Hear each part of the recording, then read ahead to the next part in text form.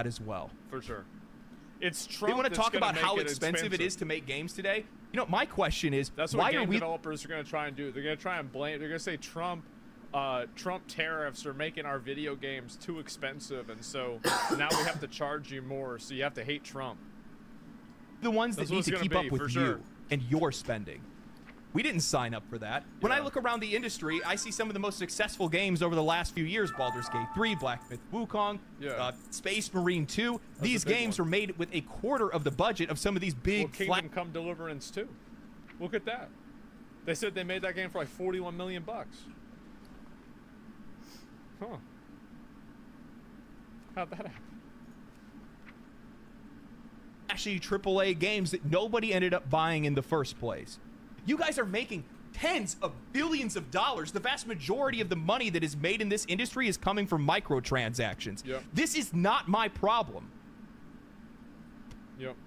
The sheer cowardice. You've got to stop asking the consumer to take on the accountability from the business. Stop asking consumers to do that. That's not how you run a business. You run a business by creating a product, creating value that people are willing to give you money for. A lot of things beyond that, almost everything beyond that, is noise. Of these companies to sit by and wait for somebody else to increase prices because they know it's a game or they think it's a game that everybody's going to buy and it's going to be the best way to just sneak that price change in. And that is so telling because you are pathetic and you realize that your games wouldn't sell. That's right, because they sell. Asmon, thanks for unpausing. Eddie continues with $70 is...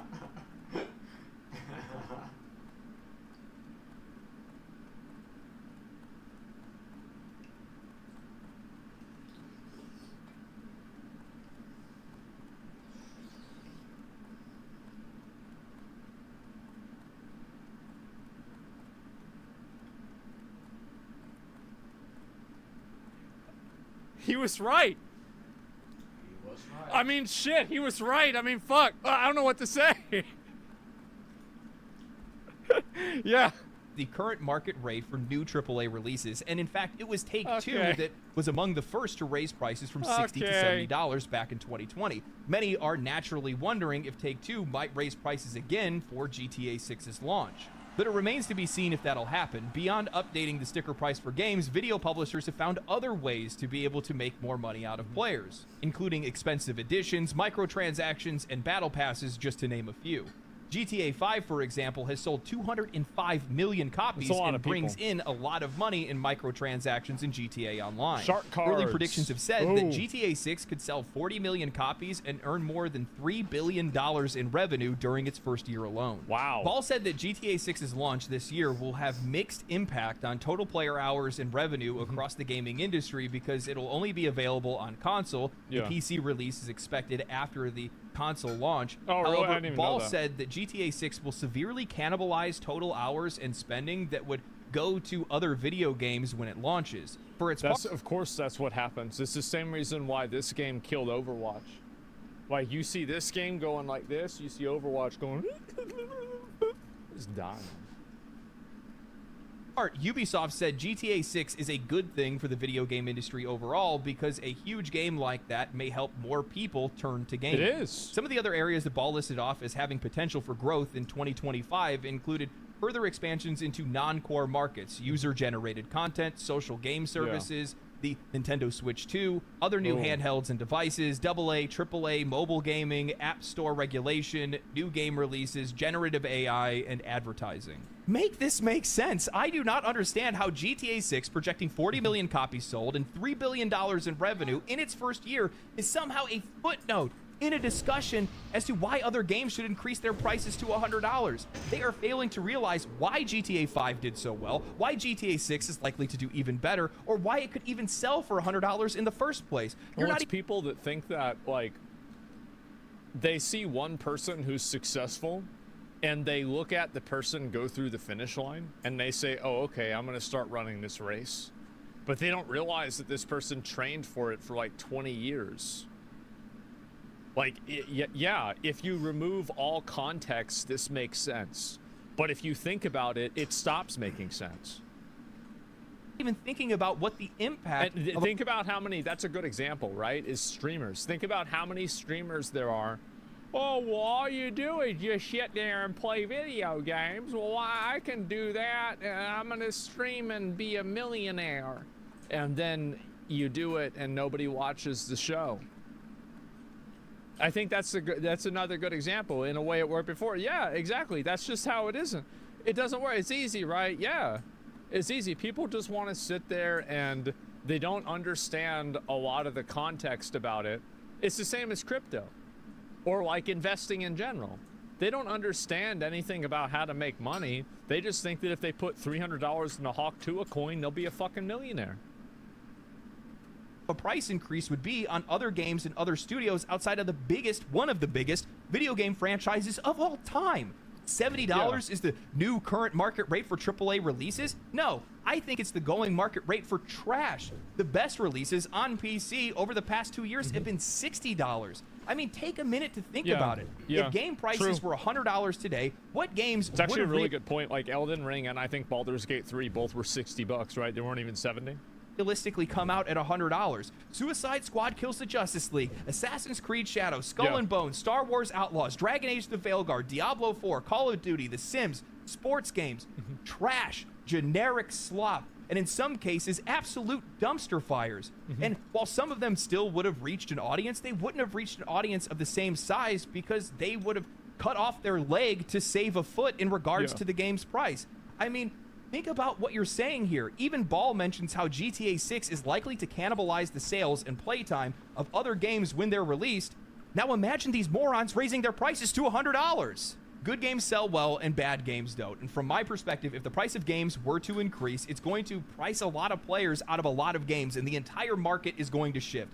Good games. Another really big component to this that's not considered enough is the effects this has on second world and third world country markets. And I think that the biggest one is South America. South America are some of the most dedicated and invested communities online for video games in the entire world.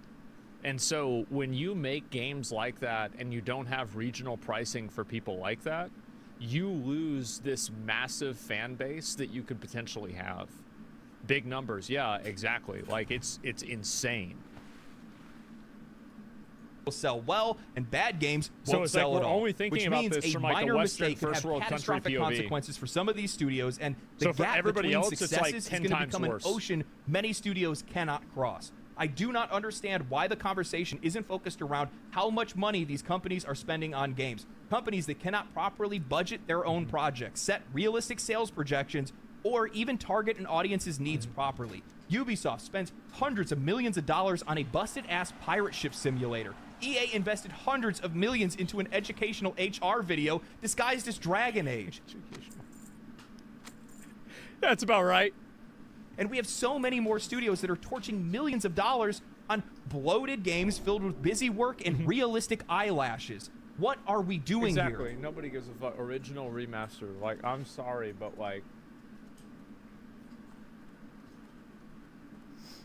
nobody asked.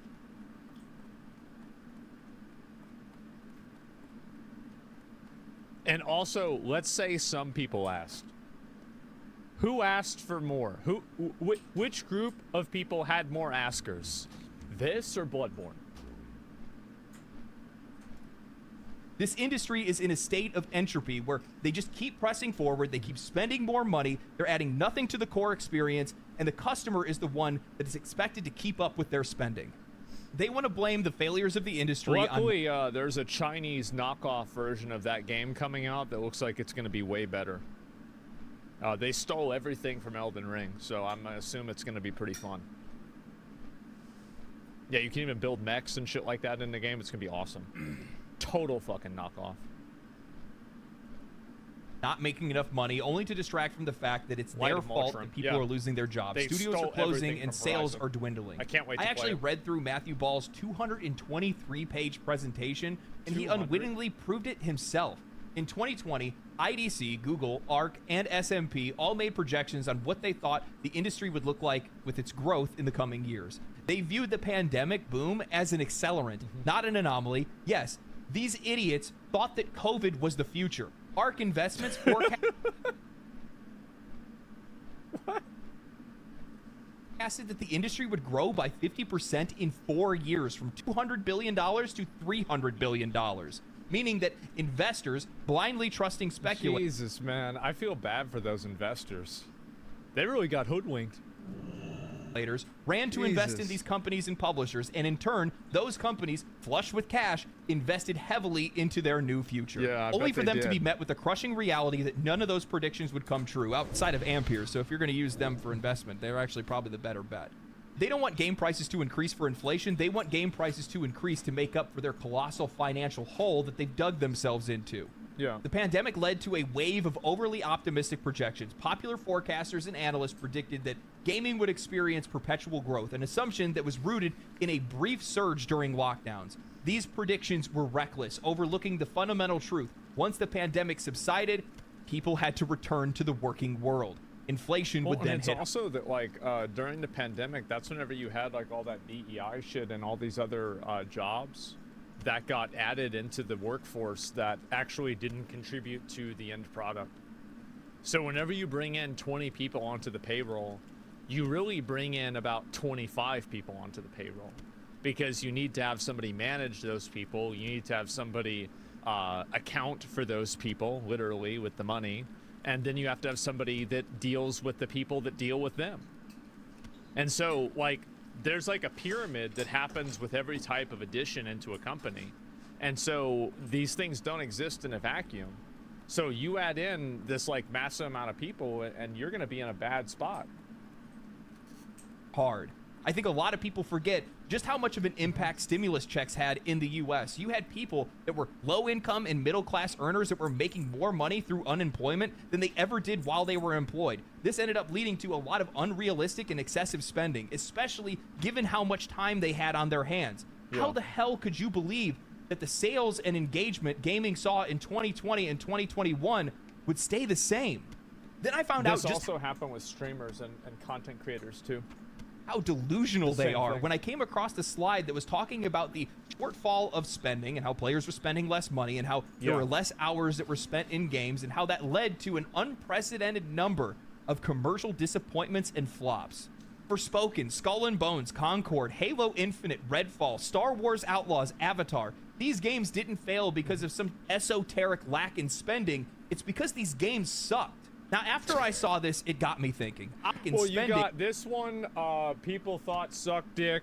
This one sucked dick. This one sucked so much dick they're having to shut it down.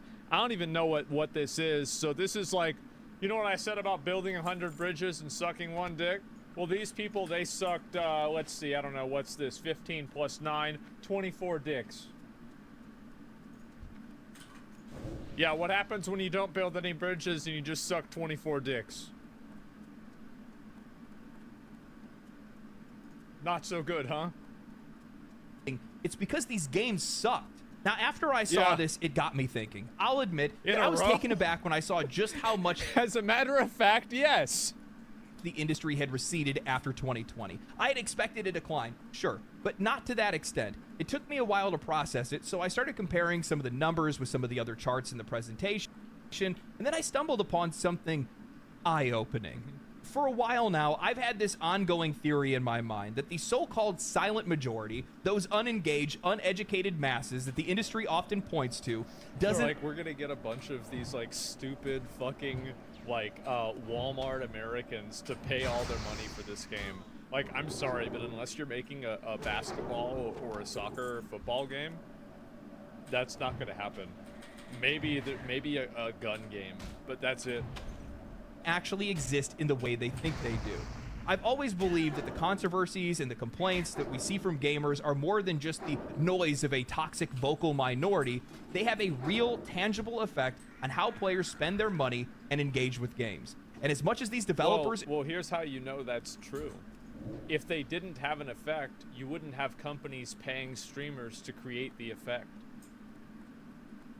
and journalists would try to dismiss it, I think our collective opinions hold more do you weight mean? than they give us credit for. The slide in the presentation that caught my eye literally was the one marketing. that showed that while US GDP and world GDP were on the rise, indicating that global overall spending was up, player spending dropped 13% from 2021 to 2024. That's a Good. pretty significant dip. And it made me think, what other industry exploded alongside gaming during this period? Social media. Streaming, yeah. And guess what? Social media didn't take the same dive that gaming did. So think about it. Players who would have normally not been involved in gaming communities suddenly found themselves more connected than ever. The silent Let's see majority. about that. My understanding is it did a little bit.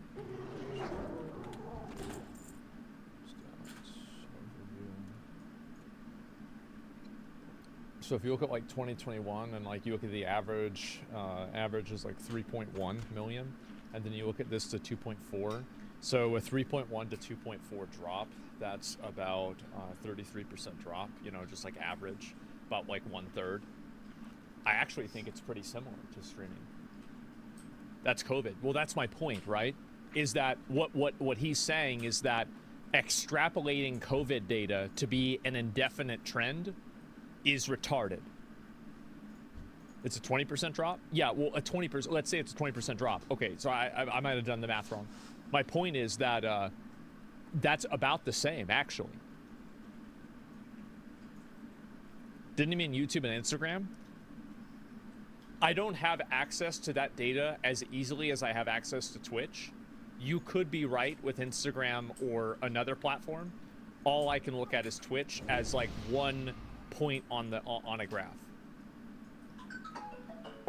Those once quiet and unaware of the broader gaming world became a part of it during COVID. But They that's began always an engaging example. with games on a deeper level, and their awareness grew. They didn't buy into what was just being fed to them. They started thinking critically and evaluated their purchases, participating in some of these online communities and sharing their thoughts on other platforms like Twitter, Reddit, and Twitch. There's And I also a meta game. Oh wow, good chart. There's also a meta game of this too. There's a psychological meta game that's going on, which is that in times of recession and in times of problems, people actually spend more money on entertainment to distract themselves. This is a observed phenomenon. So like, not only is it stupid in one way, it's observably stupid based off of psychology that's been tested. I think that Twitch is a really good example of this because while their viewership has dipped a little bit since 2021, they still retained a lot of the audience that they captured during COVID, and they haven't fallen back to their pre-2020 numbers. That shows a community that stuck around, that was once passive consumers, is now much more active and informed. You have a I think that's what's happened with all of these. They have grown, but they haven't continued to grow. And the problem is that prospective investment is banking on continuous returns and continuous growth, which is what's concerning them. It's not that they haven't retained some of the growth, it's that they haven't continued the growth. And that's what's hurting the value of these companies. It's because it's all about basically hoping that you can take your $20 and turn it into $30. of customers who have returned to the workforce, It's about who whether the have less graph money is to going spend up due or to down. inflation, who likely picked up on a couple of YouTube channels or Twitch streamers that are talking about different issues that are going on in the industry, What an idiot. and they're I still shouldn't have watching, they're peeped. still engaging with that content. This isn't just a trend, it's a fundamental change in how we as consumers, as customers, as players Mm-hmm. engage with this industry. We're not just the ones buying games anymore. We are shaping the conversations around them. We are Yeah. shaping what their sales look like at the end of the day. And I think the developers Developers hate that. They hate the fact that gamers actually have a voice in terms of what they buy and what they want in games. And I think that developers resent that a lot because that's why they turn off comments and disable replies and block people, and they try to shut people down that say the wrong things. journalists are starting to realize this, even if they're reluctant to admit it. Sounds The familiar. players really are the ones with all the power. Yeah, When you they look are. at the growth of social media, you see how many people are connected to it. It's at a point where it's oversaturation. We're still seeing the same levels of engagement during the lockdown days. They're still the same. A lot of the channels probably have seen even more growth since then. I would guarantee if I went out have. and I started polling some of the people that blew up or got big or anything like that during COVID, they probably still retained a lot of their audience, except for some of those Minecraft. Yeah, a lot of people on Twitch totally fell the fuck off. I'm gonna be honest. Like all of those people that were like the Among Us streamers, literally basically every single one of them is totally irrelevant and nobody cares about them anymore. And there's like maybe 2 exceptions, and that's the same with Minecrafters. Total fucking, like, people just, you know, they went from middle school to high school, and I guess these people got lost in translation. Guys, but that's a I'm not completely giving different story. any They did that to names. themselves for the No most part. names. But I think what the industry doesn't realize, or maybe they just don't want to realize it, that's probably really what it is that players are still engaged. Don't put XQC on this. That's my boy. XQC took a golden parachute worth $100 million, sailed off into the sunset. He still gets over 20, 30,000 viewers every day. Don't talk shit about my boy. Absolutely not. I'm thinking about the people that are trying to, you know, hustling around that 2,000 range. In all these discussions, all the views are still coming in on videos, all the tweets and all the Reddit stuff is still getting updates and all that good stuff. People are talking about the industry, but they're not buying the games and they're not playing the games. So what does that mean? That means that they're out there involved in these communities and they're avoiding games. You cannot tell me that all the controversy that was surrounding Dragon Age the Veilguard didn't affect its sales. People waited for reviews, they felt the general vibe of the game, and they avoided the game, and as such the game failed. In most cases, a game with that name, a game that has that much cultural weight, Dragon Age, should have sold regardless. It still should have did really well, but it didn't. And why is it? Sold 20 people million are copies. paying attention to videos, or watching videos, or keeping up on previews and stuff like that. They're going off of the vibe before they actually go to buy. And as such, they're avoiding stuff that they don't think is worth their money. You know, one thing that the analysts and the journalists aren't talking about is why GTA could sell for $100. Because the reason why is it's because it's a cultural phenomenon. It's it has a good been game. a cultural phenomenon. It's a massive game. And what a surprise. The thing is that there's a lot of players that are out there that have overhyped the game in a lot of cases, but it's one of the most anticipated releases in forever, it feels like. And some people are confident the game is going to deliver, but I think a lot of people are going to buy it even if it doesn't, because they're just going to do it. Simple as that. And there's a level of confidence there, consumer confidence, that I don't think exists anywhere else in the industry right now. Maybe there's a couple of studios that are out there. From Software, Larian, Capcom, in my opinion, and like I'm gonna turn it like Warhorse now with Kingdom Come, Saber Interactive. They made Space Marine 2, Grinding Gear Games, Creative Business Unit 3. Fucking CD Projekt Red. I'm gonna be honest, they're still on my good list. Like any of these people, Atlas, yep, another great example. If these people make a game, I am proactively in, and they have to work to get me out. Other people are like, for Because sure, they've I'll buy earned one of that. their games. FromSoft is like that for a lot of people. Larian's now become one of those studios as well. Yeah. I'm sure that people will probably pick up on Game Science or Saber or whatever it might be. But outside of that, the vast majority of games, most people are relatively leery about. I mean, there's not a lot of studios. Anytime any game comes out, I'm pretty nervous because I'm like, I don't know if it's going to work day one. I don't know if it's going to be worth my money. I don't know if they're going to deliver on all the promises, even with the gameplay trailers and stuff like that, because we've had games in the past that have showed us gameplay trailers and the game didn't play anything like it. Yeah. Sure, you're going to have some people that are out there that are going to be habit buyers. Those are my and favorite videos. They will just go and pick up Grand Theft Auto, and I'm sure that probably the same thing will happen for like sports games and stuff like that too. But I'm just going to be honest with you. There's just a lot of people that are out there that can't afford $100 video games. And this isn't a shot at people being like, oh, look at this broke boy or anything like that. Dude, I get it. There are a lot of people who can afford things, but they just simply, like, there are people that make $100,000 a year, but they have a wife that's maybe a stay-at-home mom, and they have 2 or 3 kids, and they have to budget their money. That's just the way it is. And also, just because people are, like, I have friends of mine, a lot of my friends are like this. They make a lot of money, but they're still prudent with their money. I have some of my friends that, these are not even streamer friends. They do not have streamer money. They go out every weekend and spend $1,000. And they're not making that. I don't know where they get the fucking money. But I mean, for a lot of people that have a lot of money, many of them have a lot of money because they're prudent with their money. I don't like spending that kind of money on something. I can write it off on my taxes and I'll still feel dirty doing it. And to be honest with you, with the rise in popularity for PC gaming, I wouldn't be surprised if you saw a return to pirating. Just like in the early 2000s when it was CDs. They were overpriced, they were bulky, they were hard to store, $19 they were CDs. easily damaged. 20, 30 bucks for a CD? Ridiculous. Bruh, it was too much money. Everybody flooded to LimeWire and Napster And we would stuff. buy like a few of them, right? Like you'd buy like you know, the new fucking Coheed and Cambria, or new fucking back then like AFI, My Chemical Romance, Tool, right? Like Dragon Force. But there were just like so many other albums that were just not worth $20. Linkin Park, yeah, exactly. You buy Meteora for sure. Stuff like that. System of a I guarantee you'll Down. probably see the Yeah. same thing here because a lot of it is based off of convenience. While general customers, I don't really think bought are really this one. interested in pirating games, just general consumers, this one, they 2005. will be if the industry prices them out of it. At a Because they Walmart. were at one point in time with music. Back in the day, nobody had any problem downloading movies, TV shows, and music. And still in a lot of cases, people do. The only reason why they do it today is because it's convenient and relatively cheap in their eyes because they're spending it on subscription programs or whatever it is. Phone is crazy. This is going to be devastating to the industry if they make this choice because, like I said before, listing off some of the games, think about the games that they would actually sell for $100.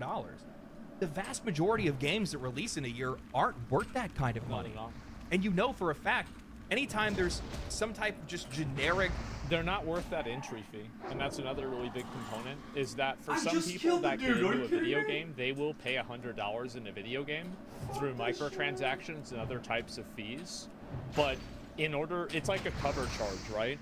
Like there would be a lot of bars that, like, I remember this is like going back 10 years, and actually, oh my God, more than 10 years now. That I would go downtown and I would go to bars and clubs with friends of mine, right? I know you might not be able to believe this, but this was in another 3,000 years ago, right? And so on 6th Street, downtown Austin, we would just never go in places that had a cover charge. We just never would.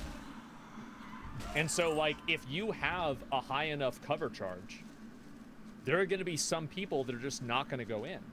And the higher the cover charge, the higher the probability is that you have people that just don't even go in. Yeah, Cody knows. Yeah, exactly. He's in chat. Yeah, facts. Exactly. No, for sure, right? And you know, some of those fucking places, it's not worth spending $15 to spend $20 on a shot. You might as well just go somewhere else and spend $20 on a shot anyway. blanket price increase. What's a cover charge? to get inside the They're all going to go for it. establishment. And they're all going to fail. Outside of a handful, maybe 1, 2, 3 games a year, maybe. And the funny thing is that even those games are going to suffer because most people aren't going to be able to justify Entrance fee, yeah. $300 on 3 games. That's crazy. That's crazy. You out of your Well, mind? yeah, true. That's half a console. What are you thinking? Well, it is now with the Concord Even tax. a price increase up to $80, I think, is going to be too much. It's just, I don't care what people say about, how realistically money feels today because of inflation or anything like that. $80 to $100 is a lot of money, and for most people, they're just going to pass on it. There's other games that are out there that are far cheaper, that are much more worth their money, and they're going to support them instead. Yeah. So if these AAA companies want to go ahead and do it, these big, the biggest publishers and studios that we have that are out there, go for it. I love to make videos about it. Yeah, The video exactly. I'm going to make for BioWare. Man, that's going to be... That one's a long time coming. Anyway, hope you guys enjoyed the video. If you guys did, like the video, subscribe to the channel, share it to your friends, share it on social media and things like that. Boost my engagement. Make me famous. I'll link you guys the video. See you guys later. This is a great Stay video. cool, stay righteous, stay safe. I love this video. Great, amazing fucking video. Fucking incredible. Absolute cinema. There it is. Give them a like.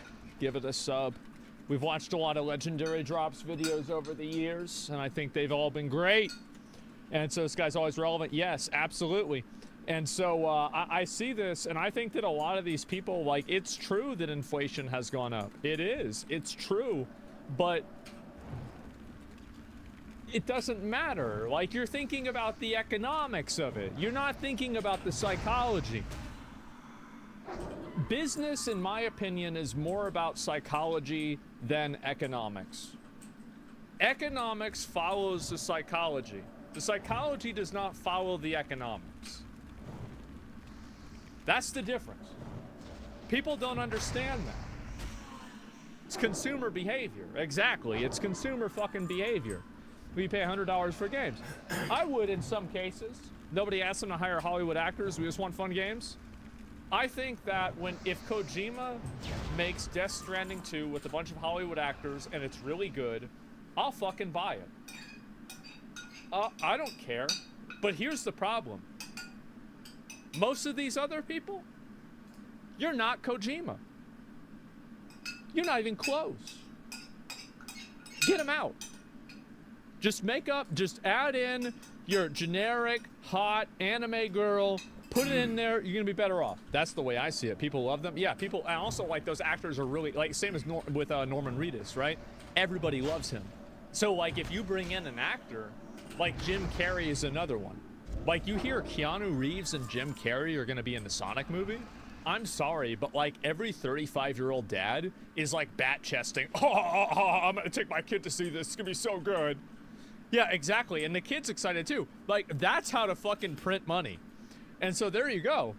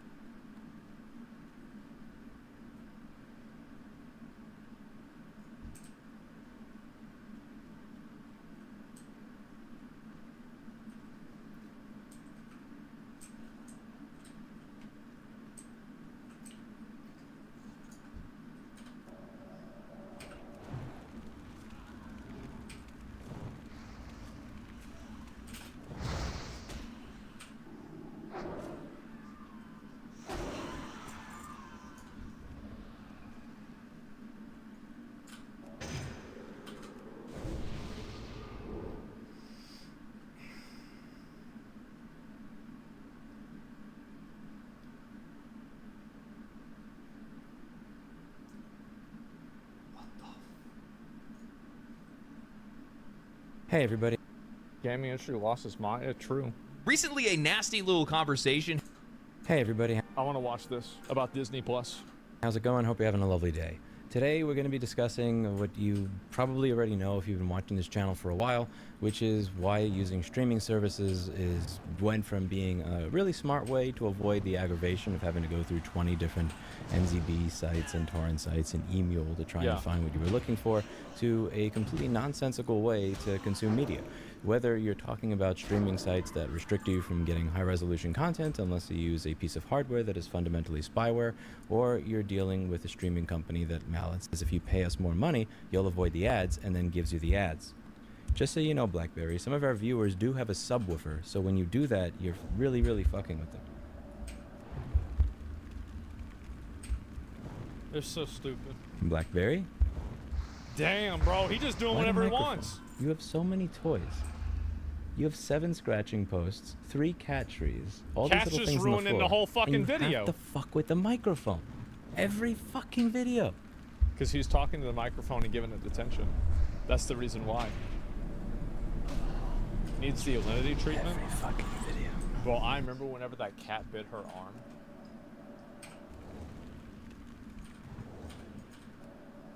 That is one of my favorite clips of all time.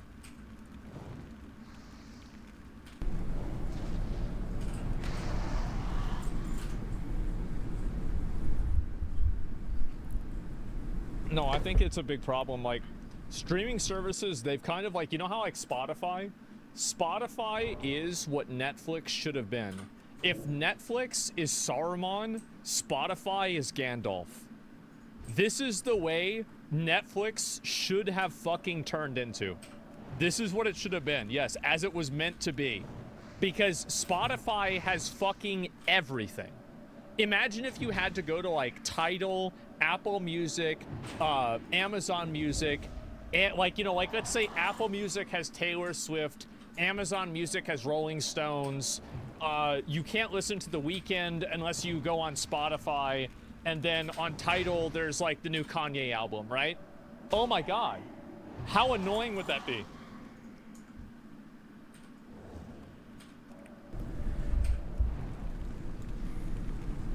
That's what I think. Hey everybody, how's it going? Hope you're having a lovely day. Welcome to today's episode of How You Getting Effed. I'm your host, Louis Rossman. And today we're going to discuss one of many reasons that using streaming services, if to consume your media, is not a great way to consume your media in 2025. Back in the day, it was a really nice idea. You pay $10 or $30 a month, and you wind up getting an ad-free viewing experience where you're able to consume all different types of media. You no longer have to deal with NZBs. You no longer have to go to torrent sites or share. And torrent sites are inconvenient. Spotify is more convenient to me than pirating music. And the price that I pay for that is worth it. IRC, DDC bots, or whatever the hell else you were using in order to get your media. You could actually just pay for it like a normal person. You could have everything right there. You don't have to fuck with anything. You don't have to worry about, oh, this version I downloaded is corrupt, or I don't have enough part 2 files for this. Not enough seeders to get the ends of this. It's great. Until now. You have all these fracturing of different services where you have to have 4 or 6 different streaming services in order to get the media that you want. A lot of streaming services will pull certain things that you may have subscribed to them for. You have streaming services that will not allow you to get the high resolution version of your content unless you watch it on a device that's kind of spyware. And now you have Disney and other streaming providers as well doing this thing where what you paid for an ad-free subscription plan, you paid extra for the ad-free subscription plan, and then they send you a notice that looks like this. We are clarifying that as we continue to increase the breadth and depth of the content we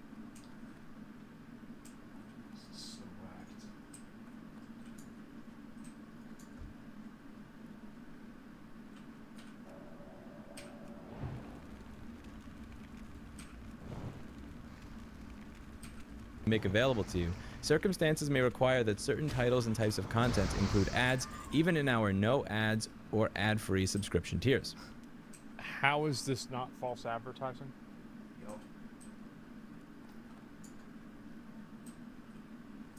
Oh, that's right. It is. So,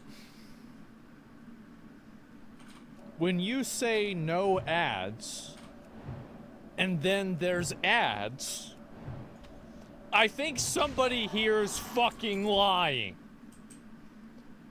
I'm just saying. This is insane. I would unsub immediately. I think that these companies do this in shitification because the government lets them. You know what I think people should be able to do?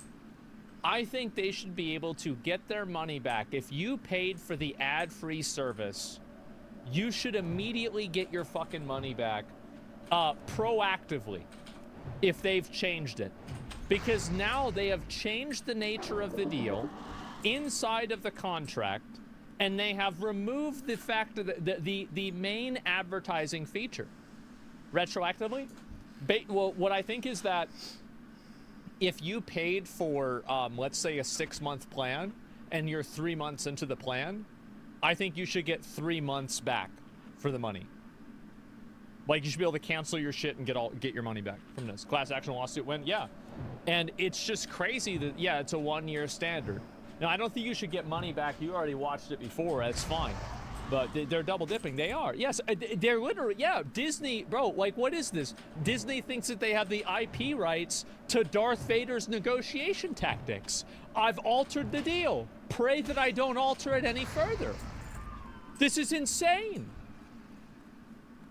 And then when you read their agreement, service tiers with or without ads. We offer different Disney Plus and Hulu service tiers, some with advertisements and some predominantly without. Service tiers described as no ads or ad-free are generally free of commercial interruptions, with certain exceptions that may change from time to time, including where 1. Streaming rights or other limitations require certain content to play with ads, or 2. Ads are served in certain live or linear content or special events and replays thereof. I can get that. That's understandable, right? If like you watch the Super Bowl, for example, they might have some live ad inside of it. Or like if you watch a baseball game and you see ads along the, the field. I think that's reasonable and everybody can expect that. No ads or ad-free service tiers may contain limited promotional content such as brief clips about the bundles, go away, including messages promoting an upgrade thereto, go away, and other content available on any services associated with the bundles and branded content, product integrations, or sponsorship messaging. Streaming rights or other limitations require certain content to play with ads is the main one here. And this is probably not going to be something people expected, but it actually really mirrors the problem with New York commercial real estate. There's something I was talking about for a long time on the channel where I walk down the street and every single shop says retail space available. Many of these places are still for lease today, and some of them have been for lease for anywhere from 5 to 10 years. You'll have a space that's about 2,000 to 3,000 square feet that's going for $75,000 a month. And you may wonder, how in God's name is that space vacant at $75K a month? Wouldn't they lower the price at some point? And the reality, as this expert had put it on Reddit, I can't believe him saying those words in the same sentence, but the reality is this very smart gentleman put it, and I've confirmed this with many other people who work in the industry, is that when you have a commercial mortgage-backed security, there are many, many different investors that may own this building. There are institutional investors, individual investors, people who may not even know that they own shares of this particular building because of how that investment, how that financial security or instrument, however the fuck you want to call it. When I think of instrument, I think of Godowski and the little violin at the beginning of volume 12, not a financial product, but you get the idea. But you have people that own this building that may not even know. So if you want to change the asking rent, by changing the asking rent, you're adjusting the valuation of the building. And to do that, you may be marking up or marking down somebody's investment. To do that, you have to get buy-in from many different groups. And it's very difficult to get buy-in from all these different groups. This is a good point that he's making.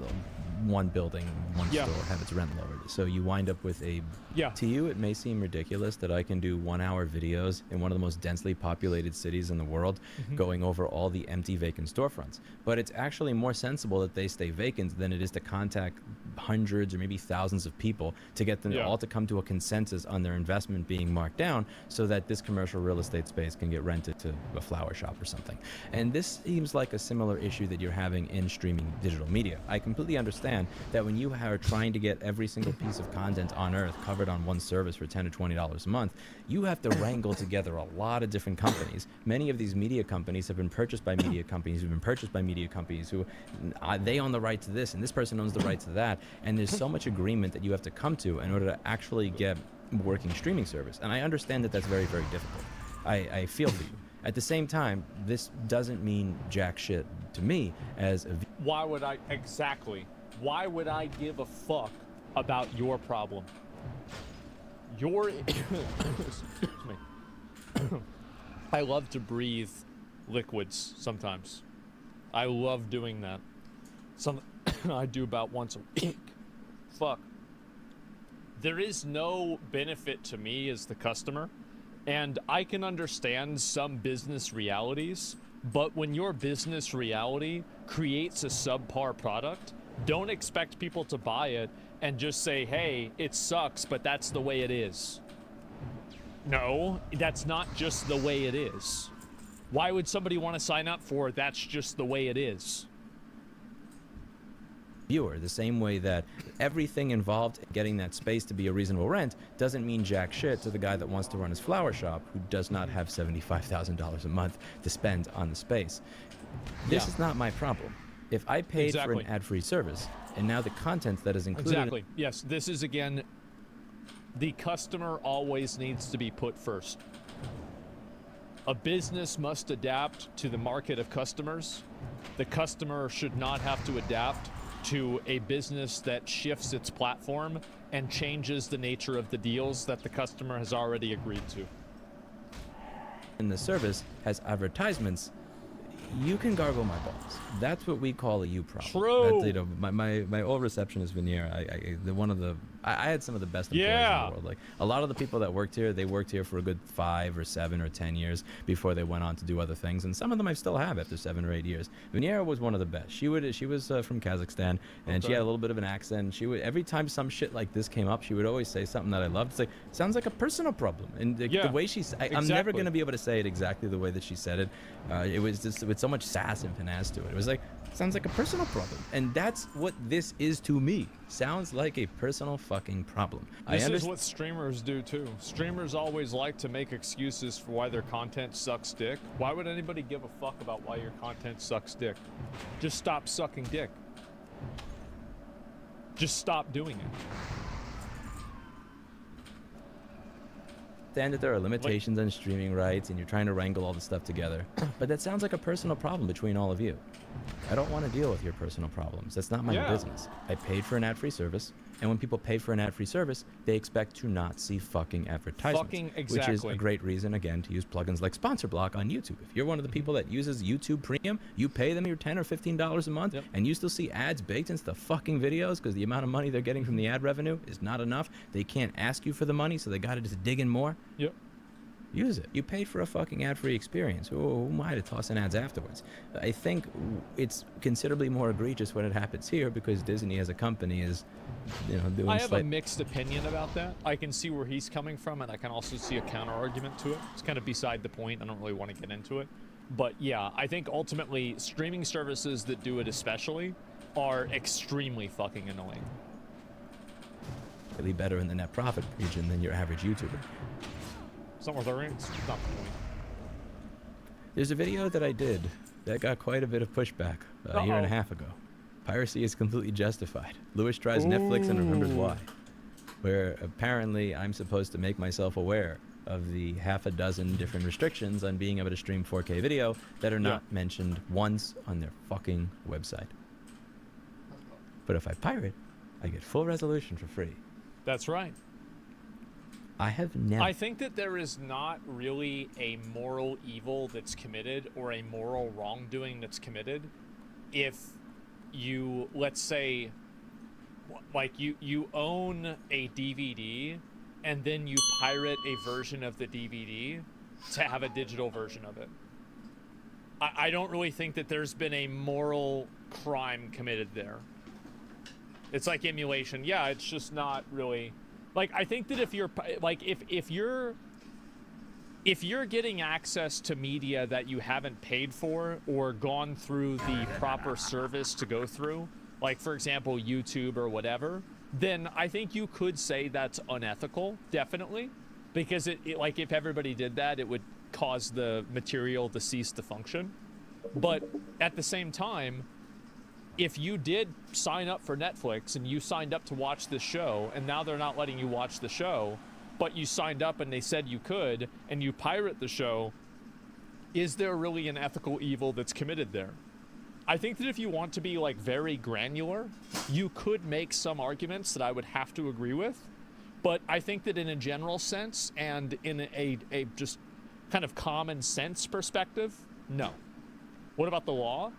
You always have to follow the law, but that doesn't mean that you have to respect the law or agree with it. Those are two very different things. In 27 years of being on the internet, seen an advertisement in something that I downloaded as an AVI file or a Matroska file or something. There's one time that I think Dimension left in like a 2 or 3 second clip of a commercial, and they wound up getting propered by CTU. But you don't see ads Yeah, ever. sure. True. You don't have to deal with this. This is their personal problem. It's not yours. You're That's not right. crazy. You pay to not see ads. They put That's ads right. into it. Remember Twitch did this with Twitch Prime. And you know what Twitch Eaters did? Or sorry, I gave myself away. I said Twitch Eaters. What did Twitch viewers do? They became dick eaters. That's what they did. They ate that dick and they said, I want more. And now we have 3 minutes of ads. Same thing. Block the ads. I went over this in the hierarchy of piracy in this manual that I did over here. Yeah. By the way, I realized that I accidentally changed the theme from Vector 2022 back to Vector, which is why the table of contents was gone. But look, you have a table of contents again. See? You wanted a table of contents, you got a table. A switch.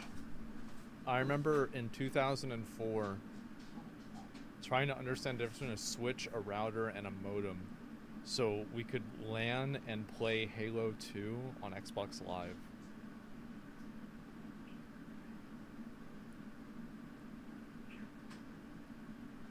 Contents, isn't it beautiful? This is Rossman's hierarchy of piracy over here. You have degraded physical media with no replacement available. Joel have Degraded the one physical that had media the two replacement little available. antennas on the Lost back? digital purchase, no repurchase I think it was option. like Linksys. Lost digital purchase, repurchase available.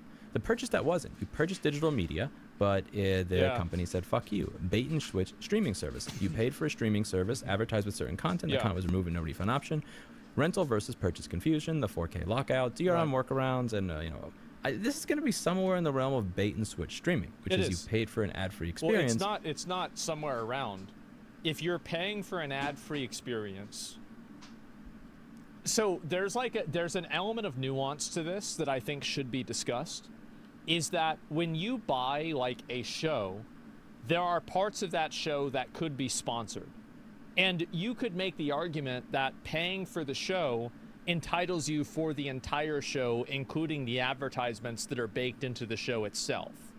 I think that the thing that people have a problem with is not that there are native ads inside of the content that they're watching in the same way that, the Super Bowl might have an ad, or like I think baseball is the best example, right? Where there's like, the guys are like batting and behind them, there's like an ad for Toyota or something like that, right?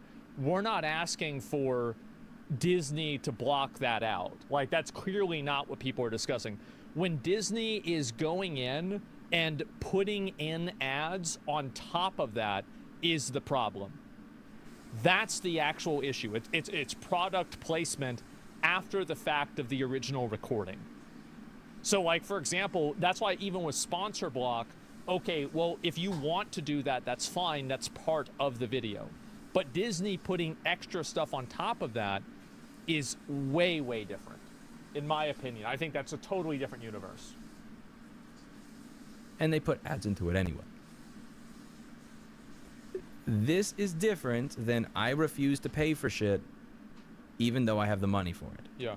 These are very different things. I don't like that in many scenarios the same word gets used to describe people that are totally reasonable and people that would never pay for anything or ever support an artist ever just because they want to be dicks. I think the entertainment industry, as well as the entire streaming services industry, gives people more reason to sail the high seas every single day and be guilty. They sure do.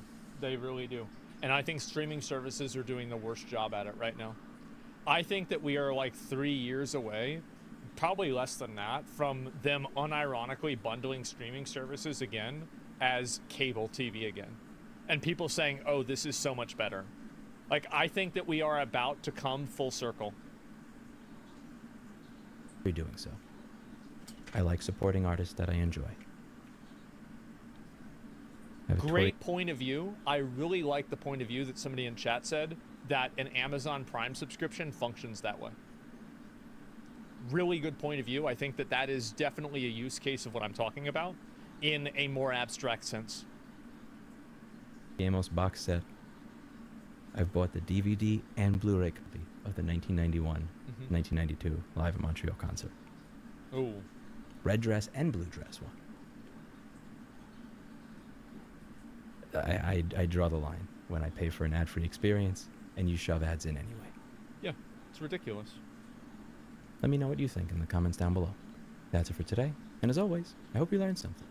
With that, I'm going to get Blackberry a treat. He's completely right. He's absolutely right. Let me link you guys the video. This is by design. They hate video streaming. They want to return to programming. I think that you're right. And I think, like, I mean, by the way, Louis, like, I support him, like, massively. I think that he's right about almost everything that he puts out there.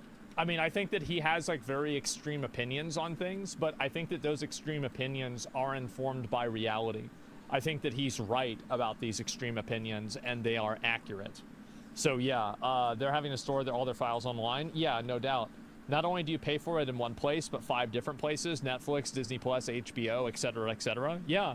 And I think that you are going to have people that are going to turn back around and they're going to start pirating again. And in the same way that Spotify took me away from pirating because of its service, I think Gabe Newell, there are cases where people pirate to save money. Absolutely.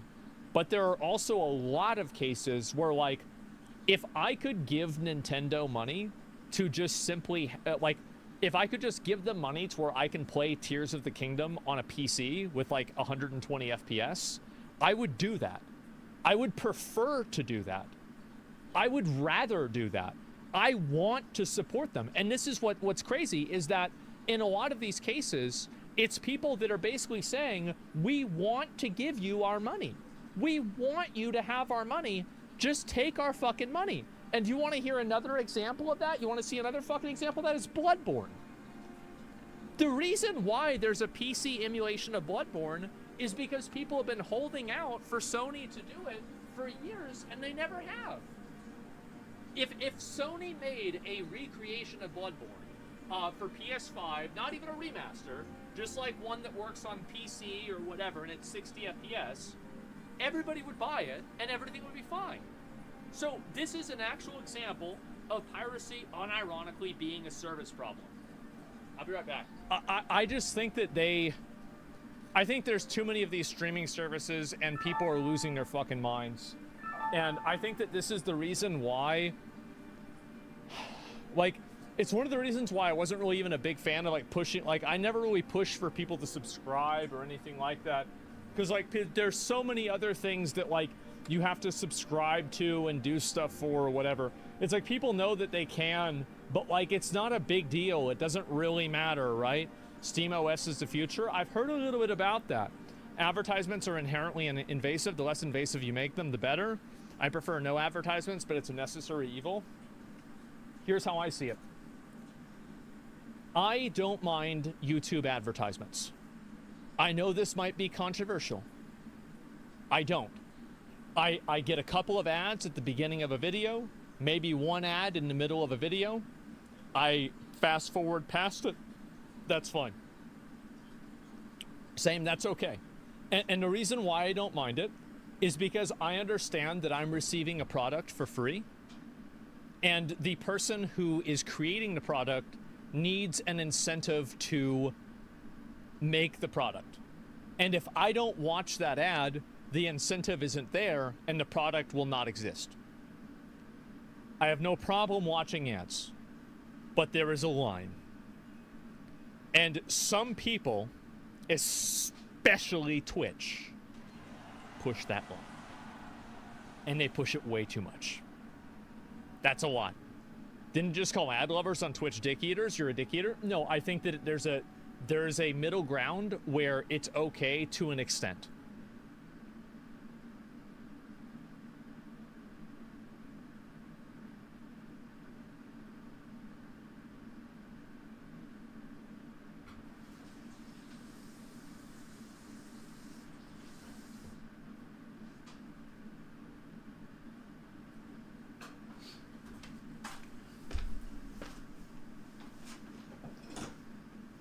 Okay.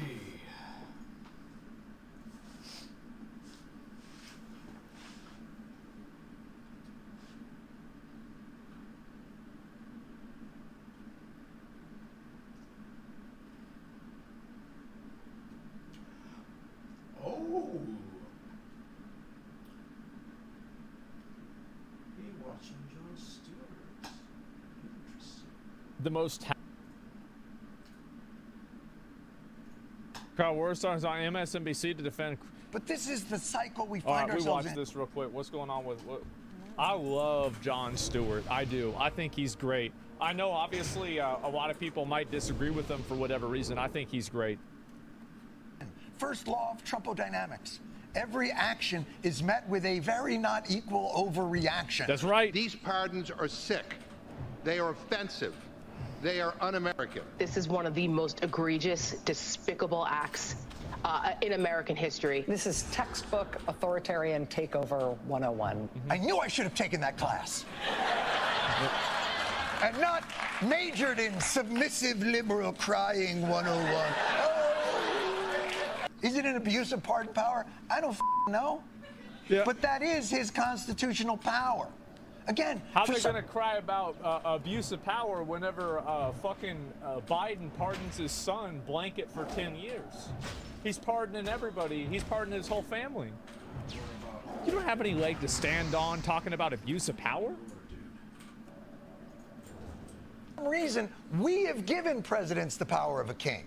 Yeah. And then we say, oh, by the way, like, with that power, you're not going to get all like kingly and shit on us, right? That's part-time host and occasional funny man Jon Stewart calling out Democrats in a like as I imagined. But then we had a weekend. Serenity now. And we can finally catch our breath, begin to move forward with intentionality. Namaste. Friday Night Massacre. Late Friday Night Purge. A chilling purge. The Purge. Ah! Trump has ushered in the purge! It's crazy how he really calls out, because he's right about this, how they keep everybody on a, always on the up and up. Everybody is always this emotional dilation where, like, things are way more serious than they need to be. Way more serious. It's the purge. Like, what? The purge? Damn. Emotional fear. Yeah, there's no day off. You know who said it the right way? I'm gonna be honest. I was watching a Sam Hyde video, and Sam Hyde said that modern media was like just continuous shepherd's calls that just keep your attention and like your like fucking stress levels at an all-time high. And I think he really cooked with that. He did. Like, I remember thinking, like, when I watched it, I was like, damn, he's completely fucking right about that. Wow. Is fear-mongering? Yeah. Watching Sam without us? Well, to be fair, I mean, there's a lot of videos that if I watched Sam with you guys, I wouldn't be watching anything with you guys after that. So, yeah, no, that probably would not happen. I, for one, will take full advantage. So, yeah. Although, just in case I'm misinterpreting, what is this purge about exactly? Breaking news, the mass firing of government agency watchdogs. Trump fired at least 17 inspectors general. No! He got rid of 17 inspectors general. Oh, no. That only leaves, no one knows how many that. Probably a lot. I have no idea. What Trump did violated the law. He can't just fire these people. Title V, Section 403 of the U.S. Code, federal law, an inspector general may be removed by the president. We didn't mean that law. What do you mean? What? So what's the purge? What's the map? Why do I have an axe? There is a specific law that requires notice, 30 days, and a statement of reasons. Substantive and detailed rationale. What? I'm sorry, what? Oh, apparently you can fire them, but you have to give them 30 days notice. Oh, so that's what we're upset about? No! You can do it, but not in that font! It's just, this is the kind of shit, bro. Like, this is the reason why people don't take this shit seriously anymore. It's because of this constant fucking emotional escalation, bro. It's so annoying. Nail on the head. Yes, he's so fun. He's so right, man. I feel like Jon Stewart, it's like with like political comedy, I feel like he's like Gandalf that came back at the Two Towers, and it's like everything was turning to shit. Like, you had Jimmy Kimmel, Conan O'Brien retired, you had fucking Stephen Colbert like turned into a massive bitch. To be fair, I think that who's that British guy that was on the Daily Show, John Oliver? I think he's all right. But like, there's another one, Jimmy Kimmel. There's one more. It's so fucking annoying. What's his name? Jimmy Fallon. And Jon Stewart comes back at the exact right time. I do. I think he's come back at the exact right time. Thank fucking God. Oliver lost it. I haven't seen any stuff from Oliver, but like I've seen a lot of things from him I agree with. I feel like the saddest one to me personally is actually Stephen Colbert. I think Stephen Colbert is probably one of the, this isn't just because he's a big Lord of the Rings fan, but that's a big part of it. I really like Stephen Colbert, and I was so disappointed that like he took his show in the direction that he did. He was great. He's not that old, right? So he can come back. Hopefully one day he will. The Colbert Report was legendary. I know my dad and I, we would go, this is what we do. We go to Bill Miller Barbecue. So good. We go to KFC. We come home, we watch The Daily Show, and then we watch the Colbert Report right after that. Every Thursday. Hitler's font! You know, just like Bill Maher, Stewart only seems to see the problems of big government when a member of the opposing party is holding office. I mean, kudos to him for acknowledging it, but the expansion of executive power has been something conservatives have been complaining about for decades. None of this should come as a surprise because it's no secret that Democrats have no impulse control. It's not the expansion of executive power, like Trump's going into the fucking, like, the old wizard rules. You know, some like illegal immigrant act of like fucking 1791 or something like that. Like he's going into the ancient magics in the old text. Like this shit was probably written in Latin, and he had to hire some guy to fucking decipher it. And it says that he can put people in Guantanamo Bay that he doesn't like. Can't delay gratification. I mean, this wouldn't be the first time that they've done something for short-term gain that later bit them in the butt when Republicans took power and wielded it against them. Look, we are facing a deluge of these executive actions, and certainly we must be prepared for those most vulnerable to the consequences of these actions. Yes. But Won't somebody think of the overpaid government employees that are making a six-figure salary for doing nothing, that are working remotely? Won't somebody think of them? All fascists. Won't somebody think about the illegal alien pedophile criminals that are living on government aid? What about them? Argument has become almost a reflex for the left. Donald Trump promised to be a dictator on day one, and he's carried that forward through the entire week. 5 days into this administration, the abuse is already rampant. On a fascism scale of 1 to 10, with 10 being peak fascism, how would you rate Trump's first week? Peak fascism? I'm so sorry, guys, that people my age have begun taking positions in mainstream media. Like, the damage that millennials have done to the culture cannot be understated. This is, like, my generation is the most bitch-made, crying, annoying, unfunny, lazy, boring generation of people that I think we might have ever had. And they're pathetic, too. These are the people that, you know, somebody rings the doorbell, these people have to go lie in the bathtub like it's a fucking hurricane. I hate these fucking people, man. I had to go to school with them because they were my age. Bunch of fucking losers.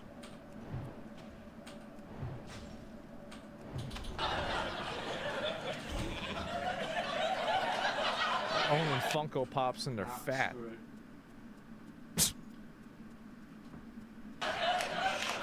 So stupid. On a scale of Mussolini to the Holocaust. I would say it's not fascism. Do I not understand what fascism is? Republicans No, bro, fascism is whenever the government does something you don't like. That's what happens. Yeah, fascism is when the government does something you don't like. Communism is when the government gives money to someone that you don't like. Nazis are when someone's not seeing your point of view. Let's see, what are the other ones? Fuck. Oh yeah, a threat to democracy is losing a vote. Fuck. What else we got? A dictator is whenever you do what's in your what's in the power of the presidency. Yeah, there we go. Socialism is whenever the government appropriates tax dollars to benefit the public. A racist is whenever somebody is a different race than you. Patriarchy, yeah. Like, we can keep going. Patriarchy is whenever your dad didn't give you enough attention. Control the House, the Senate, the executive, and the judiciary. And just about every move that has been made till this point, we have granted them electorally. It's our f***ing fault. And the constant drum, yeah, it's just our fault. And the constant drumbeat of encroaching fascism will erode the credibility we will need if, hopefully, It's really funny that he's saying the same. No, I'm not going to say that I said this. I'm going to say it. I see. I've been saying this so long, and see now he's saying it. See this. I told you I like this guy a lot. He's right about fucking so much shit, man. But yeah, exactly. He's been saying. Stuart's been saying this forever. I know that. Honestly, I probably started saying this because I watched him as a kid, and he said it back then. If and not when it hits. But the truth is that for now, his most objectionable actions have taken place almost entirely within our designed democratic system. There was no authoritarian end run, no royal edicts. This happened to us as designed. I've got to admit that it is a little funny how the party that claimed to love and protect democracy can't seem to handle the system working as intended. I mean, it's just like Stuart pointed out. Despite all their hysterics about Trump being a threat to democracy, it was their beloved system that got him elected. You want to know what the strongest argument against Democrats was? Is the supercut of Pete Hegseth listening to those 9 women screeching at him all at the same time.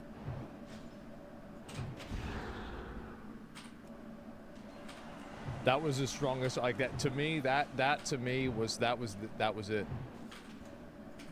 Show us. Yeah, it was amazing. Show it again. I'll see if I can find it.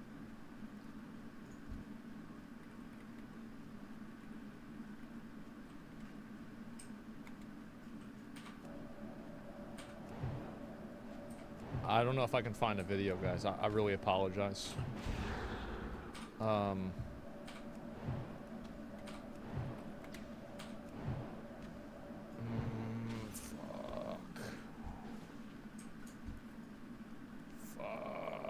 can't find it.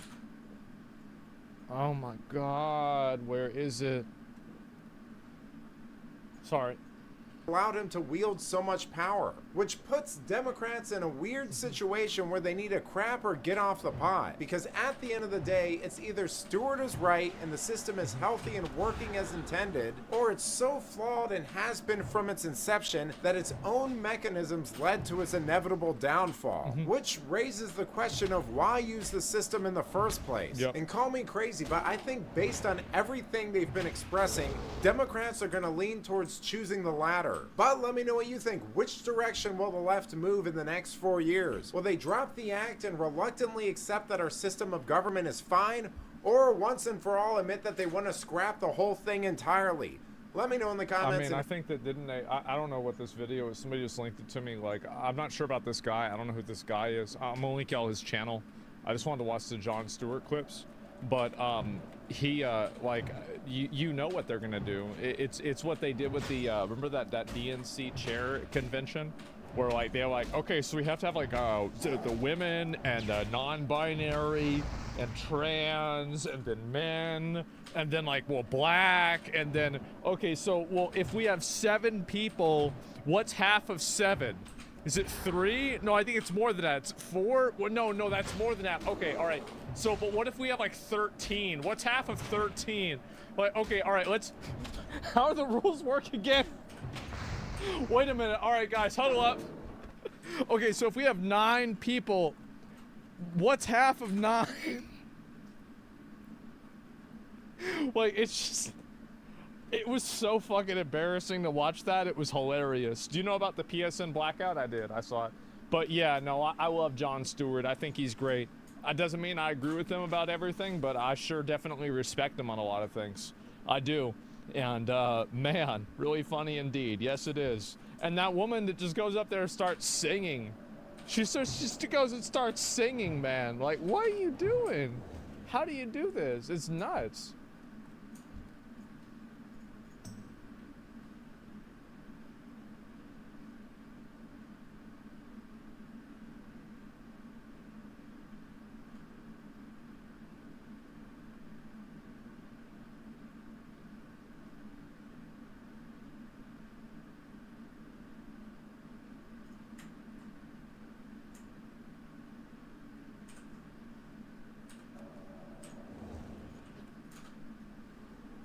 If you can be a millionaire, why can't Mr. Schultz and other CEOs be millionaires and be honest too?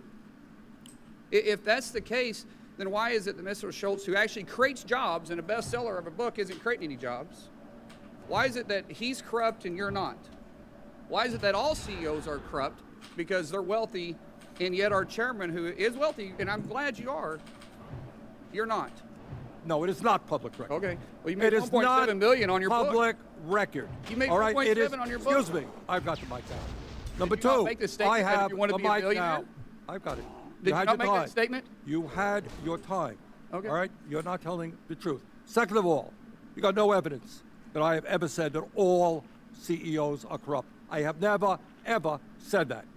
Probably not Further, all, but every time you talk probably about not that CEOs, you you do shouldn't say that. I mean, if you're anti-union as a CEO, you're anti-union busting, or you're for union busting. I'm not saying you're anti-union. I'm just saying that it seems like to me, as a former CEO, not nearly at the success that you were at, sir, and I'm not trying to defend your company because, quite frankly, politically, we're on totally different ends of the spectrum.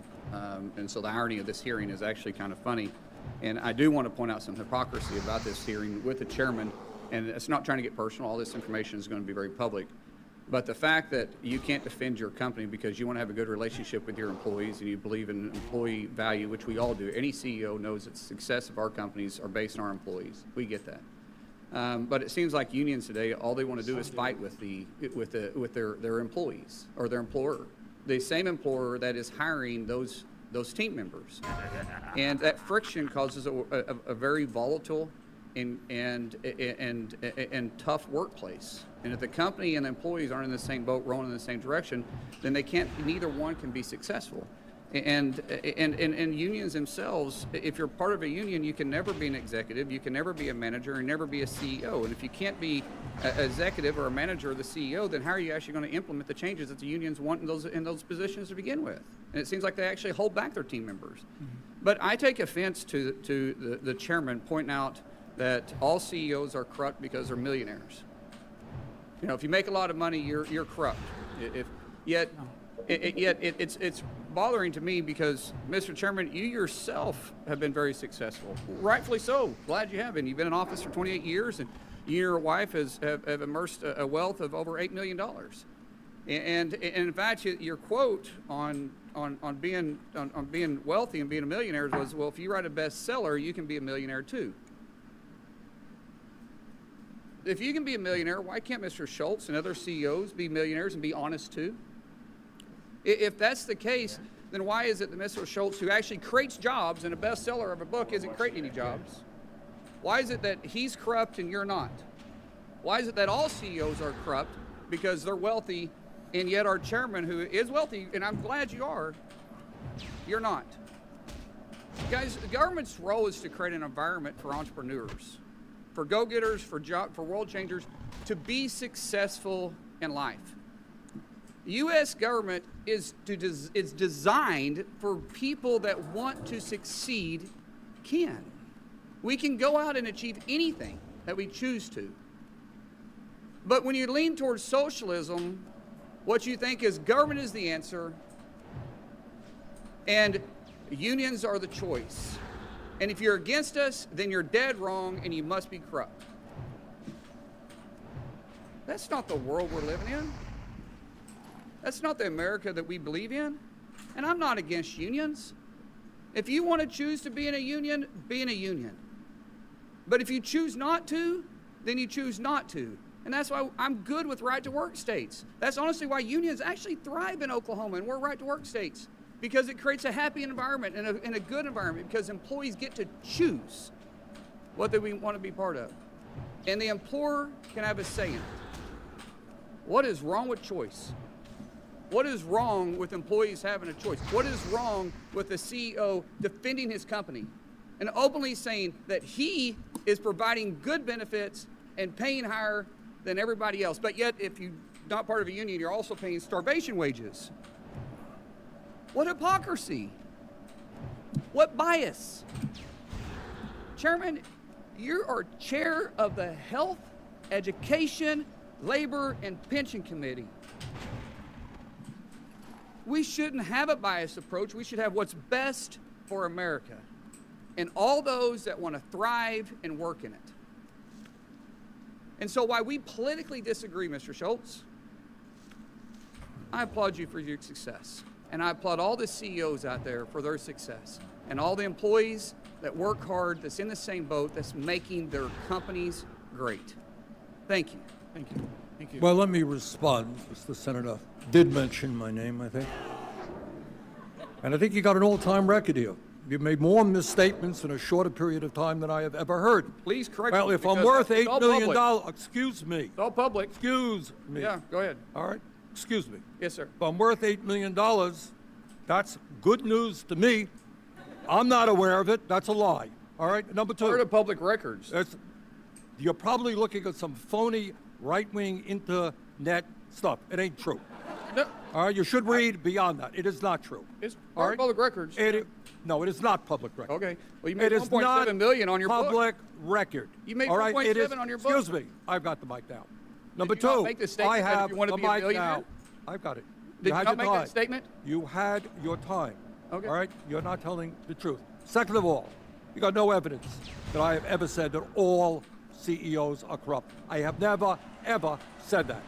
Probably not all, but every time you talk probably about not CEOs, that you do shouldn't say that. Say it. Furthermore, what this hearing is about is whether or not you talk about being pro-union. Really, what this hearing is about is whether workers have the constitutional right to form a union. The evidence is overwhelming, not from me, but from the National Labor Relations Board, is that time after time after time, despite what Mr. Schultz is saying, Starbucks has broken the law and has prevented workers from joining unions to collectively bargain for decent wages and benefits. My amendment would make clear that members of this body who have defied a congressional subpoena are not entitled to enforce a subpoena for the purposes of this inquiry. This should be common sense. Troublingly, we have Republican members of this body who have thumbed their noses at congressional subpoenas. The chairman of the Judiciary Committee, one of the 3 committees directed to carry out this baseless investigation, was issued a subpoena last year by the bipartisan January 6th Select Committee to testify concerning what he knew about the planning and execution of the various attempts to overturn the 2020 election, the January 6th attack on the Capitol, and the former president's response and activities in response to that attack on the Capitol. But he willfully defied that subpoena and failed to appear for his scheduled depositions multiple times. Now, out of compliance with Congress himself, he's being asked to wield subpoena power as an act of petty political vengeance. These are not credible actors. This is not a credible investigation. It's a farce. It's a kangaroo court, all to satisfy the 4 times indicted, twice impeached, and unelected former president's ego. And as we've seen for years, our extreme Republican colleagues are more than happy to cave to Trump's demands of retribution against his political rivals in a desperate attempt to help him in the polls. So refusing to cooperate with a congressional subpoena, especially as a member of this body, a body where we've heard argument today about the duty to enforce Article I authority, is just another example of our extremist colleagues' disregard for the rule of law and our American institutions. So we as members of Congress shouldn't let it stand, and I would urge adoption of my amendment. I've been here since late in 2018, just over 5 years, and it has been my misfortune to be here for 2 impeachments of the President of the United States. But what is markedly different about those two impeachments is the amount of study we engaged in. Constitutional study, rereading the Federalist Papers, debating about whether the trauma of an impeachment to the country was required by the evidence we had in front of us.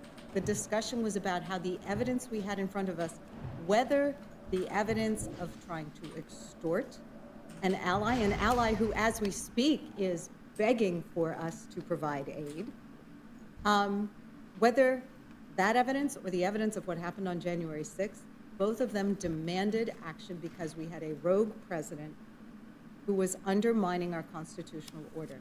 That's not the conversation we're having here today. The conversation we're having here today is, well, we've been through tens of thousands of pages of things, we've interviewed people, we've deposed people, we haven't found anything, so we need to crank it up a notch so we can continue to keep fishing around and looking for something. That's not an impeachment basis. And it's really,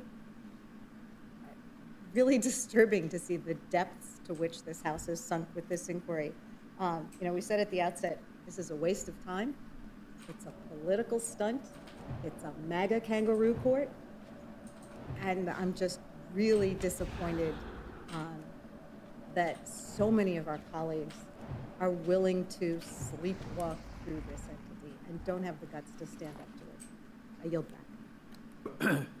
For the Americans watching this, if you interviewed in Colorado and Pennsylvania, anywhere across the country, your top 10 concerns for the main hard-working taxpayer on the street, would they say Congress hadn't passed a good number of bills? Would they say the Speaker of the House was really worried about that? Would they say January 6th is a top concern?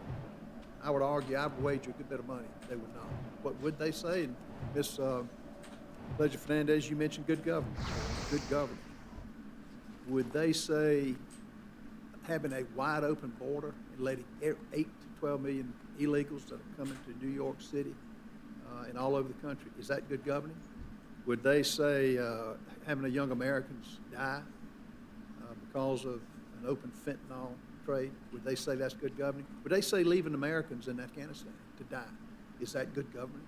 Would they say spending more money than we make is good government? Would they say that buying oil from foreign countries instead of producing it here in America and the price that they're paying versus 4 years ago, is that good government? Now, I would say those are the top concerns. Ms. Scanlon, you mentioned, where's the guts to I guess, stop what you perceive as Republicans? Where's the guts on your side? You've got a president, Joe Biden, who's cognitively gone. Why don't you get with his handler, whoever it is? Now, you can argue if you think he's not cognitively gone, I would wager a good bit of money. You give him with 5 doctors, they would tell you the man's not there. Now, that's what America's concerned about. That's what America wants. Would the gentleman yield? Let me just finish. Those are the concerns. And I get the theater to try to divert this to the things you mentioned about the hearings and how you think. The real concerns affecting the pocketbooks of Americans, and you're going to see it. I hear it. I'm in that world. Construction workers. And they're sick and tired of what this administration is doing to sell this country out. And they're going to let us, they will let their feelings known. Now, you can disagree with that, but, and I will yield just a few minutes. I want to get to Guy, but I yield back. Yield to you. I do disagree vehemently with what you've said. Have you spent any time with Mr. Biden, with the president? Good God, Did you go? no. Good God, no. No, you've been watching a little too much Fox News. Not Fox. Watch him on Fox, if he'll go there. Watch him on the few, how many press conferences does he have? What can he get off teleprompter and read? You tell me. I have spent hours with the president without teleprompter, and the level of his conversation is way above this committee right now. Scanlon, he doesn't know where he is. He doesn't know where he is. He walks unless he's directionally challenged. But anyway, I get the theater and I get the wordsmithing and all that. But quite frankly, it's an embarrassment what this country is going through caused by this administration under one man or his handlers, whoever it is.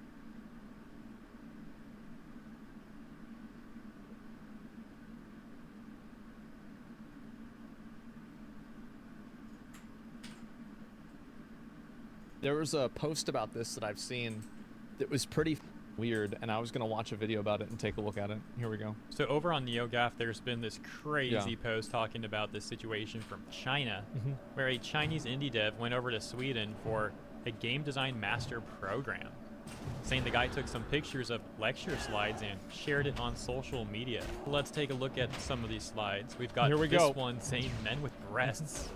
Is that Laura? Men with breasts? What? Croft? What the freak are they talking about? The next one we've got Exhibit A, saying Cloud Strife in Final Fantasy VII 1997, and then again in Final Fantasy VII Remake. What the Magnificent dress, I think it says. We can't see the full text. You can also see in the bottom line it says something something as queer. They then translated Swedish to Chinese, and someone translated Chinese back over to English using Design a fighting game character that is neither male nor female. Image translation service, presumably on the internet. We could see, though, the slide had said something like, design a fighting game character that is neither male nor female. Think specifically about how they move through the world. How do they walk? How do they jump? How do they squat and get over obstacles? How do they attack, and what attacks do they use? How and what do they defend? What special moves might they have? Then it says, in gender studies. Something I can't read here. Radical feminism. Depends on your theoretical perspective. That's what it says, I think. Queer theory. Something else too small. Marxist feminism and decolonial theory. The next. This is about video games? Are you kidding me? I'm Swedish and this is 100% correct. We don't fight back as much as Americans do since we don't have the same level of freedom of speech. I'm Swedish. All of this is real. Some of our game devs master programs are 690% DEI. What the fuck? Slide says 2014 hashtag Gamergate. Yeah. Research has changed since Gamergate. Hashtag Gamergate is a campaign organized by right-wing extremists, 4chan, 8chan, to... I can't wait for in a couple of days to find out that USAID funded this this PowerPoint presentation.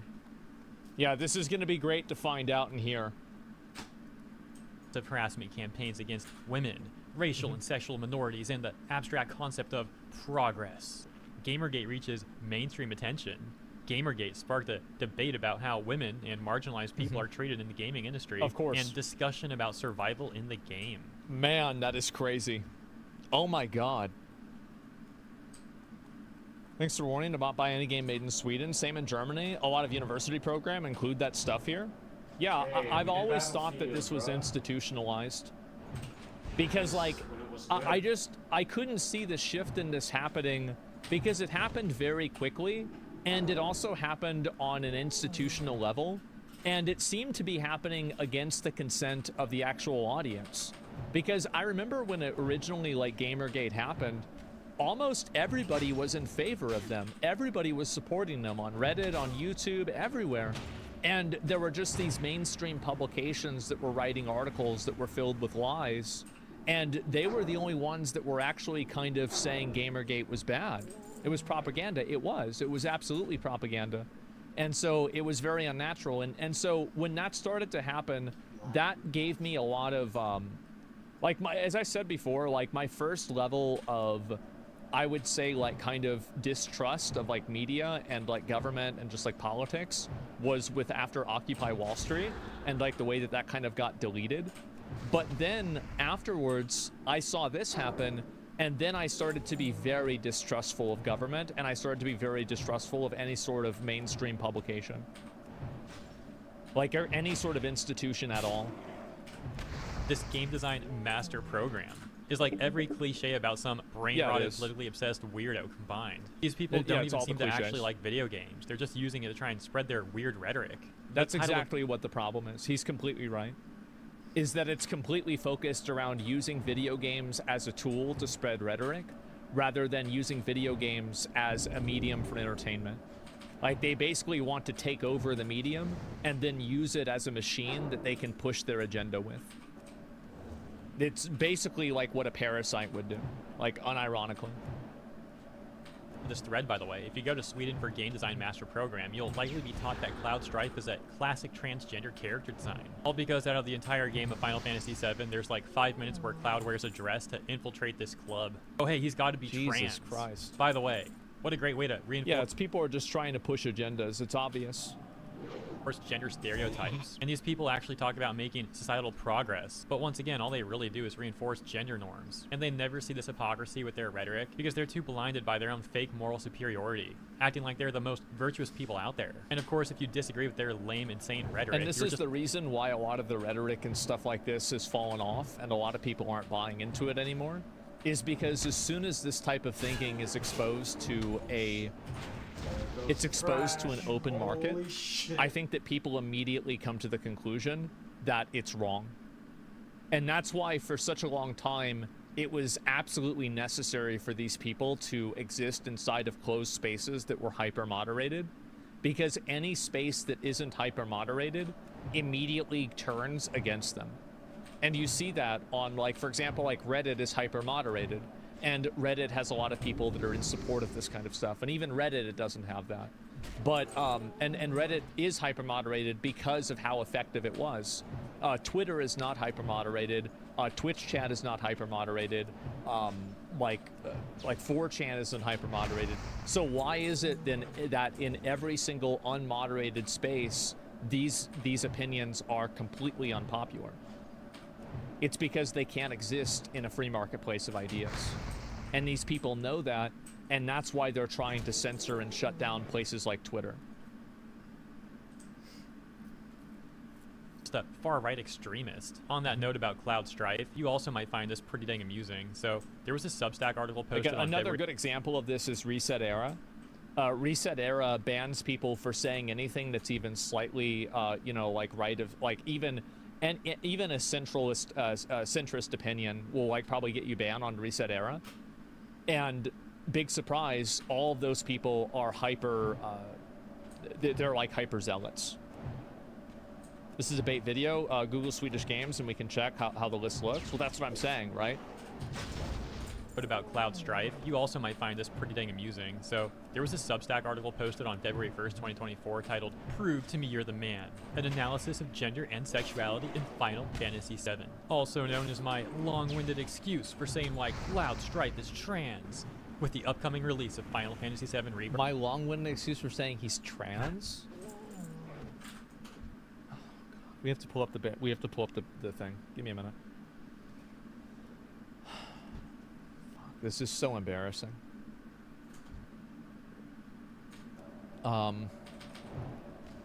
So I made a chart for this. So there's a sexual identification, and if you look in here, trans is it's somewhere around, like, I'd say, you know, like here or here, right? And so cross-dressing, drag, and like all this stuff, even femboys, these are people who are not trans. So the difference between being transsexual and cross-dressing is that it's the individual's personal identity. Cloud Strife does not become a female when they wear a dress. That's the difference.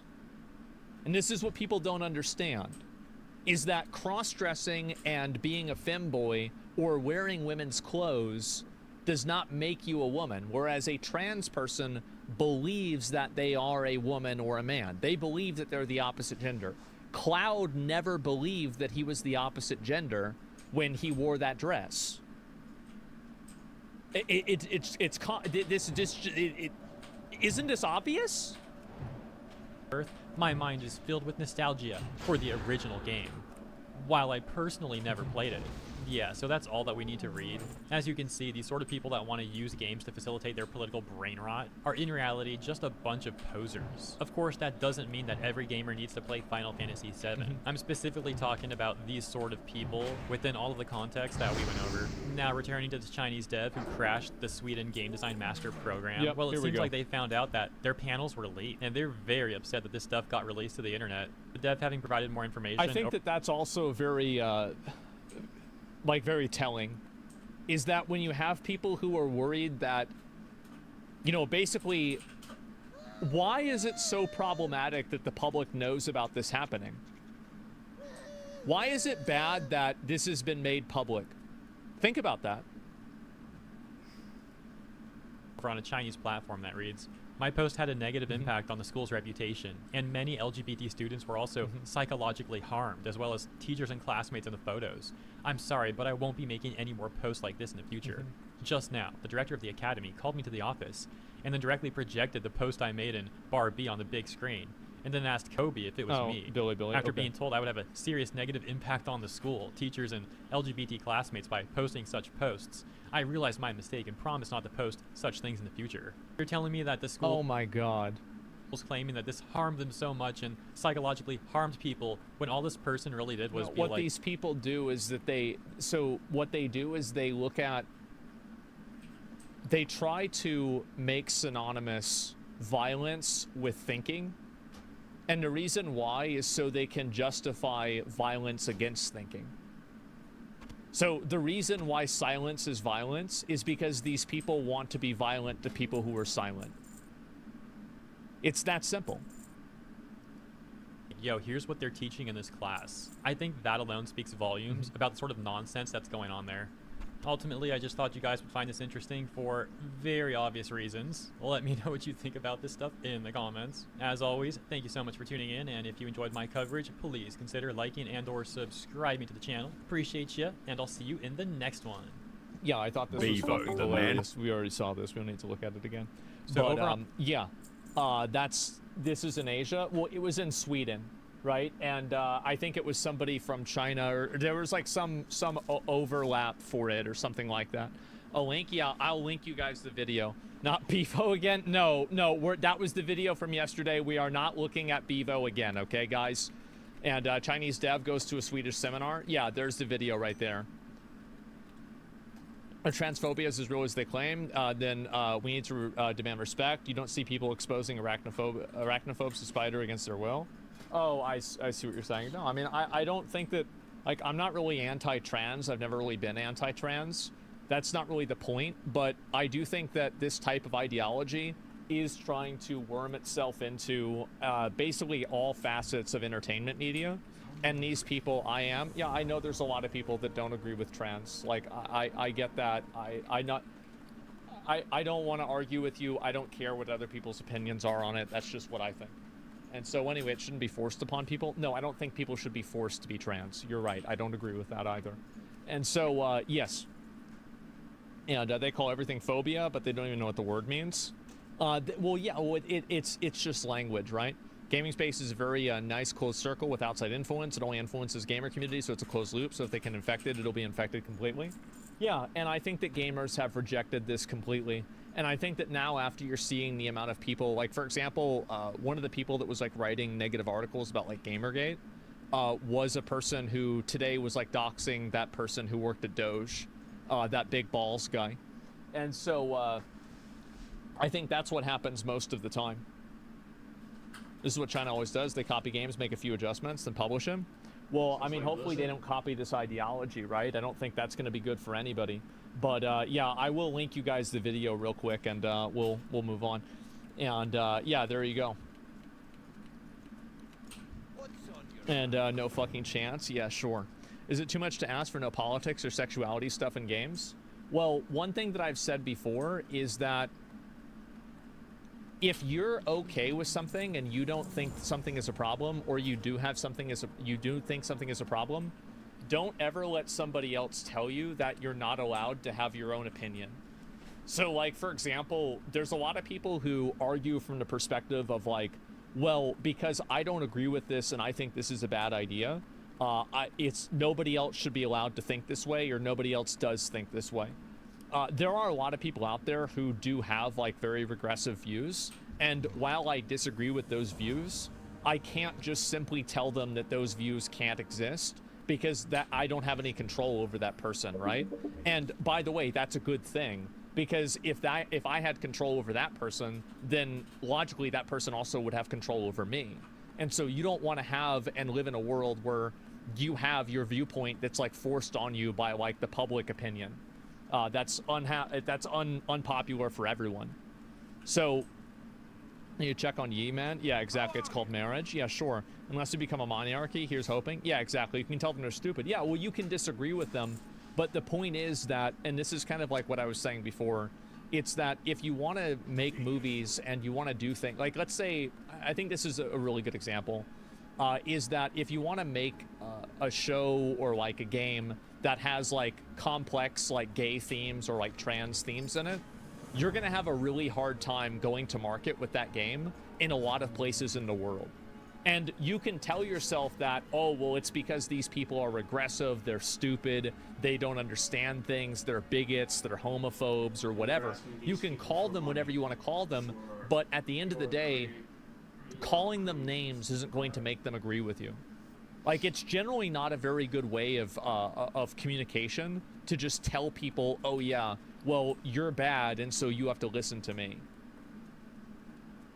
So that's what I think. All opinions are equal unless they're until they're judged by the masses.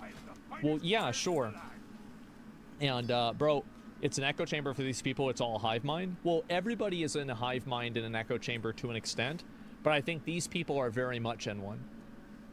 If you're in the minority, you're likely wrong. Well, that's not true at all. I don't agree with that. I think that there are a lot of minority opinions that are actually true. And also it depends on who you're associating with. In some places, a minority opinion is one thing, and in another place, it's the opposite. Truth is not a democracy, but oftentimes it's enforced like one. So, and also, if you make a game that people don't like, it doesn't really matter, like, you can't bully somebody into liking something. And I think that we've seen that with a lot of games and a lot of movies. Like, for example, like the Snow White movie, that old Ghostbusters movie with like an all-female cast. And there's been a few other movies that I could probably come up with examples if I thought about it, of like times where people were trying to be like guilted into like having a viewpoint, and it just simply didn't work. You can't bully somebody into thinking something. No, you can't. Truth does not care about how many people believe in it. It just simply is. Yeah, exactly. And so what was the majority opinion in the 13th century? Probably not very good. It's why freedom of speech is so important. Even a minority idea can be the truth. Slavery was bad, was a minority opinion at some point. Yeah, it was. And also slavery was even like, so, and this is a big problem. It's that a lot of times institutionalized oppression is reinforced by like some sort of higher power. Like the reason why people thought, one of the reasons why people thought slavery was like okay, is that they actually they had like pseudoscience that would say that, oh, well, this race of people is inferior, and so it's okay for you to subjugate them. And then they had the same thing with Nazis. Nazis did the same thing. And so there's the appeal to authority through like eugenics or something like that. And that appeal to authority is used to do bad things. You mean science? Well, yes, but science can sometimes be misinterpreted or, intentionally interpreted in a bad way. It wasn't pseudoscience. The man got reinstated. You're talking about racial differences between people. That's not what I'm talking about. What I'm talking about is how, like, basically, and this is also God. So, we can go back farther because, like, a race thing, I don't know why people are so racist nowadays. Well, I do know why, but people are super racist nowadays, and so I don't want to argue about that a whole lot. I'll give you another example. The succession of kings. It was not the succession of kings. It was the divine succession of kings. And so the king was divined by God. So almost all types of oppressive power structures that tier out people have appeals to authority to them, that when those appeals to authority are actually evaluated, those appeals to authority are seen to be lacking, and they're not actually real in a lot of cases. And there's no actual objective viewpoint on it that they would want you to see. And so I think that's something that's common across everything. Does that make sense? Is it same with COVID? Is it same as COVID?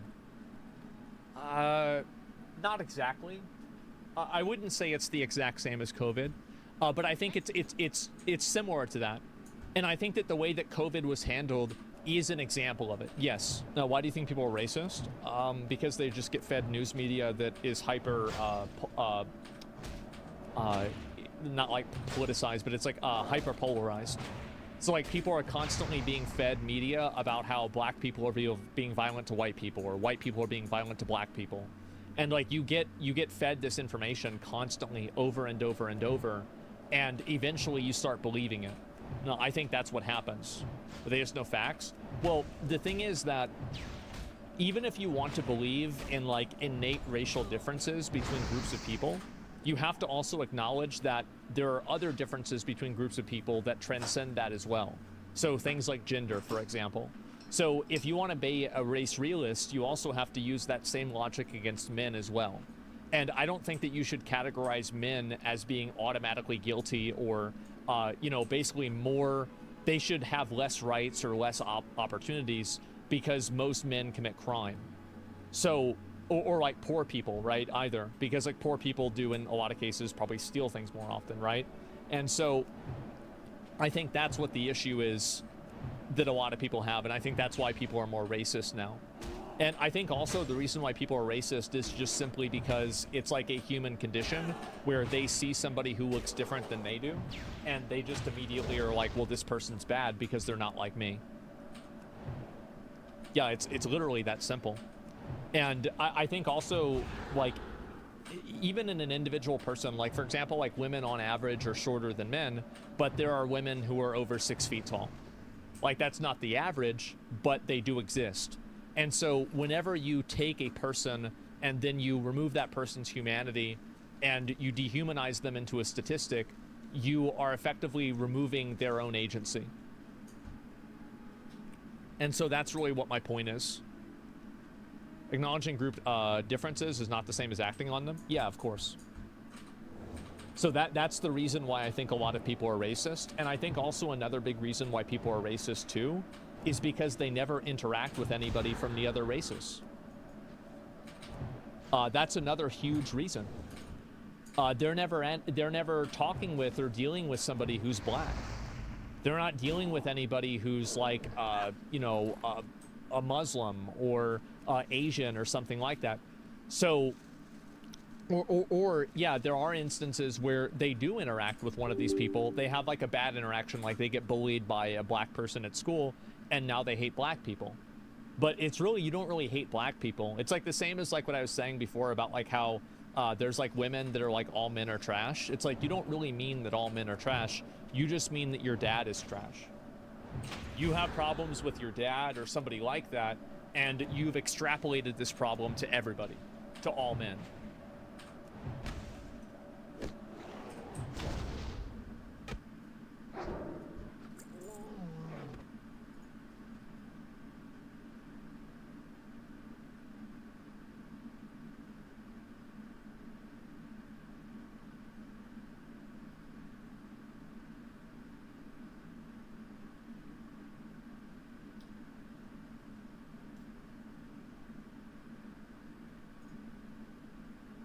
People fucking hate this movie now. I'm actually so curious to see what's going to happen. After everything that's happened, you'd think it'd be impossible for the upcoming Snow White film to fall any further. But somehow, Disney found a way. And with the recent release of the official trailer, the Snow White disasters got even worse. Now, Snow White has been played up as one of Disney's biggest projects, and as such, you'd think they go above and beyond with the marketing. However, as we all know, it's been an absolute train wreck from Well, they can't market it because that actress keeps talking shit and causing trouble for them.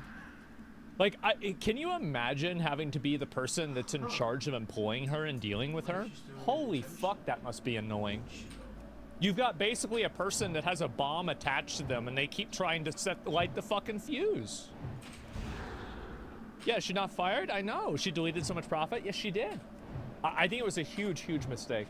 And I think that studios are going to start realizing that, like, bringing on people that want to, like, push their, like, fringe identity politics or, like, really any politics and, like, use the movie as a platform to do that, I think that's just going to become less popular in a general sense. Because I think studios don't want to take that risk. Why would they want to take that risk? in it, ever since the main co-stars trashed on the original characters, and all during this build-up. And I gotta say ever also, since the main co-stars, I think she's fucking hot. I do. I think she's hot. So like this whole idea that like she's ugly or she shouldn't play Snow White, like I can see it from like an ethnic perspective. They wanted like a European to play it, sure, but I think that she's hot. God, shut the fuck up. Everybody would swipe right on this girl. Like, shut up. Stop it.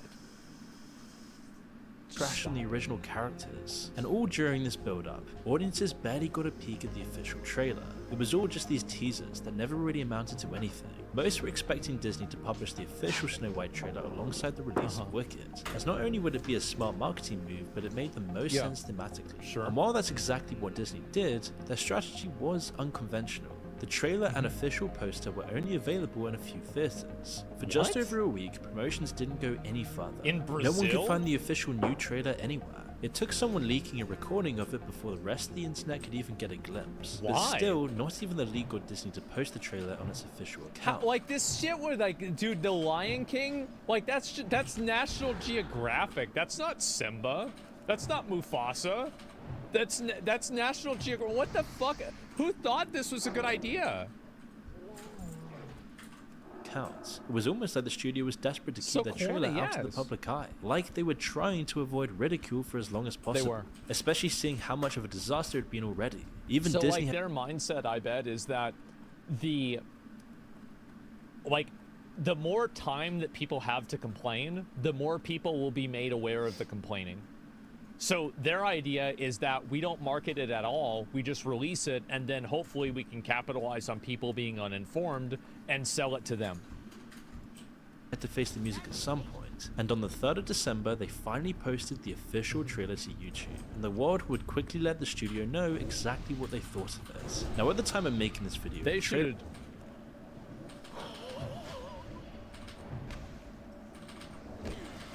Oh my god.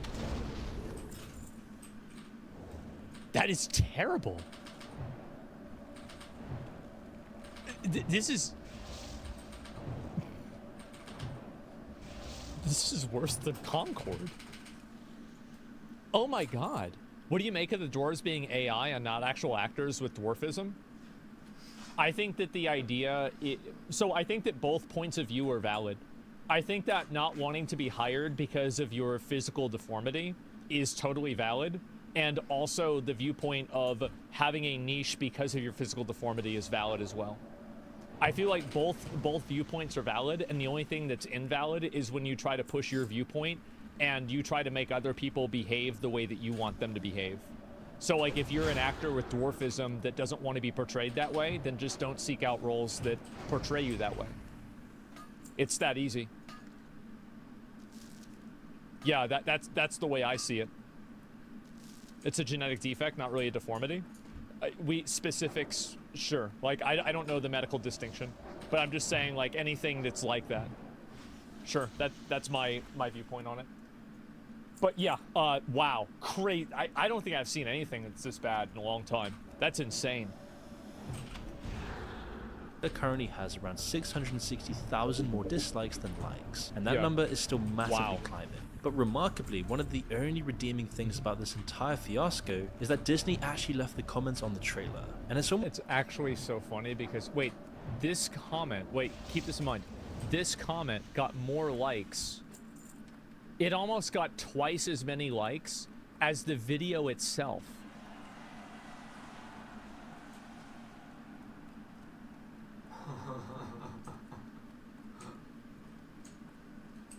That's nuts.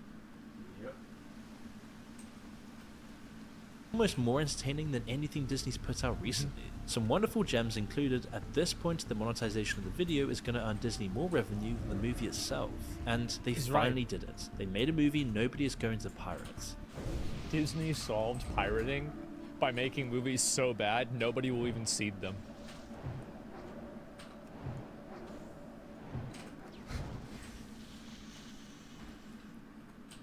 I guess, you know, like, okay. That Those works. who haven't seen It the trailer may tracks. wonder if it's really as bad as the comments are making out to be. Yeah. And we can say with certainty that it may be even worse. The trailer makes Snow White feel like an unholy amalgamation of all the worst aspects of modern Disney. The bad Yeah, I think CGI. there's like another component of this that people are mad about too, is that the woman who plays Maleficent was like from Israel or something like that. And I think obviously like people are mad about that because, you know, that's just, you know, what's popular. Gal Gadot's hot. Yeah, that's her name. She's a Zionist. I don't know whether she's a Zionist or not. I mean, I haven't seen her talk about it or anything like that. But I think that that's also another component. The oversaturated colors, the preachy woke actors, the character assassinations to tell a more modern story, because apparently old fairy tales can't teach valuable lessons anymore, and all of this has been rolled into one massive controversial mess. It seems like the trailer's trying to tell two stories, the original Disney tale and its modernized counterparts. As a result, it all just feels very disconnected. Disney's designed the film to look like the original movie and included moments from it, but there's no room for any of it in their modern retelling. I think that's the reason why it's cringe. I think that they could have retold it and made it good, but the reason why they're not going to be able to is that they are trying to go in this middle ground where they're retelling a story that a lot of people have an attachment to, so they want to make sure that they adhere to a lot of expectations, but not too many expectations, but not too little expectations. So they're like trying to thread this needle in a very, very narrow path, and I don't think that they nailed it. I think that it's better to either try to make it one for one, like what, for example, who directed? It was Frank Miller, I think, directed Sin City, and maybe he was the one that did the comics. I forgot exactly, but anyway, like Sin City is a one for one with the comics, or you can totally diverge, like not a total divergence, but like to a degree, like The Boys, right? Or like to an extent, Fight Club. So you can do both of them and it's fine, but when you try to go in the middle, I think that's the problem. Watchmen, I don't know anything about the Watchmen. I can't say. It leaves you wondering how they plan to fit the old hag tricking Snow White into eating the apple and Snow White bravely confronting Maleficent's from Sleeping Beauty? The one right. doesn't work with the other. Unless, of course, they're hoping nostalgia forgot. would draw crowds and plan to swap them once they're in their seats. It just seems like nothing about any of this makes any sense. And this is all made worse by the fact that they use horrendous CGI. It feels like Disney took a scalpel to the original movie, but rather than carefully carving it into something new, it hacked away at this. I don't think if they had all dwarves playing the roles, I don't think it would have been that much better. I don't think, I don't know, like it just, I don't feel like it would have made any difference. Abandoned. Every bit of animation feels oversaturated, artificial, and just lifeless. While the creatures move around and pull expressions similar to their 2D counterparts, there's just no life to them. None of the magic that Walt Disney originally thought of. They're essentially just glorified. See, this is the reason why I think that some anime should stay anime. It's because when you bring the fantastical nature of like animation to real life, you lose a lot. And like you do have, there's like maybe 2 or 3 guys that can become anime. Obviously Jim Carrey, and I'm sure there's a couple of other people. But besides that, no, you can't do it. Plushies, and the dwarves are even worse. Knowing the whole scandal about the dwarves to begin with Peter Dinklage even pressuring Disney not to use dwarf actors, it was originally supposed to be 7 diverse magical dwarves. But now seeing the huge backlash to that, their faces are an unfortunate combination It doesn't matter. Like, both of them would have been problematic. Like, people would have complained about both of them. It doesn't make a difference. Like, people are mad at Peter Dinklage for saying that. I can see why they're mad at him. I can see why he feels that way too. I think it's really just a matter of like making other people adhere to your values. Animation and hyper-realism, and the result's terrible. It's hard to believe that a studio like Disney with all its resources could have such terrible CGI. This is the same studio responsible for producing Narnia, and yet somehow even Narnia, an almost 20-year-old film with a smaller budget and less advanced technology, has better CGI. It's a real It's really sad, bro. Like, I think the best comparison is Davy Jones in Pirates of the Caribbean. How the fuck did that happen? How? Wonder how Disney went from designing a realistic and like his whole lion crew, with it was natural insane. facial expressions to an over-cartoonized turtle. Knowing the amount of hate the film's already got just from the actresses alone, Disney also seems to have really abandoned the production value here. And it's not just the animals and dwarfs that feel artificial. The sets look very obviously green screened, and something about the costumes feels off. They seem almost cheap and plastic, like toys designed for children rather than set pieces for a multi-million-dollar movie. The people are the only— problem is that they tried to adhere to the original art too much. And the way that people wear clothes and the way that people act in animation is different than the way that they behave in real life. And I think that this is really what the big weakness is with a lot of these things, is that they bring in a director and a person who's supposed to make this movie into like a real life experience. and that person doesn't really have any inherent vision for it, so they one-for-one it from the comics, and they end up doing that weird, in the middle thing. Yeah, there's no real vision for it. Like, I think the Warcraft movie was another really great example of that. The thing is that you normally nail this kind of stuff on stage shows or pantomimes. Well, exactly, because a stage show, the difference is that a stage show is meant to be extravagant, right? It's meant to be an overplaying of emotions in order for, people to be able to perceive it, right? Who are watching from the back. That's the whole idea. It's theatrical. Exactly. And like a movie, you don't have that same type of, like extravagance to it. Things that don't feel like they were pulled out of a cartoon, and as a result, they just look out of place. The only person who doesn't seem to look out of place in the trailer was the old hag. Now, I know it's meant to be a kids movie and children may not be worried about the smaller details as much, but kids still deserve good content, and so do adults. Yeah. And Disney has become so reliant on CGI in the last few years that their projects just seem so lazy. I don't even agree with this. I think that it's bad CGI that's the problem. I think good CGI has always existed and it was no issue. It's bad CGI that they're relying on. Have to go that far back to see how much the over-reliance on CGI has changed the complete quality of the studio as a whole. And it's just this corporate soulless board at the top of the company looking to cost cut and make as much profit from this stuff as possible.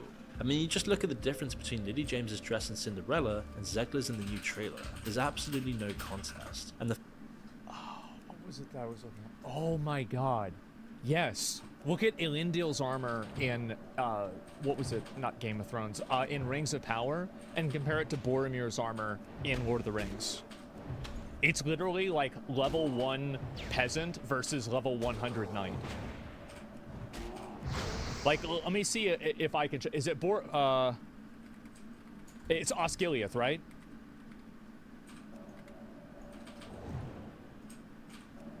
Look at that. Absolute fucking Giga Chad. It looks so fucking badass. I remember whenever I saw this as a kid, I was like, yeah, that's who I want to be. Right fucking there. And then if you compare this to... I think that's... Elendil, Rings of Power. Images.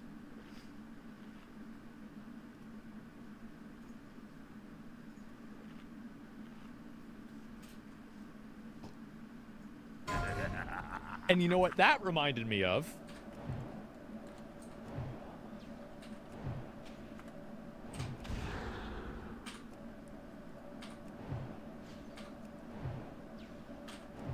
And so here we are. Budget cuts. Yes, exactly. That's a lot of budget cuts, guys.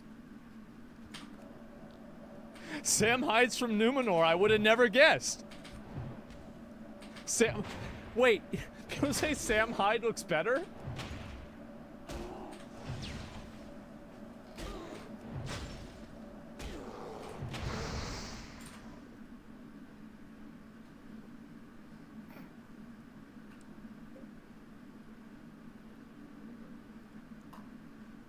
It's bad. It's real bad. And this is what we had. This movie came out. Look how badass that is. By the way, just look at that armor. That is incredible. And then just to this shit. How do you go from this to that? Actual chainmail? Yes, this looks so fucking cool. The fact that there's barely a 10-year difference between the two films is devastating. Not even the acting can save this abomination of a film, and in some cases, it's actually contributing to its failure. While Rachel Zegler is currently one of the most disliked Disney actresses, due to her terrible interviews last year, her role Well, she's just obnoxious. That's the reason why. And she has this, like, it's like some women have this, where it's like this chip on their shoulder where they constantly have to, like, you know, assert themselves or, like, have an issue with something or start some sort of controversy or not controversy, but you know, confrontation. Like, why? It's just weird. Like that type of that type of person is just unpleasant to be around. isn't actually unearned. She can deliver the lines well, and there's no denying that she can sing. However, Gal Gadot's performance as the evil queen leaves much to be desired. The thing about Disney villains is that they're meant to be dramatic, larger than life, and very fun to watch. No matter how evil they might be, you just can't help but enjoy every moment they're on screen. It's because you just know that the actors behind them were probably having the best time. They also have undeniable talent and presence. Even when hidden behind the facade of a cartoon lion, Jeremy Irons commands the room. Be Prepared is one of the most well-loved songs from The Lion King, because he and Jim Cummings put their all into the performance, which is a huge contrast to Gal Gadot, who really doesn't seem to care about this movie anymore, all while secretly hating her co-star and having no real presence for the character of the evil queen. She's a horrible actress. Oh god.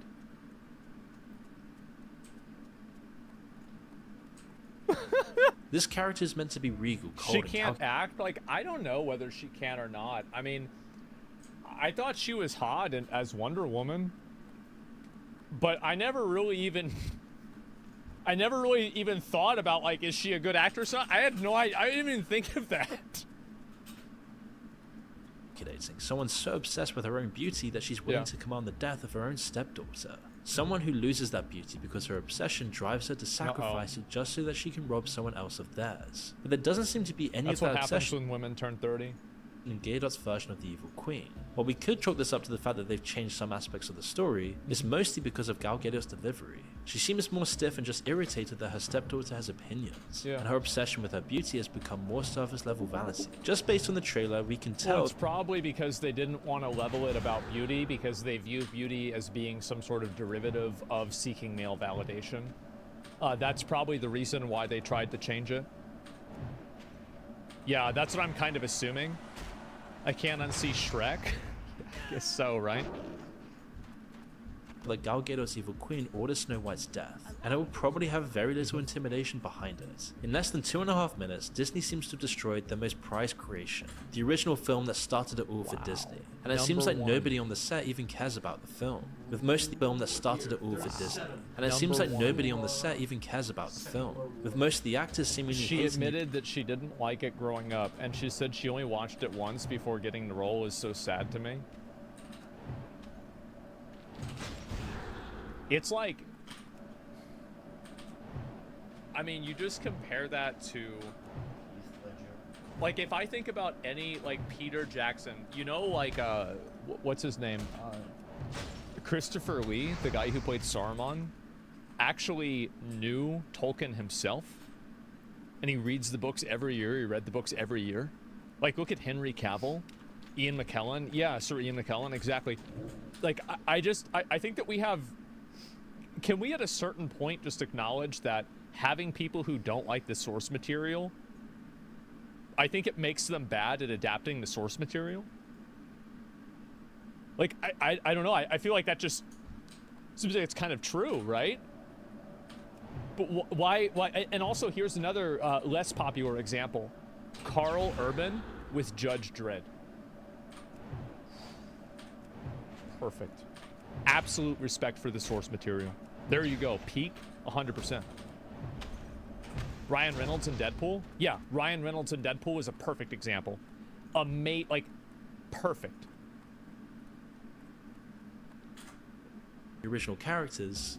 You said you were bringing a modern edge to it on stage. What do you mean by that?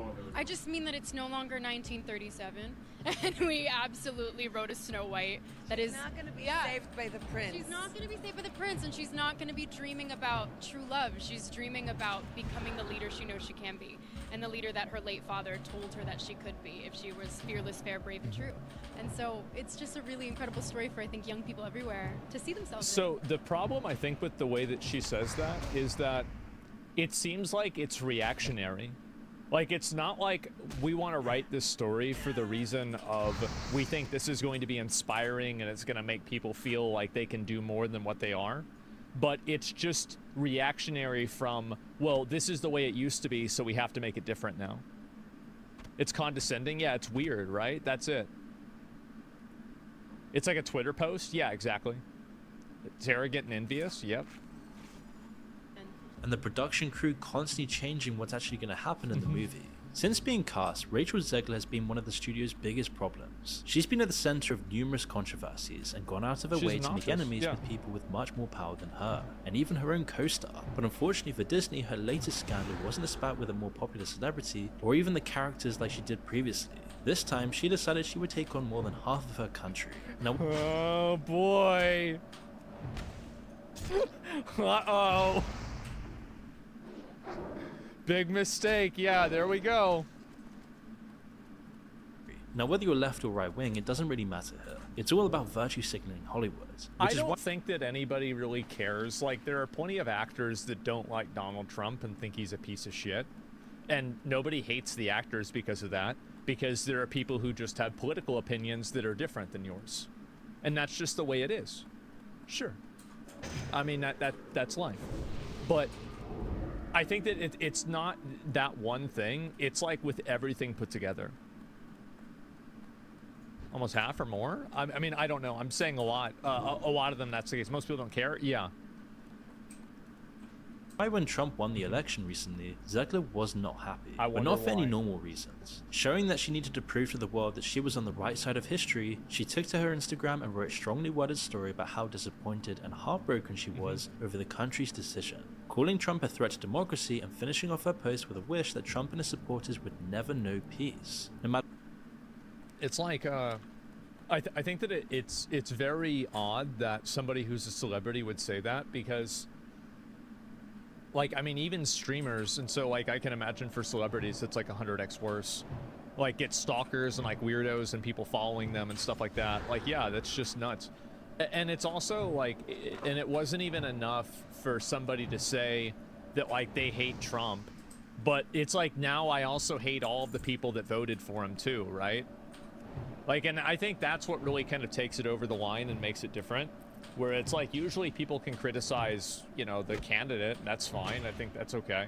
But if you criticize everybody that voted for him, well, I mean, you can do whatever you want, right? But there's a lot of people that voted for him, and you're, you know, alienating a lot of people. No matter which side of the political aisle you're on, this is a pretty strong statement for a mainstream actor. Not really the sort of thing you want from a woman playing a Disney princess, as more than half the country were understandably angered by Zegler's. And also, like, can I just show that, like, why is it that political aisle you're on, this is a pretty strong. Like, she looks so fucking hot here. Why is it that the scenes that she looks the worst are the scenes in the movie? Shouldn't it be the fucking opposite? Really? I mean, what are we doing here? Like, who's doing costuming? Who's deciding this? Statement for a mainstream actor. Not really the sort of thing you want from a woman playing a Disney princess. See what I'm saying? As more than half the country were understandably angered by Zegler's words and started calling for her to be fired. Which isn't the first time that people have called for this. After this, people suspected that Disney sent her a very stern email, as Zegler quickly returned to Instagram to deliver a half-hearted apology. She explained that she let her emotions get the best of her and was committed to contributing positively towards a better tomorrow. Yeah, definitely she got in trouble for it. Absolutely. Well, I mean, like, really, I don't think it's really bad if somebody wants to express their political views, but when you're doing it in a way that's like alienating people and like saying like you hope they'll never know peace, like that's a bit much, right? It is. What did she expect? And I think also the issue is that with a lot of people, I don't think people take it seriously. That's the issue. Apology is very carefully worded, as if Disney had told her exactly what to say. However, no one else was buying it. Zegler had shown her true colors once again. And I think that's also the issue right there. It's this. It's the Gina Carano, right? I mean, she got canceled for way less. And she didn't get canceled, she got fired. And I think that's what really happens. Is that like when somebody has an opinion that goes outside of like bounds of like what the, you know, the Hollywood Overton window is, which is a very small window, by the way. And when you go outside of that little square, then guess what happens? Well, now you get fired. And I think that people can clearly see the double standard there. Yeah, it's the, double standard again. Yeah, people are not mad that it happened. They're mad that it happened to one person and not another person. Don't just apologize, take up action and make up for it somehow. Yeah, I mean, if you, Well, my viewpoint is like, if you want to apologize, that's fine, but like the best apology is changed behavior, right? I mean, so you can say like, yeah, it's my bad, but like people aren't going to believe that unless you're going to act different.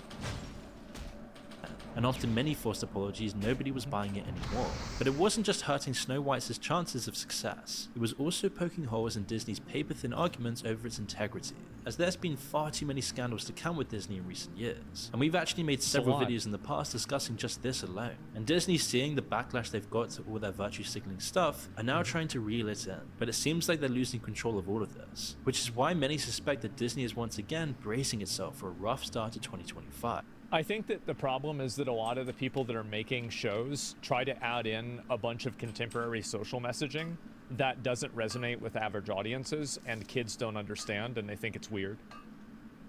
So like, it's confusing for like an 8-year-old to understand like any sort of like LGBT stuff or something like that in like a show. They can't understand like a trans thing, right? Because they don't even understand gender entirely themselves. And so when you put that into a story and then you try to put that out for kids, it's going to be confusing to kids, right? They're not going to understand it. You let kids be kids. Well, I'm saying like, just from a functional perspective, it's hard for people to understand complex sexual, like nuances whenever they're very young, right? And that's why you don't teach kids about that stuff when they're that young.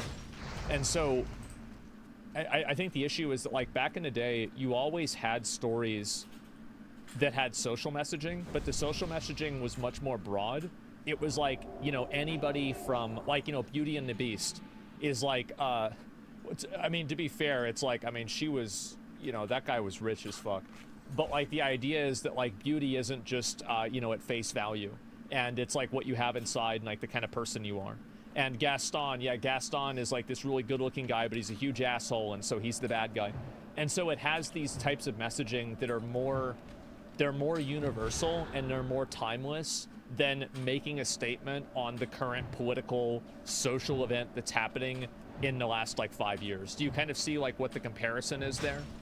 About like, the messaging and the social messaging in something like Lord of the Rings or like the original, Beauty and the Beast, like this will be relevant in 100 years. The messaging and a lot of this kind of stuff won't be relevant in 5 years. Hunchback of Notre Dame, yeah, Mulan, exactly, right? There's a degree of timeless values that I think Disney movies really did a great job at expressing, and like Lion King did that. Like, I mean, because in a way, like kids, it's really important that you have movies like this, and that way kids don't grow up and their idols are like these weird podcasters or like kids that make a career out of harassing people at Walmart. Like that's the whole reason why you have these positive role models with kids.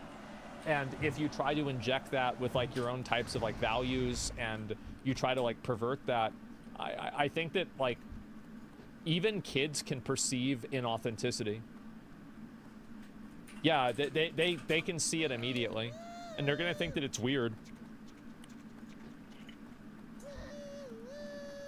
This comes after many years of disaster, as money has just been going down the drain for the company recently. Now, of course, Disney is notorious for having big budgets for its films. Yeah. It dedicates thousands of hours and millions of dollars to projects that people love. However, it seems like as the cost of projects has gone up, the quality has also taken a nosedive, as we can quite clearly see with Snow White. According to Forbes, production costs have jumped up to $269.4 million. Jesus! And that was just because of reshoots after the backlash over Disney's replacements for the dwarves and other elements of the movie. Oh my god! This time the studio can only blame itself. Well, I do think that having this band of people would probably be better than having the CGI dwarves. But if they had that, then everybody would be complaining that it's multiracial. So, like, I don't think that, like, this would have been a solution and it would have solved every problem. It would have just been a different set of drama. Disney was forced to admit they'd overspent their budget, refused to admit defeat. A 55. Well, you can win. I mean, if you win, the winning is respecting the source material and then casting people that represent the characters that were in the source material. So, like, if you're doing... The reason why I think a lot of people have problems with race swapping is because it only happens in one way. I feel like there are very rarely cases where, like, a person who has a black person or, like, a non-white person, really, has a role that gets replaced by a white person. It basically never happens, right? And so, because it happens in one direction, people view it as inauthentic. $0.5 million reimbursement from the UK government gave the studio a bit of leeway, but the cost of the film was still insane. And the crazy thing is that these aren't even the final numbers. And yet by looking at the trailers and the reception to it online, it seems like this movie is going to be yet another giant train wreck for the studio. For almost 2 years now, Disney has spent so much money on reshoots, post-production and marketing just for this movie. So it's safe to assume that by the time Snow White makes it onto the big screen, its total cost will be well over $300 million. Because of the drama surrounding the upcoming movie, most doubt it even break is there any way they're gonna make that money back? That's like a no-shot situation, right? Even much less profit. To put into perspective, The Little Mermaid suffered a $5 million loss, and this was despite having a lead actress that was at least likable. Meanwhile, I think that's pretty good. Only losing $5 million. Zegler appears to be one of the main reasons people are sworn off watching Snow White. The prince was a creepy Not stalker. to mention the huge list of all the other things. With this in context, it's easy to understand why they avoided releasing the official trailer and poster for so long. Arguably, the best thing Disney can do now is accidentally lose all the footage from the project and use it as a tax write-off. That would be a really good idea. Yeah, that's actually smart. That's the best way they can recoup their costs. Yeah, just burn down the place that has the footage in it and be like, yeah, guys, I don't know what happened, so I guess we're going to have to write this off. Yeah, don't forget they get money from toys. Keeping the IP means they keep the coins and recoup the costs. I don't know, man. I feel like something like this does massive brand damage, too. And that's one of the big components that a lot of people don't really think of, is that the brand damage that these types of products create is really, really bad for these companies. Because when a company has something come out that like makes them look really bad, what ends up happening is that now everybody is distrustful of this company. They're not a fan of it. They don't like agree with them. They're like, okay, well, the next thing that comes out is gonna be bad. I think the best example is Intergalactic, right? The new movie, or the new game, is that I think that if Naughty Dog did not have The Last of Us 2 come out and Neil Druckmann never made that, people would be much more positive about Intergalactic. So like, and this is the issue, is that a lot of people don't understand the ripple effect that, you know, having bad products like that creates.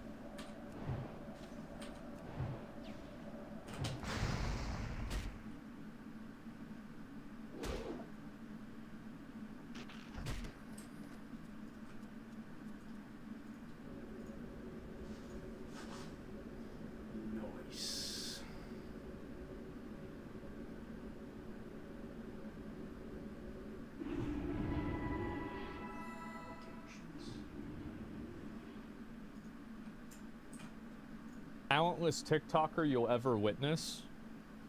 Is it really that bad?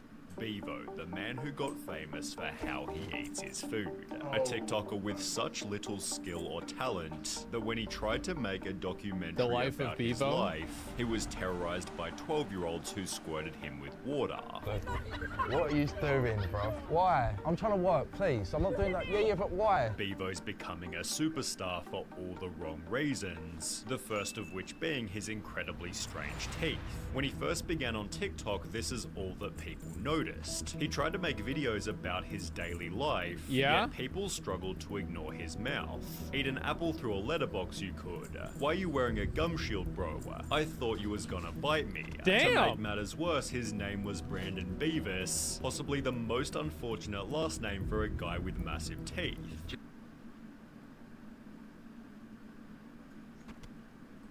I mean, I have pretty big teeth too, so, or at least the ones that I have left, right? I mean, like, oh man, this can't be real? I mean, yeah, it is. This is the kind of stuff that makes you believe that you're actually in a simulation.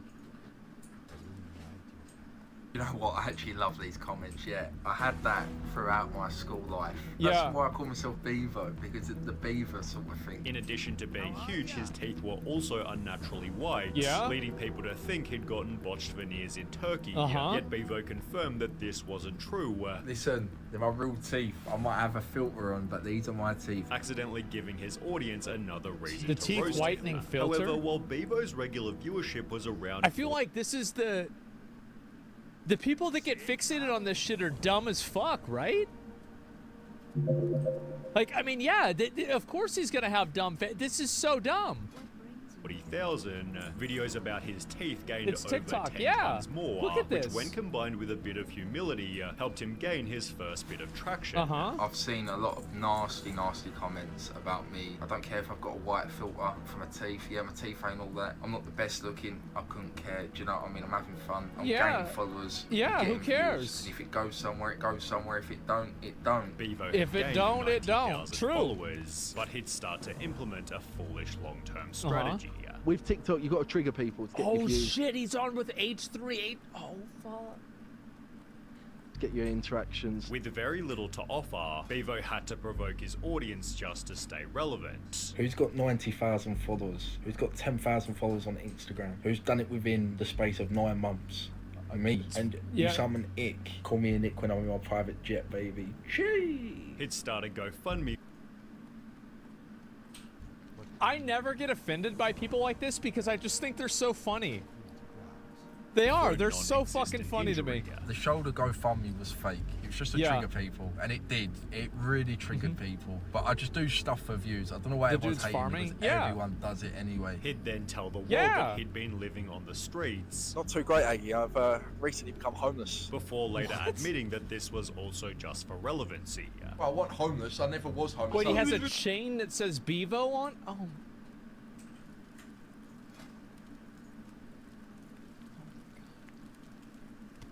Homeless? No. Oh my days! Who bro, is I this actually thought guy? He was homeless. I fell off, and I had to come back with a bang, so I had to just push these stories out. However, his most successful rage bait was when he was eating food. I put ketchup on a roast dinner. It just got so much attention. You put ketchup on a roast dinner, it's Yeah? like, you're criminal. So I've done it. As mentioned, Bevo put ketchup on a roast gravy dinner, Okay. reigniting his then dead TikTok with a fresh 300,000 viewers. That's not He'd that then many. post another eating video casually downing some chips and a sausage, which somehow gained over 6 million views. That's just because the sausage looks like a dick. That's all. This isn't complicated. It's obvious. As a result, Bevo began Yeah. filming every meal he ate. Breakfast, lunch, and dinner, 3 videos a day. That's it. Yeah. Even if I didn't have breakfast, I'd order McDonald's just to get a video out. Starting every video with the phrase, "You know the rules," despite never specifying what the rules were.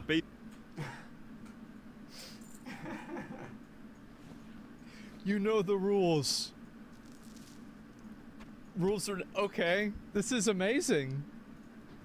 Bevo, Oh mate, my I think God. it's time you explain the rules, eh? What are the rules?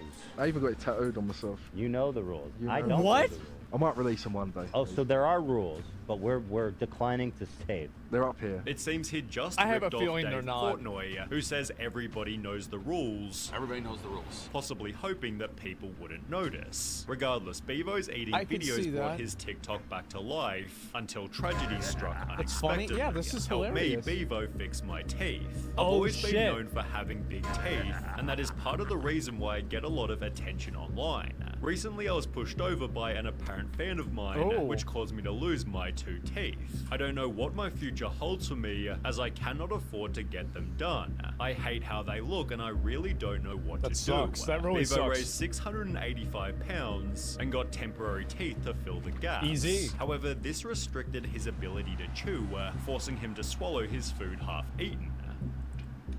Oh. I don't know. Do I chew enough? I didn't go down too well. Bevo makes chewing look like an extreme sport. Big ups for surviving every meal. I'm gonna be honest, as somebody whose teeth is fucked up too, this is actually like totally true. Yeah, like I've had to deal with this same shit myself. And I get the same comments too. Yeah, no doubt. Like this is how it is.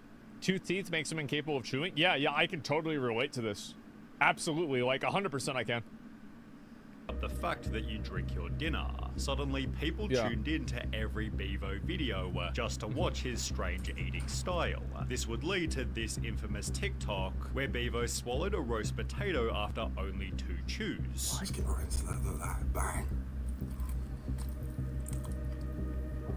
Bevo, the one by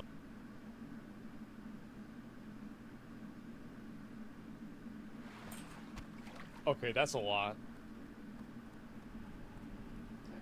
By Potato Oh, yeah, was that's a astonishing. lot, bro, The like- TikTok gained over 20 million views, What? leading Bevo to exaggerate the gulp in every video afterwards. So I put it on every video after that. I was doing it. You do the Played extra. into it, the extra. People started making Times We Almost Lost Bevo compilations, after which all of his eating videos were gaining millions of views each. This He is so fucking stupid. This is crazy. 7 million views? Hey, don't work hard, work smart. You're right. quickly exploded past 1 million followers, leading a dentist in Turkey to pay for his flights and fix his teeth in exchange for promotion. Oh my god. In Turkey, get my Nash assaulted, finally. Big up to UK Smile, doing it on promo. People were initially worried, stating, "Nah, Bevo, your teeth make you. That's why we watch you." No, that's why you laugh at him. You don't want him to get it fixed because he's a clown. And you like laughing at him. That's what it is. However, little did anybody know his new teeth would be equally ridiculous. What? This is the reveal. Big up Turkey, big up UK Smiles. Listen, 5 days later, not going to keep you waiting any longer. I'm not a Mr. UK TikTok, but cheese, look at that. Bro, pick 10 out of 10 brightness. Drink coffee or something. I just can't stop seeing piano tiles. Additionally, redundant, reducing his viewership on every. So the only reason people watched him was effectively self-harm? Yep. And then after, oh my god. This is, like, I don't even think that this guy's the one, like, I mean, yeah, he's basically just your average run-of-the-mill 3-head. You know? He's not like a wizard, he's not retarded, he's just your old average 3-head. Like, this guy would have been a great medieval peasant. He would have been. Like, I can imagine, I think of every more war, yeah, I could easily see him saying every peasant line, every peon line in World of Warcraft. Absolutely, my lord, yes. Job's done. But, like, I mean, he's not that bad. It's just people like what? This is awful. I almost feel bad for the guy. Eating video. Bevo therefore announced, "I'll be taking a break off TikTok," before returning 4 hours later to introduce his new OnlyFans girlfriend. Alright, listen.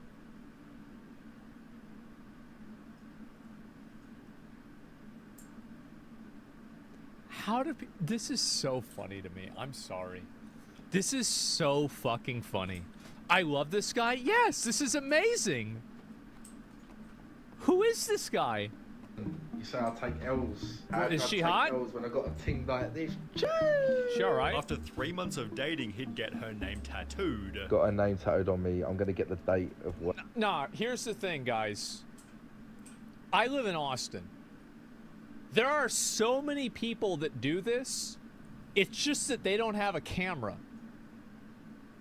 Like, if you go down to 6th Street on a Tuesday night, you're gonna find 15 to 50 Bevos there. Like, everybody's acting like this is some kind of a unicorn. Nah, bro, it's a zebra. You go to Africa, there's zebras fucking everywhere. Yeah, Tuesday in, yeah.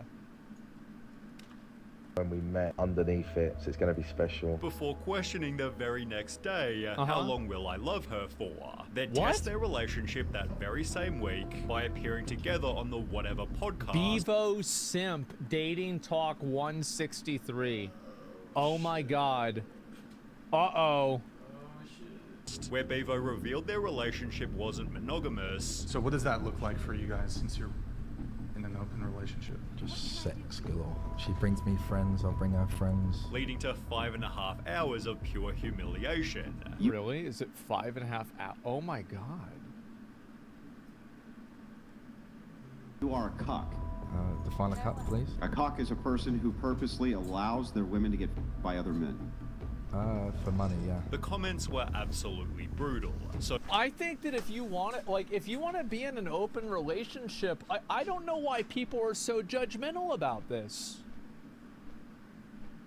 I don't. I think it's so weird. You know what I think it is? I think that it's people that are jealous that this guy has a girlfriend that they think is out of his league, and so they're looking to tear him down.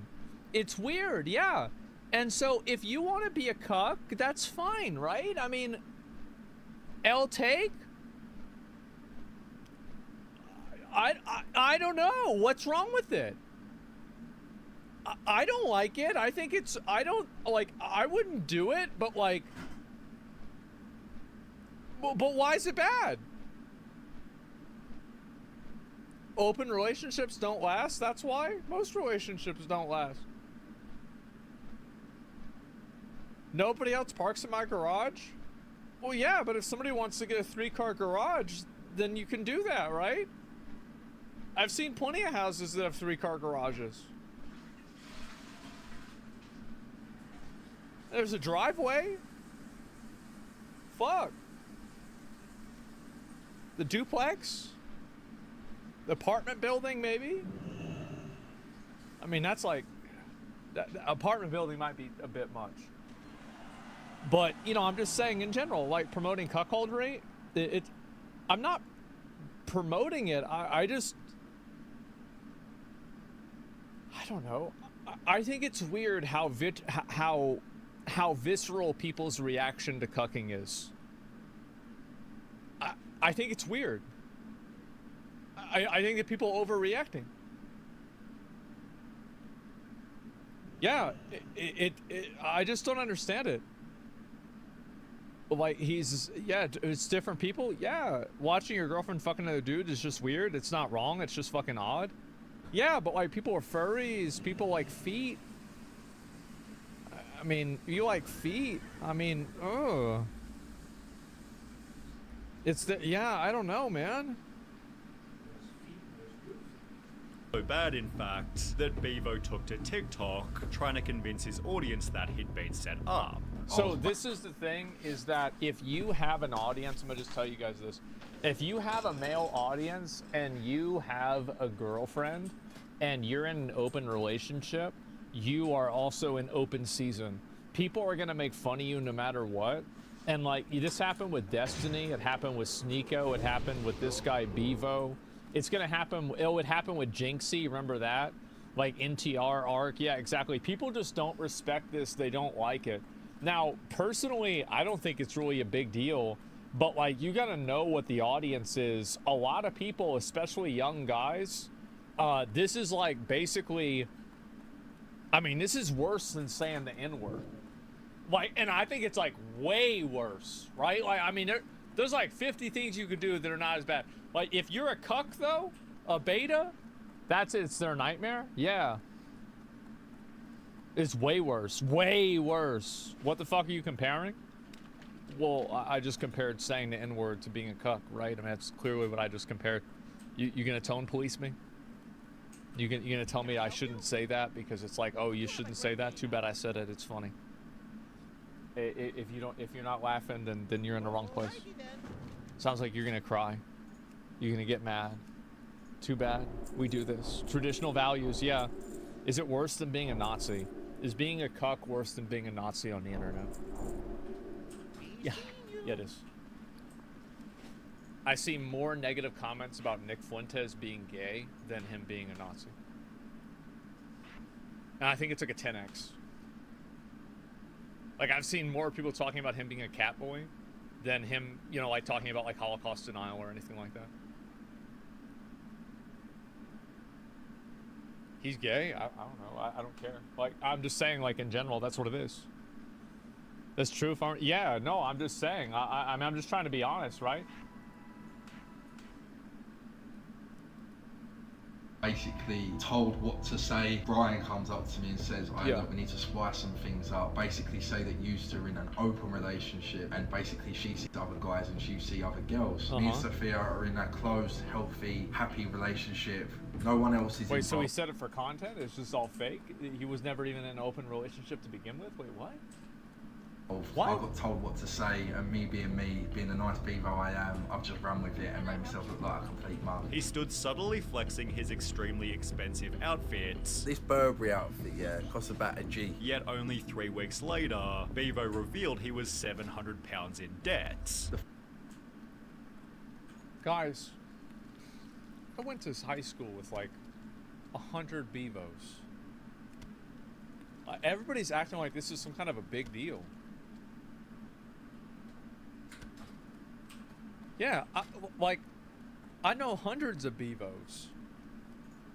This is normal. Like, this is just what, yeah. How's he broke? Because he makes bad decisions. People make bad decisions with money. He just heard, yes, it's just funny. It's hilarious. But, like, the thing is, what's weird to me is people act like this is somehow out of the norm. I feel like this is normal. Fall off is real, guys. You wanted it, it's happened.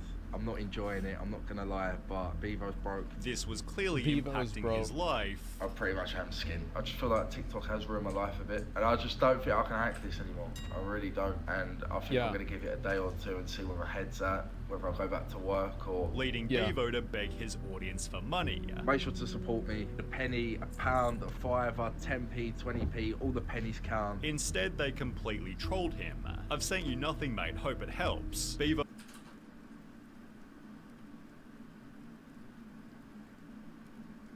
I'm making 10 grand a month off TikTok. 10 grand a month off TikTok? That's not even that much money. That's like nothing. Lol Bevo down. Like, you don't flex on people when you make 10 grand a month? Are you kidding me? Well, what? No, absolutely not. 10 grand is a lot of money? No, it is a lot of money. But it's not a lot of money for you to flex on people with it. Like, it's not a flex. It's like, yeah, you've got a pretty good job. That's decent, right? There's a lot of people that make this much fucking money. 120K is a lot. It is. It is. It's a lot of money. But it's not enough to flex on people. It's not, man. I'm here for it. Bevo revealed his relationship was therefore also struggling. My relationship is rocky now because I'm not earning money, putting pressure on her. I just don't want to lose Sophia with all this because she's done everything. She's gonna break up with him. Stating, found out Sophia is in Marbella. What do I do? Is it over? Despite all of this clearly being a troll. Yeah, I'm about to take you into the job centre. Here we go. My views have dropped, so I need a job. Someone help me. It only There's damaged some fat old guy sitting there. He's like, who is this guy? His image further. Literally all staged and a ploy for views. Yeah. Cause he's dried up, it's pathetic. No talent, nothing, other than he can deep throat a roast potato. He explained in Isaac HP's documentary. Man, who's this bitch? Then he can deep... Who's this bitch? What's she sitting here talking shit about him deep throating roast potato? She looks like a roast potato. Man, justice for Bevo. This is bullshit, man. Throat a roast potato. He explained What in the hell? Isaac HP's documentary that the hate extended beyond online comments. Do you get hate in public then? Do you get like people? I have done recently, a lot recently. Which was seen just a few minutes later when Bevo was terrorized by a group of 12-year-olds. He'd also been getting booked for nightclub appearances. I've been booked down Barry and no one's turned up. I don't know what to do. Claiming hundreds of people were coming to see him. Bro, I can pull in thousands of people to come see me perform. Although in the documentary he was pelted with drinks, which his girlfriend explained was completely normal. I had a bottle thrown at my head. What, you had one thrown at your head? Because he had one, you had one thrown at your head. And then I had a glass. But when we, well, so you had two last time. I'd genuinely avoid a club if Bevo was booked. His street interviews definitely weren't helping either. I think that the reason why kids get fixated on this is that, like, kids take everything really seriously. Because when I watch this guy, I think this guy's just funny. It's just funny and goofy and entertaining. I don't know where all the hostility's coming from. Yeah, he's farming. It's just, yeah, it's got to be the kid. The interviews are, what about the interviews? Talk a real job. No. Why? I'm making 40 grand a month. Good for you. Yeah. What's stopping you from doing TikTok? Whenever he didn't get the answer he wanted, Bevo got extremely offended. What do you think of TikTok? Is it a job? Is TikTok a job? No. Why? When I'm earning 20 grand a month? I don't want to be on video. How do you lose 50% of his pay? He was making 40 grand, now he's making 20. Damn, bro, like, this guy's falling off quick. Short-term money over absolutely everything. Would you date a spicy model? No, never. Why? Because I care about my life. I care about my future. My missus makes 70 grand a month. Yeah, but everyone can see her for like £2 a month. So. But in 10 years' time, no one's gonna care. No, I don't think. Tell it to your kids. Kids. Yeah. Yeah, but we're gonna live in a nice house and have nice cars. He'd happily sell his own girlfriend for a bit of extra money. I need everyone to tag Jason Love, Sophia's dream collab. Promoting absolutely anything in order to get the bag. Guys. Yeah, of course he is. No. Dude, again, like, these guys are on Facebook in their hometown shucking multi-level marketing schemes. It's just that one of them, like, this is your average run-of-the-mill hometown retard. Just like your three-head, would be a medieval peasant. And somehow everybody knows who the guy is, right? And everybody's like, wow, I can't believe this. There's like a culture shock here. But at least he's funny, yes. I think I found a huge new crypto project. It's based on the Ethereum network.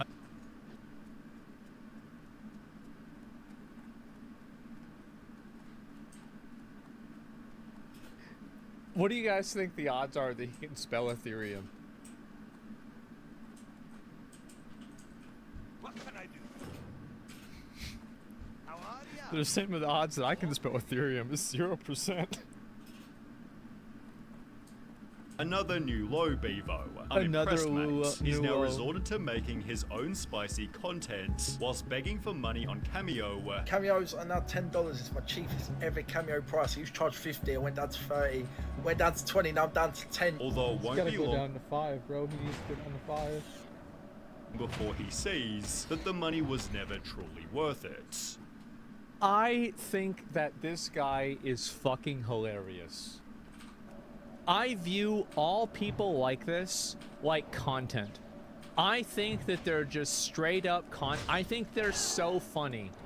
And I think that, like, and there's kids, like, there's the video, give it a like, that was so good.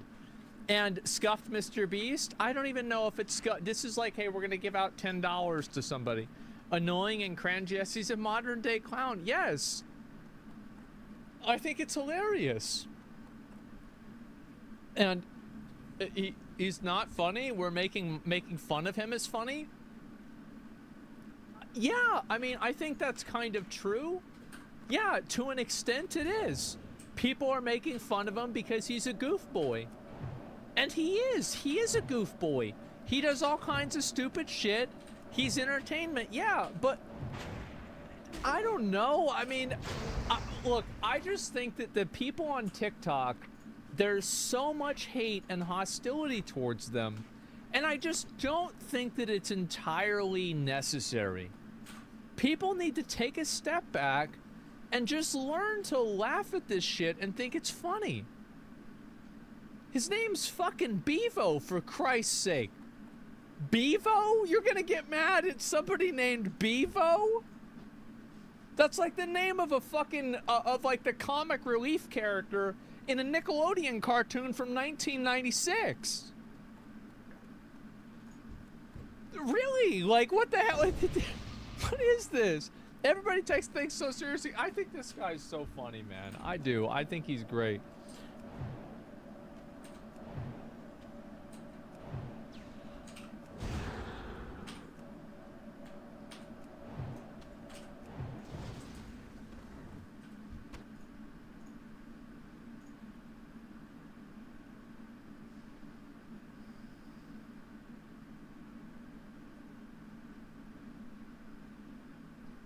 crashing out.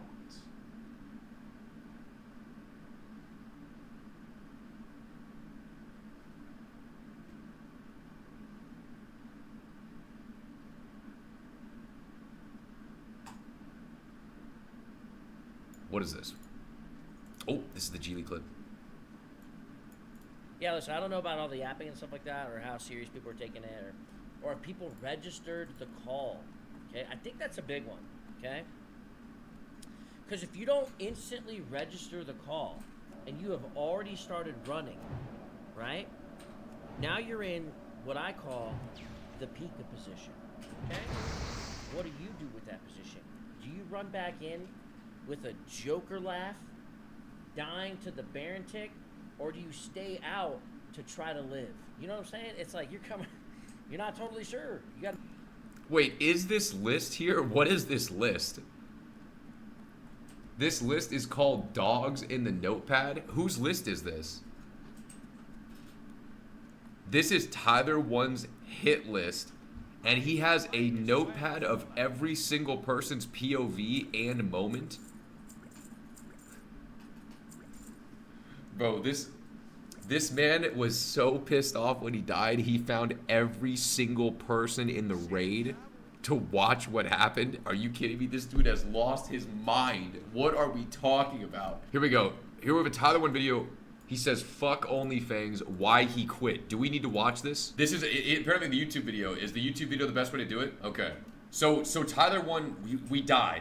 Has he streamed since then, or is this the first time going live since the death? Missed it. We died in World of Warcraft, you know, and I was about to say a lot. In case you guys missed it, we died in World of Warcraft, you know, and I was about to say a lot about this. Like, I'm not gonna lie, I was pissed. At first, we died, and I was like, ah, my bad, right? It is what it is. I died. Shouldn't have done that. Blah blah blah blah. Then I like dove deeper into it, and I actually watched probably out of the 39. Guys, oh, okay. Everyone's tweaking out here. Do we watch the video or the VOD? Everyone's saying speed it up, speed up. You guys are 80. We need another ADD test? Like, what's going on? Okay, we'll go to a stream and we'll watch it from the VOD. We'll watch from the VOD. Okay, guys, we'll watch from the VOD.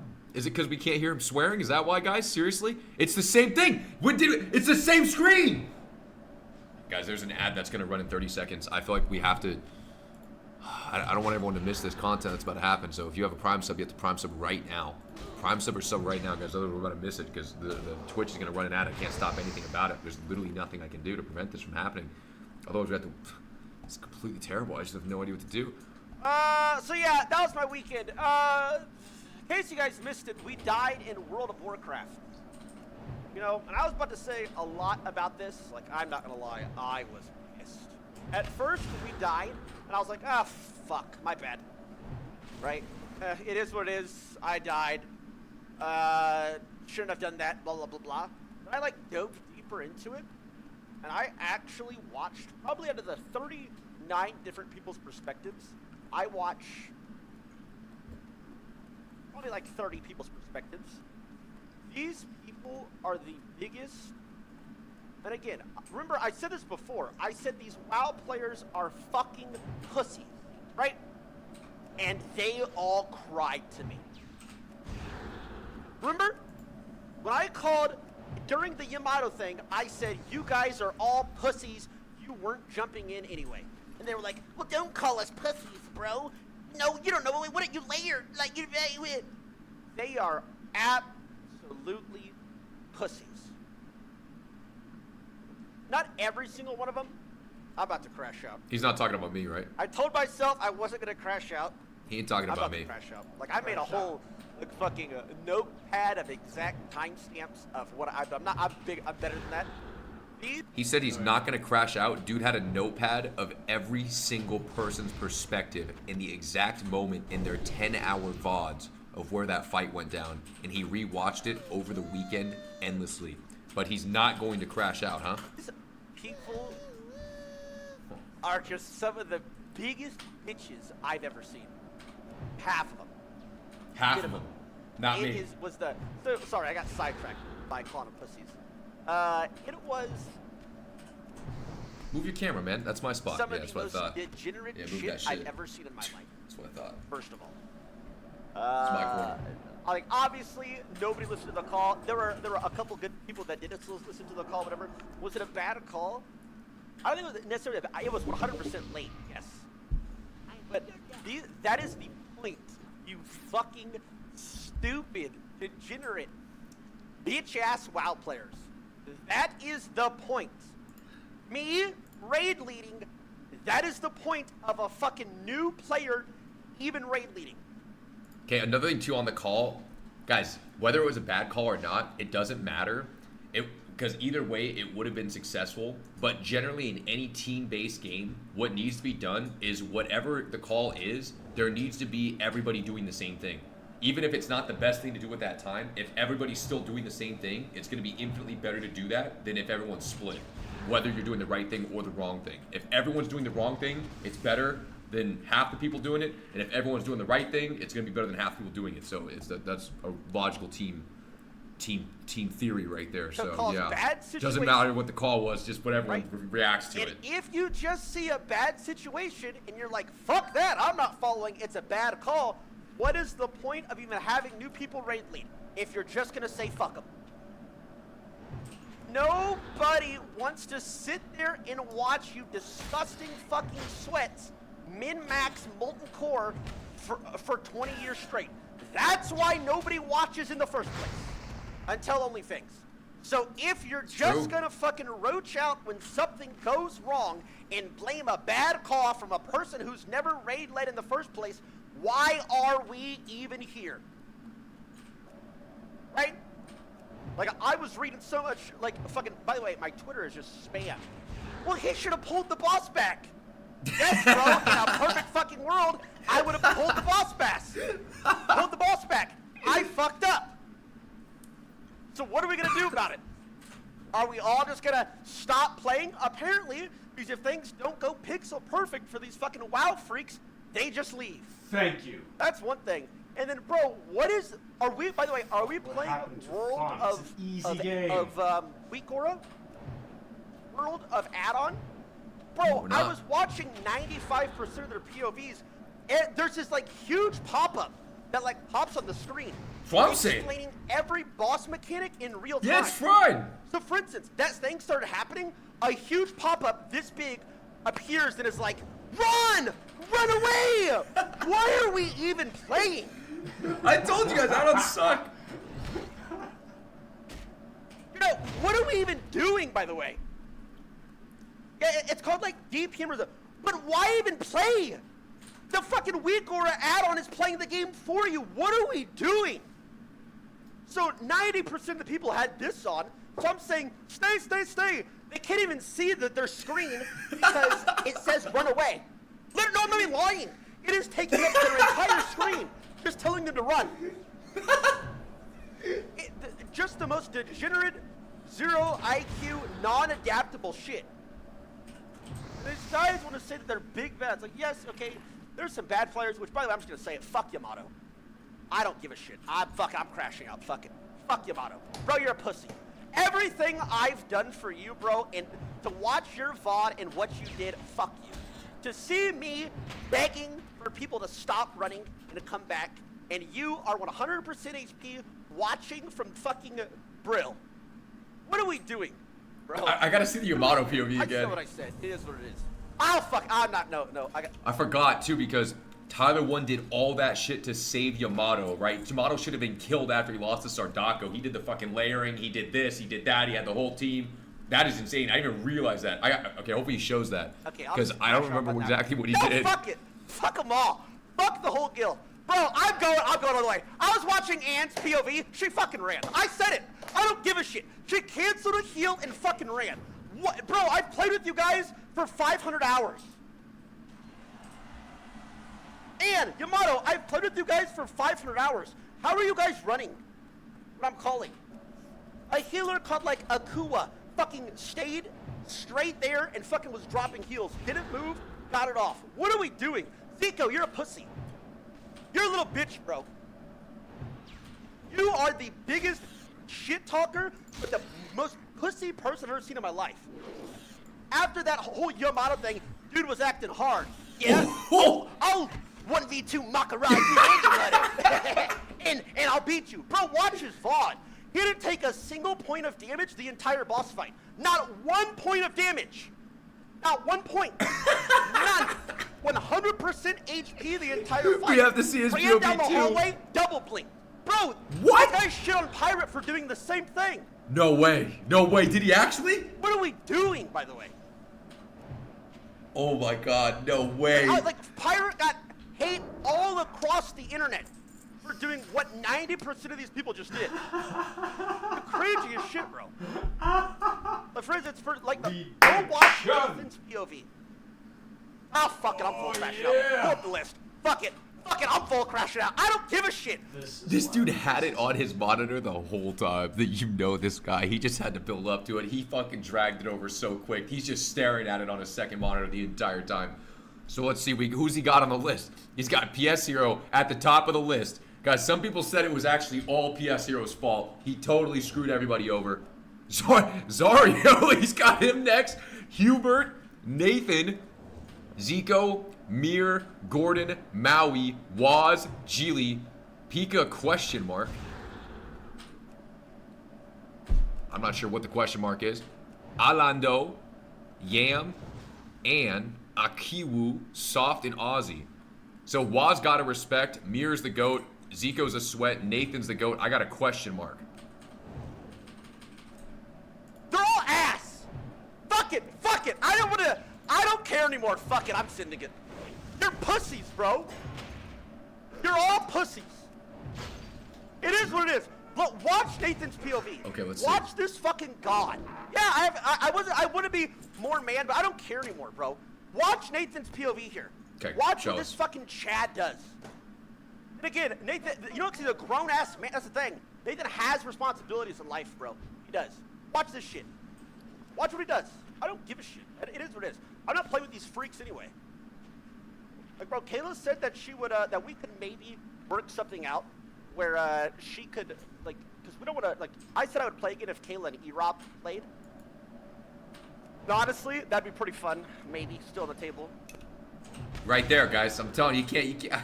Guys, once you see the game, this shit is fire. Right there, he's saying he's trying to bring it back. Right there. Also, too, look at the threat meter. I'm right up there. I'm in there. I'm all 3 inches in there. I'm up top on threat. Where's anyone else? Act like I'm not in there. It's crazy. He better remove that fucking question mark. But, it has to, look, talks about it, we'd have to start at like 7 p.m. and go to like midnight. Yeah. After Sailor's asleep. We don't want to sack hours, like, with Sailor to play a fucking game. Which, by the way, like, dude, these raids are miserable anyway. They are, bro. These guys don't shut the fuck up. None of them shut the fuck up. He ain't talking about me. 30, like, I thought it was just, oh, well, Soda, I was playing that first Soda Poppin' raid. I was, like, so bored halfway through. I was, like, 60 beats per minute. People were just fucking yapping the whole time about irrelevant shit, backseating, just doing all this cringe shit. My raid, it was the same thing. I watched the Miskiff raid. People were doing it as well. People ask a billion questions. Bro, if I can shut the fuck up during Soda Poppin's raid, I promise you can shut your fucking mouth. I promise you can. I promise your 50 viewers do not give a shit, right? I promise they don't. And if they do give a shit, nobody else cares. That's why you only have 50 people watching. Like, shut up, man. Respectfully. And again, I'm full crashing out. I don't care. Damn. All right. I don't care. I don't care. I Damn. can't stand any of these people. Okay, not any of them. Anyway, sorry, I got sidetracked. Sorry, I'm Okay. fucking, I have all this pent up rage from like Saturday and Friday, Saturday, Sunday. I don't care. Does he seem like he's still bothered that he died? I'm not sure if this is Quinn level bothered or you guys think he's still running around on his dead character too? You guys think he's still bothered? Like, I'm not saying my call wasn't like, bro, I'm not telling you to jump into lava. I don't think he's that Is it the bad best still. call? No. It was the boss in a fucked up position? Yes. Can I play it better? Yes. At the end of the day, I called these people who were supposed to be like sweats to fucking back me up and help, and 25 people ran. You're fucking pussies, Only Roaches. Name swap, please. If Soda Poppin' name changes the guild to Only Roaches, officially, maybe I'll come back. Bro, I named my character this not because of the raid. I just did it for the joke of it. I literally didn't do that because I roached out though. Like my character's name is Peak McRoach, but that was a play on everything else, not because I thought I roached out there. That's fucking crazy to say. Just go check it out right there. You fucking. Anyway, sorry, I got sidetracked. So anyway, Nathan's an absolute Chad.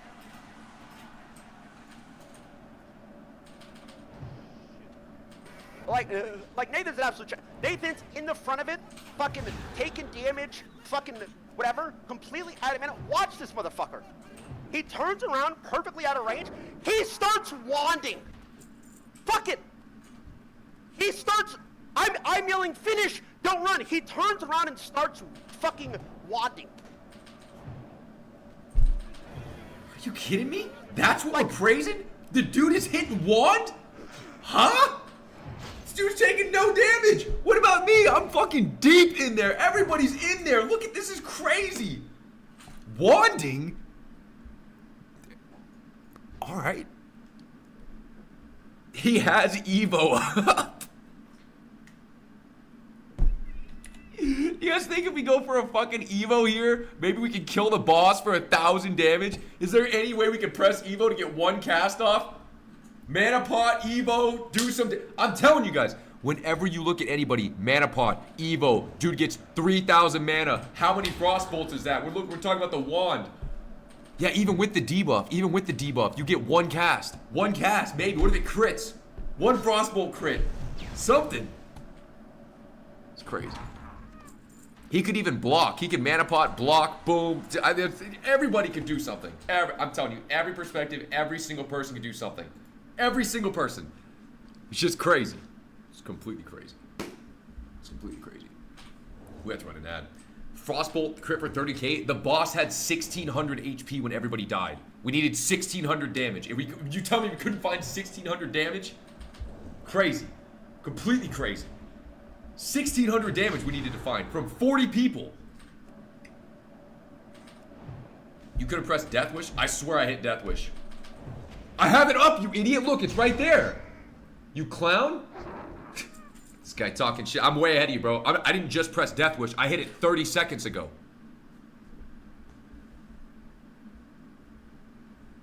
That's right. Kazu, you think that resub? That 1,600 damage was at the very end. Well, that's the thing. If we did 1,600 more damage, the boss is dead there. Pika, you dumbass. You can watch your vid while ads are up in 10-minute timeout. I don't know what this guy's talking about. Total fucking clown. Guys, we have 30 seconds here. We'll be back soon. Koi, give that prime sub. Axon, that your one sub. What do you mean mod that guy? Did you even hit the boss? Let's see. Look at me on threat. Yeah, I'm in there. Yeah, I'm Death Wished. Yeah, I'm pressing. I'm in there. Yeti, think that resub? I'm starting to get all sweat. Getting all sweaty and hot and bothered. Guys, what the hell is going on here? It's completely ridiculous. All right.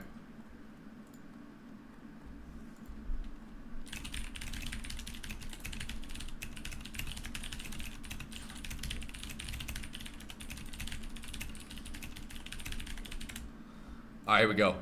Starting thinking that prime. Let's see it. Guys, I'm not typing gibberish. I'm actually typing messages to people on Discord, okay? Let's lock in. Ever completely out of minute. Watch this motherfucker. Okay, he turns around perfectly out of range. He starts wanding. Okay, yeah, so he starts wanding. Realistically, we see, though, he has Mana Pot and Evo, so the best thing to probably do here is Mana Pot, Ice Block, Evo in some specific order, and then he could maybe Frostbolt, but he would have had to do this like a minute earlier, 30 seconds earlier, something. We could have found the damage here. So all this shows is Nathan could have killed the boss. That's what this shows. Fuck it! It's okay, though. I'm yelling, finish, don't run. He turns around and starts fucking wanding. Yeah, he could have killed, he could have done a lot more damage than a wand, but that's all right. Like, bomb? Who gives a shit? Gets hit by the bomb anyway, whatever, lives. Giga Chad. Yeah, he's zero, that's what I'm saying. He's 0 mana, and he still turned around and fucking wanded. Look at this, Jesus Christ. Beautiful. Thank you, Nathan. You are a fucking god, bro. Respect to you, Nathan. That is what I'm talking about. Good job. Respect, bro. Now, let's watch somebody who has mana POV, shall we? This is a super sweat, by the way. Bingo. Sweat, by the way. This will be a super sweat. Super sweat. Okay, here we go. I can't even remember By what the his way, POV looked like. also in this fight, he got gapped and damaged by Nathan and guess who else? Menko. The League of Legends Teemo One Trick. Out damaged by Teemo main? The Teemo One Trick. First time on WoW, died 10 times. Okay. 10 times. He was closing his eyes and picking a random class. By the way. Okay, here we go. Just saying. Go back in. So whatever, I mean, I want a fucking mouse cam here. From fucking Zico. Dude, start showing your like desktop, or excuse me, your like desk on stream, please. He had to be shaking, bro.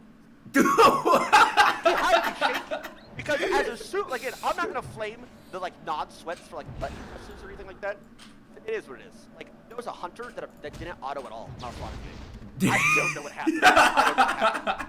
This Julie girl, by the way, I'll watch her say it. She literally didn't auto. Yeah, for like 30 seconds. Yeah. I was like, wait, what? Yeah, I'm not even mad about her not autoing. she was really happy though. Why are we running? She's having a great time. Anyway. Do we barrier? So whatever, doing his whatever shit. Not a point of damage at any point. Hand shaking.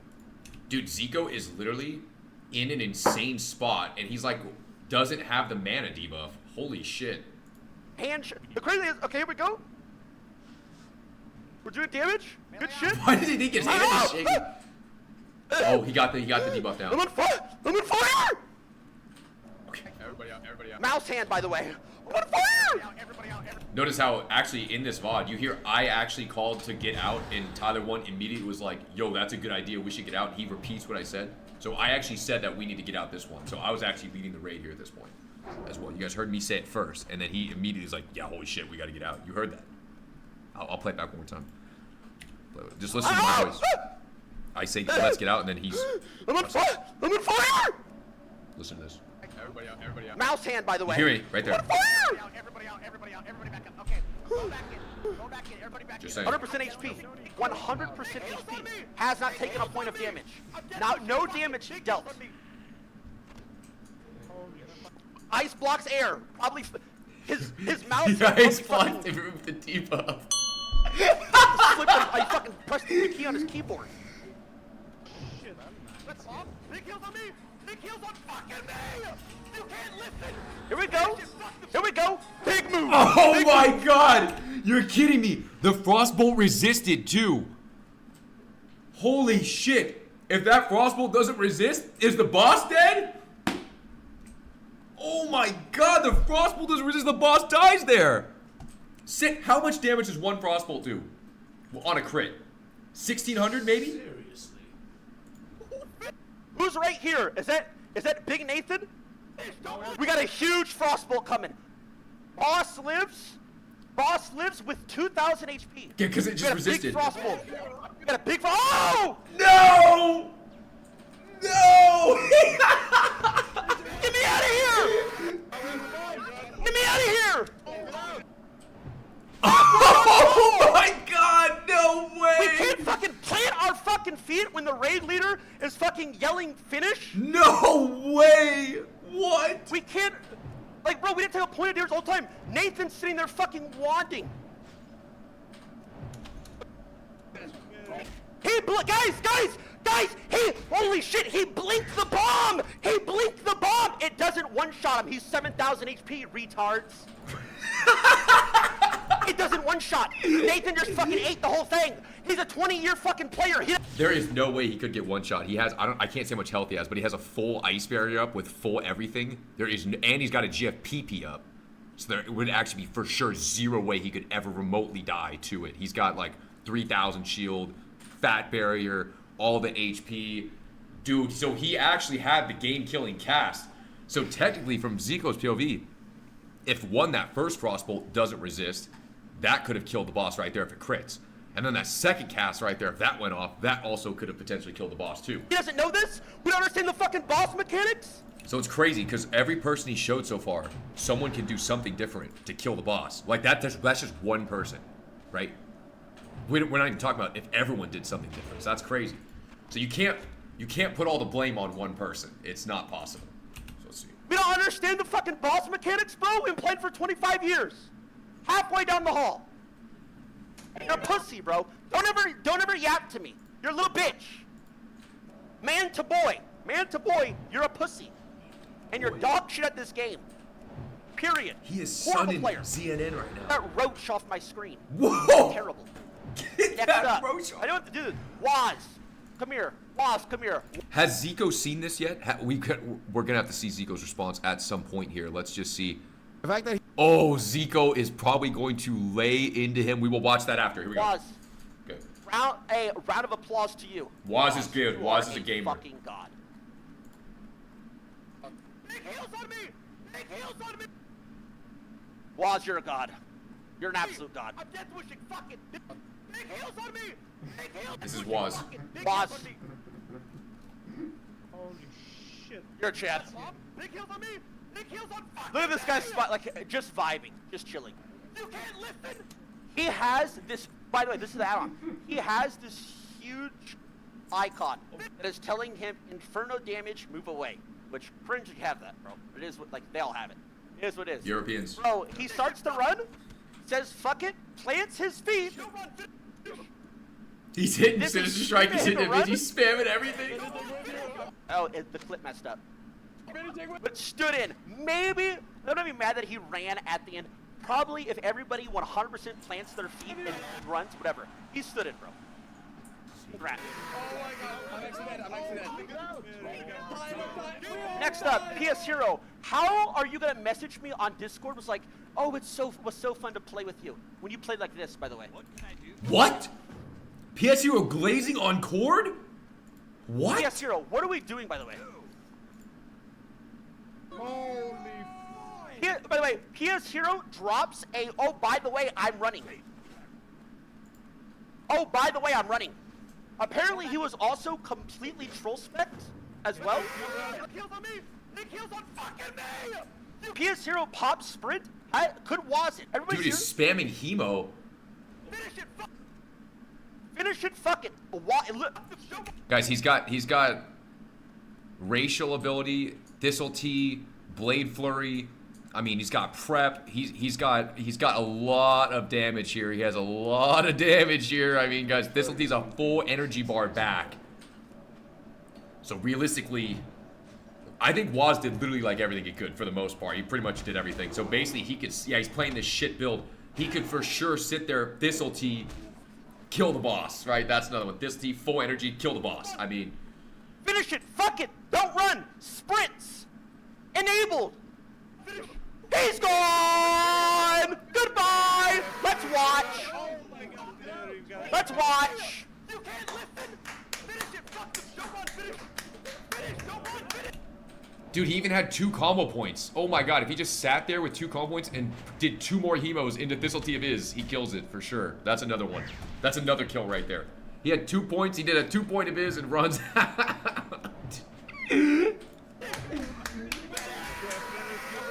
What are we doing, bro? Again, I don't understand about his specs. I don't really care about people pressing all their buttons. Whatever, bro. Dude, if I'm screaming fucking stay, what are we doing? This is actually just grief. And most of these guys are fucking super sweats. I don't give a shit, guy. I get it's like spontaneous, so you have to like decide. How are people that did the mechanic roaches? It's because I mean, we could have easily killed it. Like if we all fucking died and let's say the boss had like 50k health, then it's a lot easier to say like, okay, that was really stupid. But it literally had 1600 health, which, and as we've seen, every single person in the game that we've watched could do something to find 1600 damage. That is why it is a roach. But if it wasn't even close, then this wouldn't be a conversation. If it was not even close, but it was literally like any person could have just looked at the boss and killed the boss. That's why this is considered a roach, but because it was that close. Hard. It is what it is. Otherwise, this would have been like, if the boss had 50,000 health, it'd be like, wow, Tyler, that was really stupid. That was that was really obviously dumb. Like, that's why. I think the whole actual issue was, what was I doing this whole time? Right? If they were listening at any part during this raid, I think they would have listened to this, but nobody was listening regardless. Nobody. Fucking dogs. When did he even call the run? I gotta see. Disgusting player. I'll look at the next clip when he says Terrible. that. Yes. Yapping in my chat, perma. DM me on Discord after. Please go again, bro. Fuck you. Wow. Damn. Yamato, let's just get it over with. Yamato. All right, let's see Yamato. Let's just get it over with. Yamato, his boy. Everything we've done, bro. Everything we've done. I've played League with you fucking freaks after, before. Yamato, I literally saved you from certain death. And you won 100% HP with free shield. Run the fuck away. Let's see. Okay, let's see. Bro, maybe I'm just built like way different. Maybe that's what it is. You can't listen. Finish it, fuck. Like every. What? You can't turn around. Frown. Whatever. We drop a smile here. I mean, he hit a lot of buttons. He hit like a bunch of shit. So I mean, all right. Oh my god, bro!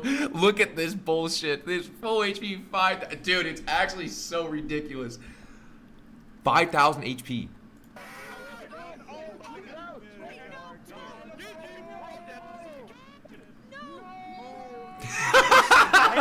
Are we like embarrassed? Is that what that is?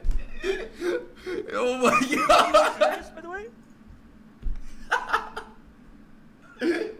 Again, this boss lived with 2,000 HP. 1,600. 1,600. Every number matters. Guys, there's an ad that's gonna run. Holy shit, that is legendary. Holy shit, that is legendary. Oh my god.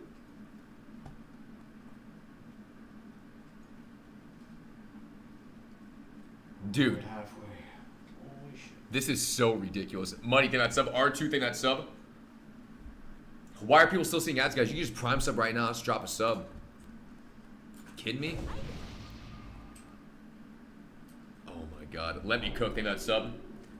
We got to see my POV again. We got to see my POV again. I mean, I mean, some of these perspectives are tough to watch. Tough to watch. I mean, this is. Yamato did a lot here, though. I mean, he's got a lot of shit on cooldown and stuff like that. All right. Nick, then those 5 get the subs, baby. Testorino, then that prime. Breathe, then that prime sub. Let's see. Raise, then that resub. Well, all right, we'll see. Yo, Dusky, then that prime. It's not more ads than the Super Bowl. Bro, my YouTube editor just messaged me some fried shit. What is going on here? Dude, I don't even know if I can show you guys this tweet here. Raphael, think that sub. Almost Mac, think that resub. What did Ed say? I'll show you guys in a sec. Yamato did less damage than Tonka. I mean, guys, the damage meters, I mean, that's the damage. That's what it looks like right there. So, not everyone's going to be pumping. Surgical in the 5 gifted. Okay, let's see. Guys, I got this tweet right here from my YouTube editor. Apparently, Pokimane tweets, "Please stop assuming I'm dating someone just because we interact. I'm happily single, and it can be disrespectful to the guys because y'all don't always know their relationship status. I'll update y'all when I get married, though." And then Ed was saying, "She has 6 messages in your chat. Is she talking about you?" What? Yeah, guys, if you didn't know, Pokimane was actually in this chat, and she is a sub. And she did talk in the chat. Not sure if Pokimane's ever talked in your guys' chat, but she wasn't here, so. Anyways, let's lock in on that, okay? 2,000. Imagine if anybody decided to just fucking listen. You gotta press buttons, bro. Just fucking stand there. Sweet, let's get to subs. Okay. Yamato instantly just. It is what it is. Gordon's a god. Gordon, shout out to you, bro. You're a god. I respect you, Gordon. Gordon, you're a god. Gordon's in cat form, yeah. Again, I'm a little bit like funny. I feel a little bit funny about some of these clips because, you know, because it's like he stayed for sure.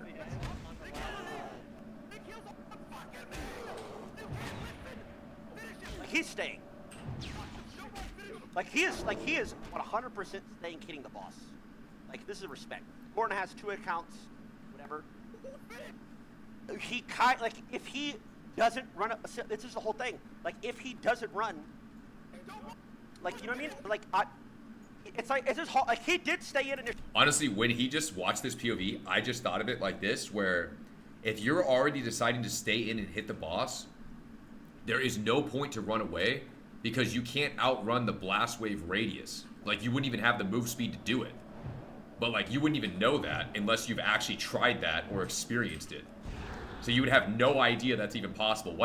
Maybe you've already taken 2 ticks, you probably couldn't even get out of range of the ticks that would kill you. So even remotely turning around would be stupid because it doesn't do anything. You could just sit there and keep attacking. I didn't even think about that. I wasn't even sure if you have like a move speed increase, but I don't think I think that happens to me where I can't. There's no way I can even get back to the boss. So I didn't even realize that until I saw Gordon's POV of that, where I was like, oh wait, why would he? Can he even outrun the 5th tick? I don't even know.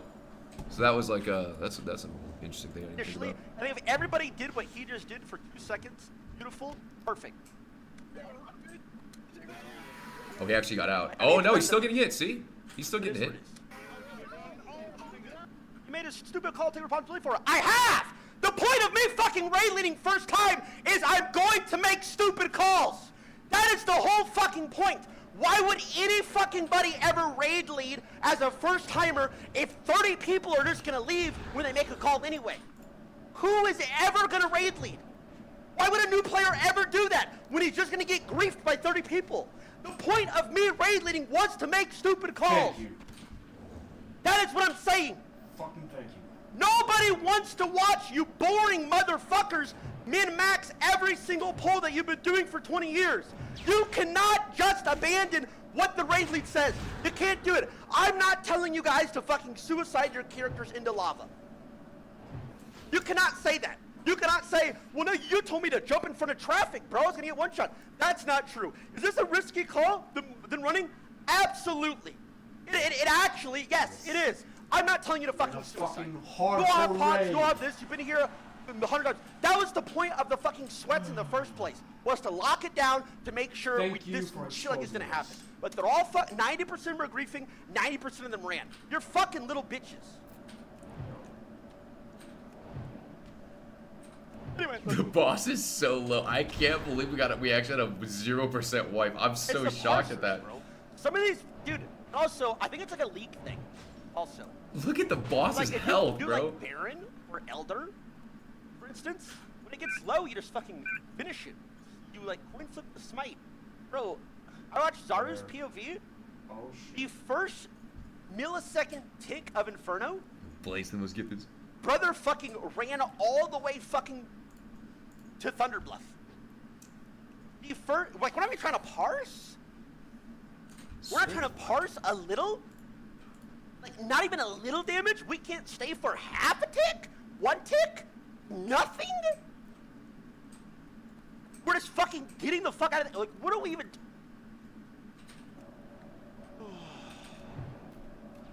So just fucking garbage, all these people. Blows my mind.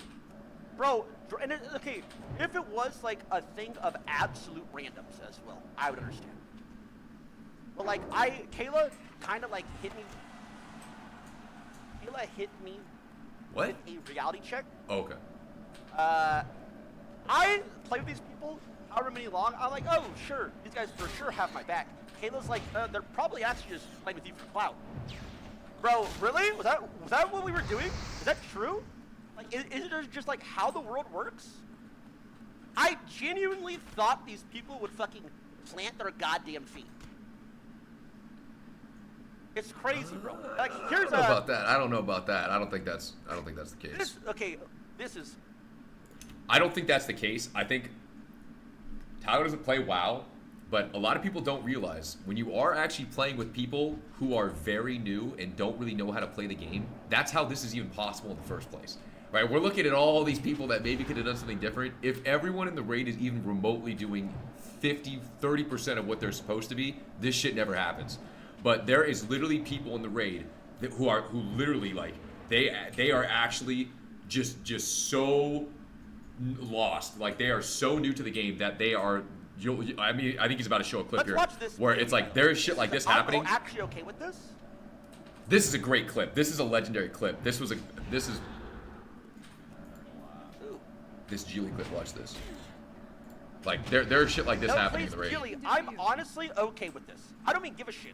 Like, watch Here's my this, problem. Geely. Like whatever she's going. Like, she gets an auto attack, right? Oh no, this is early in the fight. Just watch this. Bro. I don't know how this. She just stops autoing. Right here, she's not autoing. Not autoing? Look at her character just like standing there. From 30, 40%. I don't even give a shit that she's literally not autoing. I don't care. Whatever. Like, the boss are like 40%, right? Standing. And then when she smiles, it's like so wholesome. I don't know, it's such a like a genuine like, yo, this is getting exciting, right? But she doesn't know she's not fucking auto attacking. So if she's auto attacking the boss from 40%, do we think the boss dies? Is there any way the boss dies? Is there 1600 health from 40% to 0? Right? That's what I'm saying. So that's why it's like, and this is just, we don't even know what the other 39 people look like from what they're seeing, but it's like, yeah, there's literally something that can be done everywhere. Okay, so whatever. The bomb's coming towards her. There is no way she knows this. She does not see the bomb. She does not know the bomb's coming. I'm not buying it. She doesn't even notice she's not auto-attacking. She has no idea the bomb is close. I think she sees everybody else start running. So then she runs.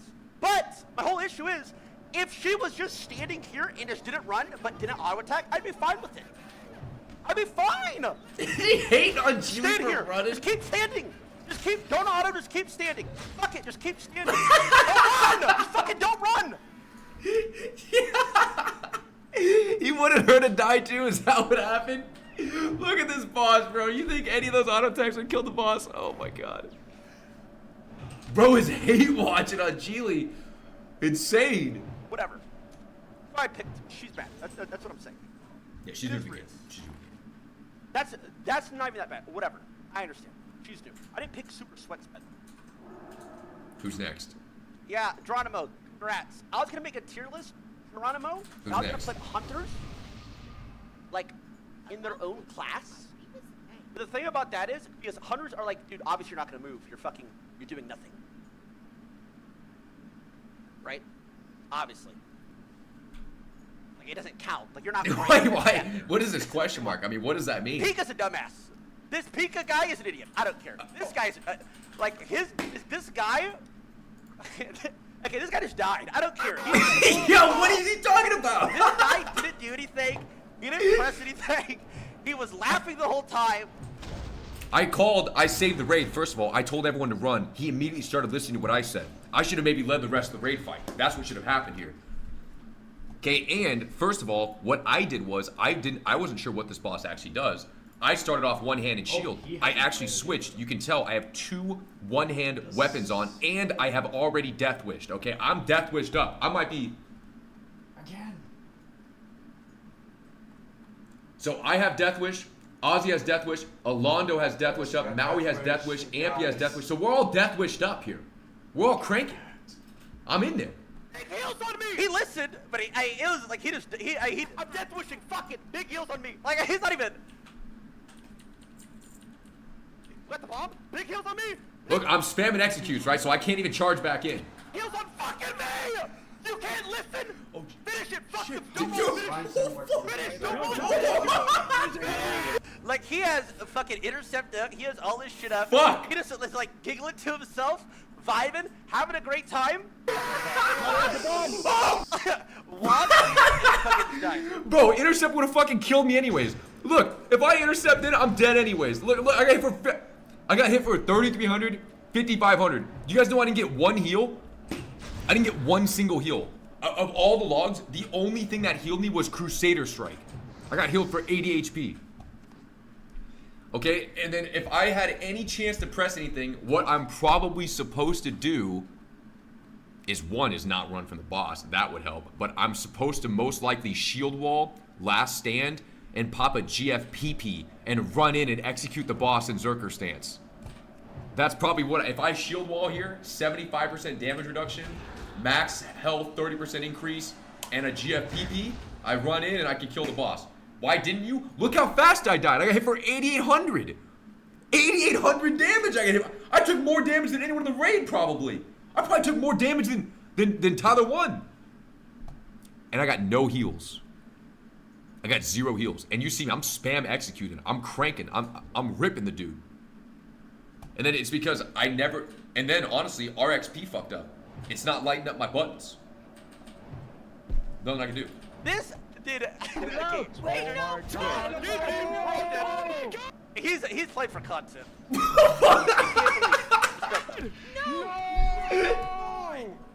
Oh my god. Hubert was a good one as well. Hubert fought his demons and won. Hubert did really well. Good job. Put a fucking question mark next to us. Guys, I was in there. Okay? At least I sacrificed my character going in.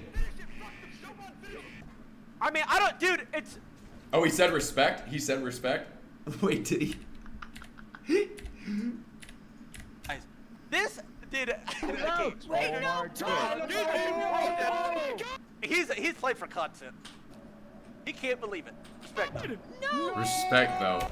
Guys, you saw how fast I died. I got hit for 8,800. I don't think there's anything else in Classic WoW that can hit you that hard, besides the EPL patrol pad that is overtuned to shit, and that kills you through feigned death. Nothing else in the game can hit you that hard. I promise, seriously. It's completely insane. Guys, there's casual ad run going on here. Guys, imagine if I didn't die here. I fucking sent it, though. That was a legendary time to die. Oh my gosh. Oh my gosh. Legendary. I actually thought I couldn't intercept. I thought I was out of rage. Because I dumped it on my exit. I swore I didn't have any rage. Dying with the Carhartt on too? That is some grown man shit. Charging back in with the Carhartt on, you see it right there. I'm the only dude wearing Carhartt in the whole raid. He put a fucking question mark. That is insane. Oh my god. Rage posted intercept? No, I needed to shield wall or something. Dude, I literally got hit for 8,800. Shield wall 75% damage reduction, 30% max health last stand, GFPP 3k damage absorb. I run in and I kill the boss with a one-hand shield on execute in Zerker. That has to be it. I would have 0 rage, but at least I could walk in and tank the hits long enough to maybe get 1 heal from a single healer, which also probably looks impossible unless Hydra decides to save me. Actually, I'm probably fine if I have shield wall, but I didn't think to hit that. I never practiced that roach out combo. I mean, you know what I mean? I'll explain my roach out combo in a sec after this. That was last tick. I got hit by 2 ticks, so if I shield wall 2 of the ticks, I probably live. Or my roach in combo. Yeah, that would have been. Do you think you weren't locked in? Well, bro, I never practiced that. Like I said, guys, if you play hardcore, one thing you should actually think about is when shit is all going wrong, what you need to actually press. Because before, when I was playing this, my oh shit button is Control S, Control 0, Control R, Alt E, R, Alt E, and Alt 7. I would hit all those buttons in a span of 1 second. And that's shield wall, fear, swiftest pot, target dummy, switch to Zerker stance, use blood rage, get the intercept off, back to D stance with Q. But here, I would have to hit Control S, Control F, and Control S, Control F, Alt R, and then I would go into Alt E 6 as I'm walking in. That's what I'm doing. But you wouldn't know that unless you've actually thought about it. And that would be shield wall, last stand, GFPP, switch to Zerker stance, maybe even R6 to get blood rage for an execute, but I'd walk into the boss and execute him in Zerker. Yeah. Which actually probably couldn't even happen because I'd lose all my rage, so I'd have to hit even Control S, Control F, Alt R, and then it'd be dash R6, probably. Because I couldn't intercept. You just walk through it. That's probably what it is. Control S, Control F, Alt R, dash R6. That's it. That's what we should have done. In hindsight, yeah. Pandemic thing on this episode, it was close. It was close. Yeah. Oh my god. Hubert was a good one as well. Hubert fought his demons and won. Hubert did really well. Good job. Good job, hubby. I'll say good job. Hubie. Here we.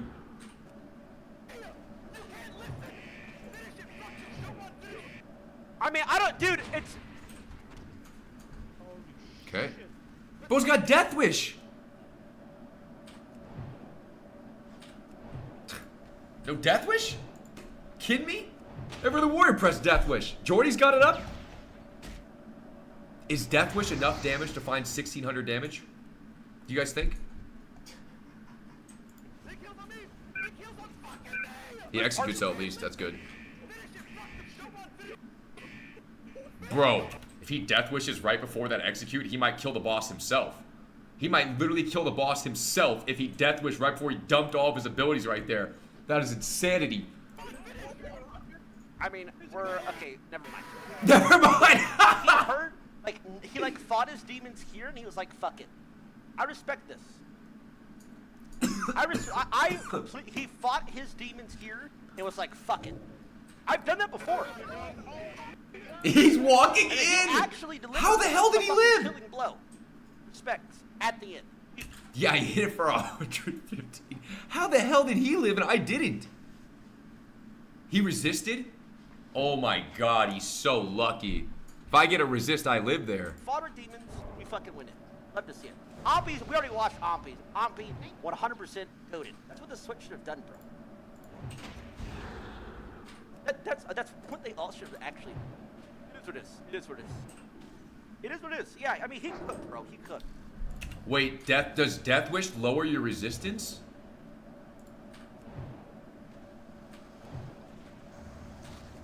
Jesus Christ.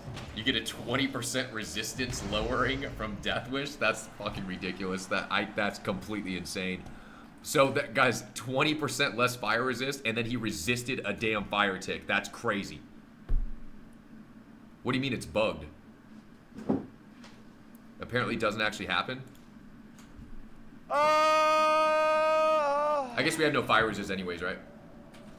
Ozzy was iffy, bro. Let's see Ozzy. What did Ozzy look like? Ozzy was iffy, dude. Bro, we jumped into the fucking death arena together. Well, I didn't jump. I would have jumped. Like, you were risking your character for fucking Yamato with Gordon. I was there. We did.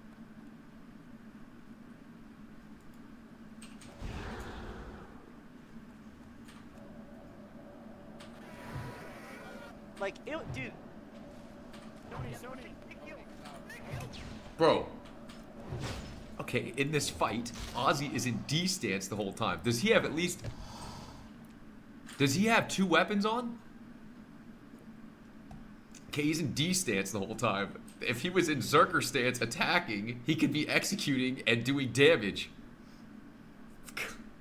See, I was in Zerker. I was like attacking. I'm in Zerker stance.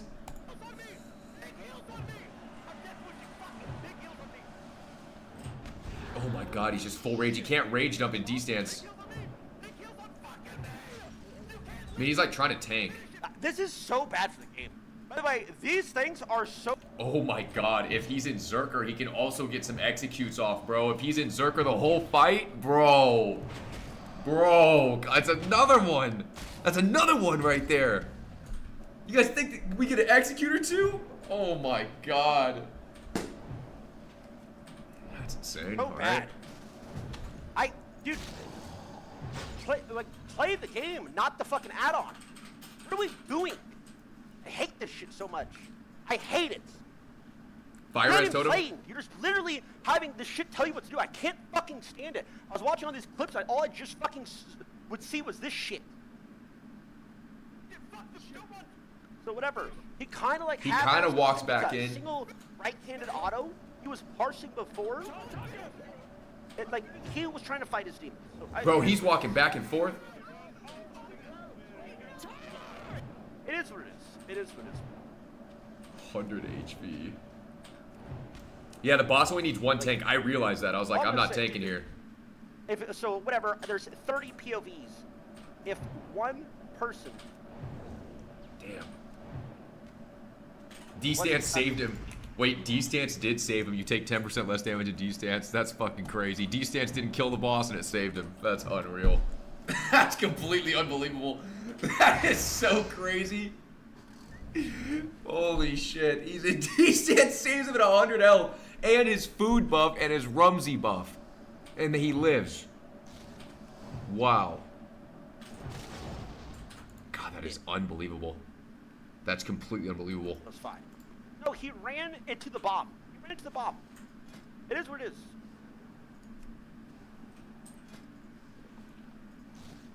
Anyone was the only one killing you in the last 6 seconds? Was that it? Is that the whole reacts?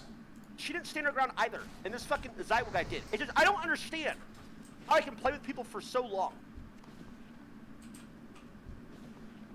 Is that pretty much it? It is, like, dude, if you watch a range POV, I'm literally swinging my cock on that fucking boss for 20 seconds alone. Not 20, like 5. It is what it is. Guys, I think he might re-level. It sounds like he might re-level from what I'm getting at here. Yeah. I'm thinking he's going to re-level. That's what it sounds like. It is what it is. I was gonna say, bro, like, what's the point? Like, this is why I'm not playing again. I said I was gonna play with Caleb maybe if we can find the time at night. But what's the point, bro? The only reason I would play is so that I could grief these guys if I ever made it back to raid. I would actually get the bomb and run into all of them. If I'm playing for that, is that even worth it? Like, it's probably not. I can't be fun. They're all pussies. They're all losers. They cry about everything, bro. No adaptability. Can't do shit. Right? You would be like, well, dude, you were the, by the way, raid leader / war chief. Guys! These guys were crying about, like, events and shit. Bro, there was one held event. One. It was the hide and seek.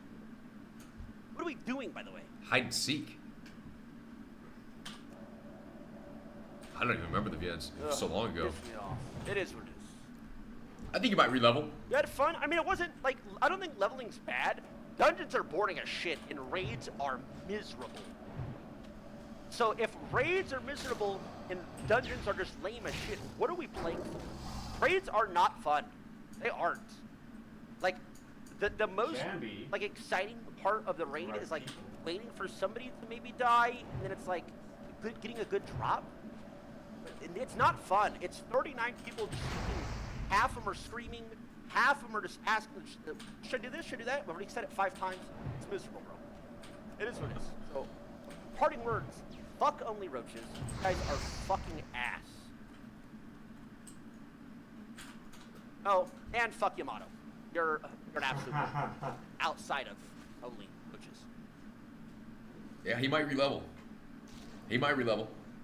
I can see it. Screaming all raid? These guys weren't listening. Bro, halfway through the raid, Ozzy just started. This guy's saying all these other idiots are screaming, and then someone said, "You're screaming the whole time." Isn't he the guy screaming on the boss? Like, pulling shit by himself. Geronimo started pulling shit by himself. Guys, pass out in the loot. 3 people run and pull a fucking core hound. What? Like, it is what it is. Cringe, bro. Watch Alondo. Was that the whole clip? Guys, he went in on Zico. Let's see what Zico says in response to Tyler 1. I feel like Zico is going to have some words for Tyler 1 here. I feel like he will not take that. Let's just see what he says. He says, I'm shaking and I'm trembling and I misclick my ice block. When I ice block the fucking debuff that drains my mana so I can continue to do damage. I mean, it's like watching a bronze player try to backseat Faker. It is what it is. Out of everyone in that raid, I had the best positioning. I was the only one who stood at a spot where you can't get hit by the fucking Inferno, even if the boss is tanked in the worst spot possible.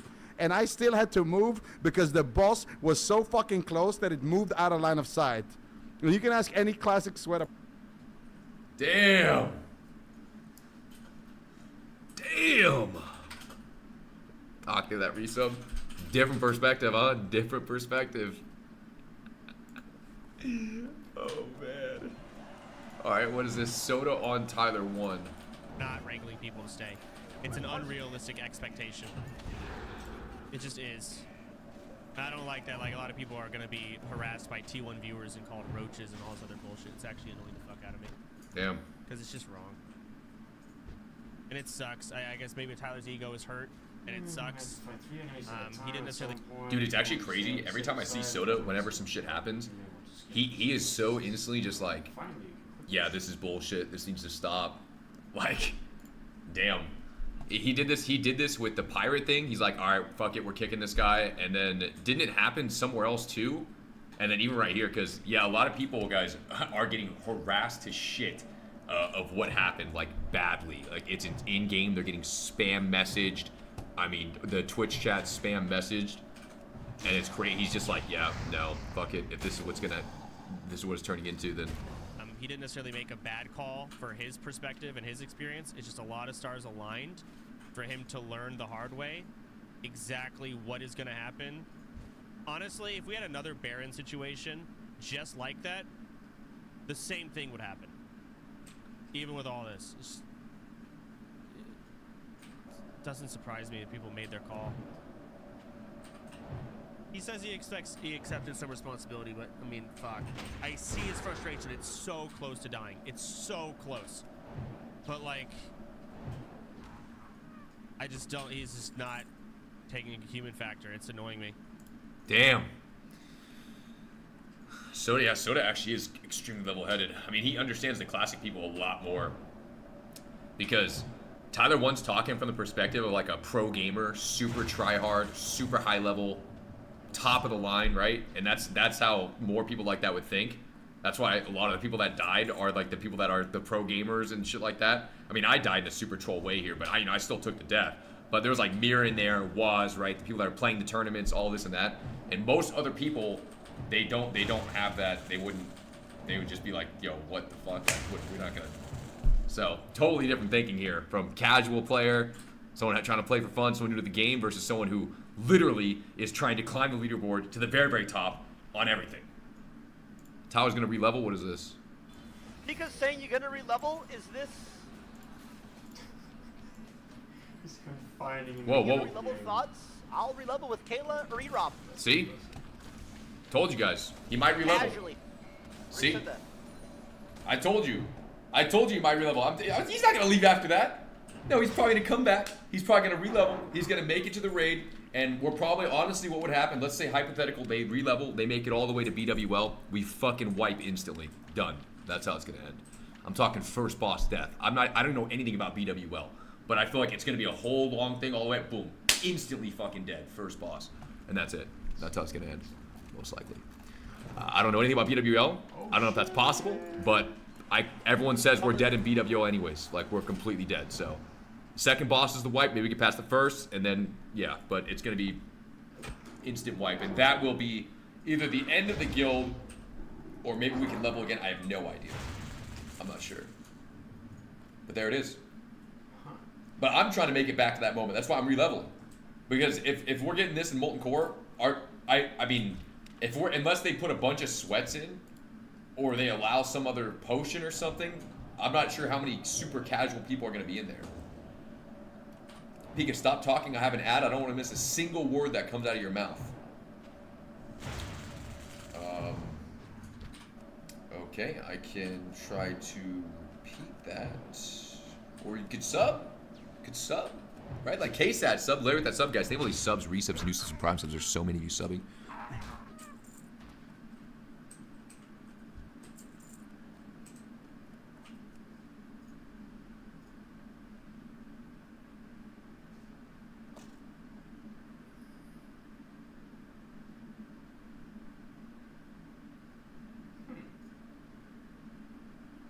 Like, I'm just being honest with you. Like, whenever I would go to, like, certain countries, their weed was so fucking garbage.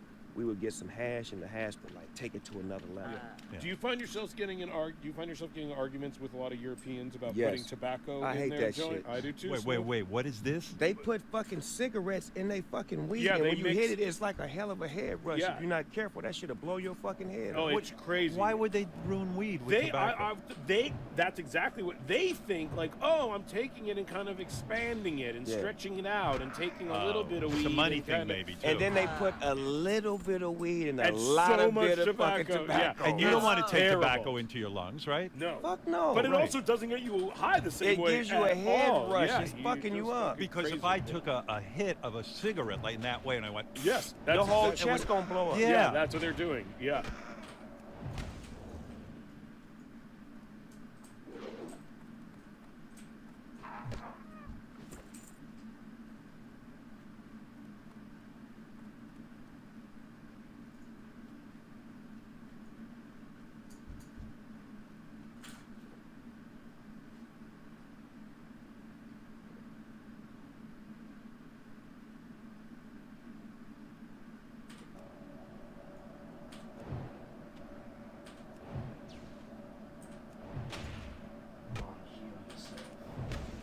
dare you?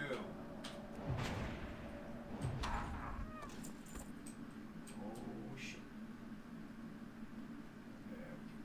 It's okay. It's okay.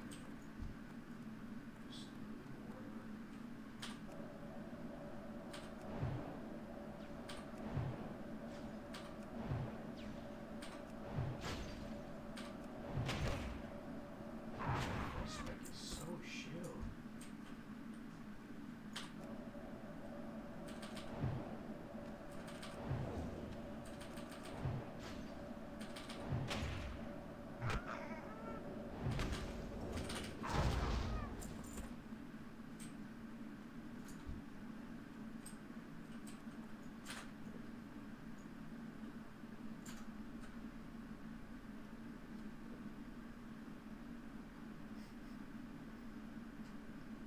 What is this?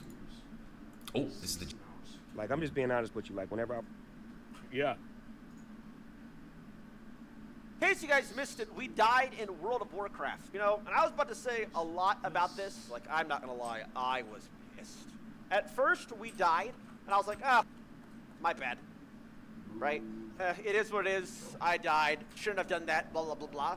But I, like, dove deeper into it, and I actually watched, probably out of the 39 different people's perspectives, I watched probably like 30 people's perspectives.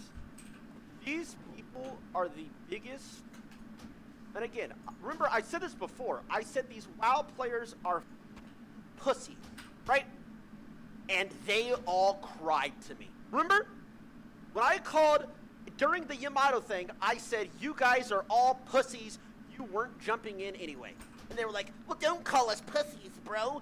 No, you don't know. What are you layered? Like, they are absolutely pussies. I told myself I wasn't going to crash out. I'm about to crash out. Like, I made a whole notepad of exact timestamps of what I've done. I'm better than that. It was some of the most degenerate shit I've ever seen in my life. First of all, like, obviously nobody listened to the call. There were a couple good people that did listen to the call. Whatever. Was it a bad call? I don't think it was necessarily. It was 100% late. Yes. But that is the point. You stupid, degenerate, bitch-ass WoW players. That is the point. Me raid leading. That is the point of a new player even raid leading. To cause bad situations, right? And if you just see a bad situation and you're like, that, I'm not following, it's a bad call, what is the point of even having new people raid lead if you're just gonna say, nobody wants to sit there and watch you disgusting sweats, min-max molten core for 20 years straight. That's why nobody watches in the first place, until OnlyFans. So if you're just gonna roach out when something goes wrong and blame a bad call from a person who's never raid led in the first place, why are we even here, right? Like, I was reading so much, like, by the way, my Twitter is just spammed. Well, he should have pulled the boss back. Yes, bro, in a perfect world, I would have pulled the boss back. I f***ed up. So what are we gonna do about it? Are we all just gonna stop playing? Apparently, because if things don't go pixel perfect for these WoW freaks, they just leave. That's one thing. And then, bro, by the way, are we playing World of Weak Aura? World of Add-on, bro, I was watching 95% of their POVs, and there's this like huge pop-up that like pops on the screen explaining every boss mechanic in real time. So for instance, that thing started happening, a huge pop-up this big appears and is like, run away! Why are we even playing? You know, what are we even doing, by the way? It's called like deep humorism, but why even play? The Weak Aura add-on is playing the game for you. What are we doing? So 90% of the people had this on, so I'm saying, stay. They can't even see their screen because it says run away. No, I'm not even lying. It is taking up their entire screen, just telling them to run. Just the most degenerate, zero IQ, non-adaptable shit. And these guys want to sit their big bets. Like, yes, okay, there's some bad players, which, by the way, I'm just going to say it. Yamato. I don't give a shit. I'm crashing out. Yamato. Bro, you're a pussy. Everything I've done for you, bro, and to watch your VOD and what you did, to see me begging for people to stop running and to come back, and you are 100% HP watching from Brill.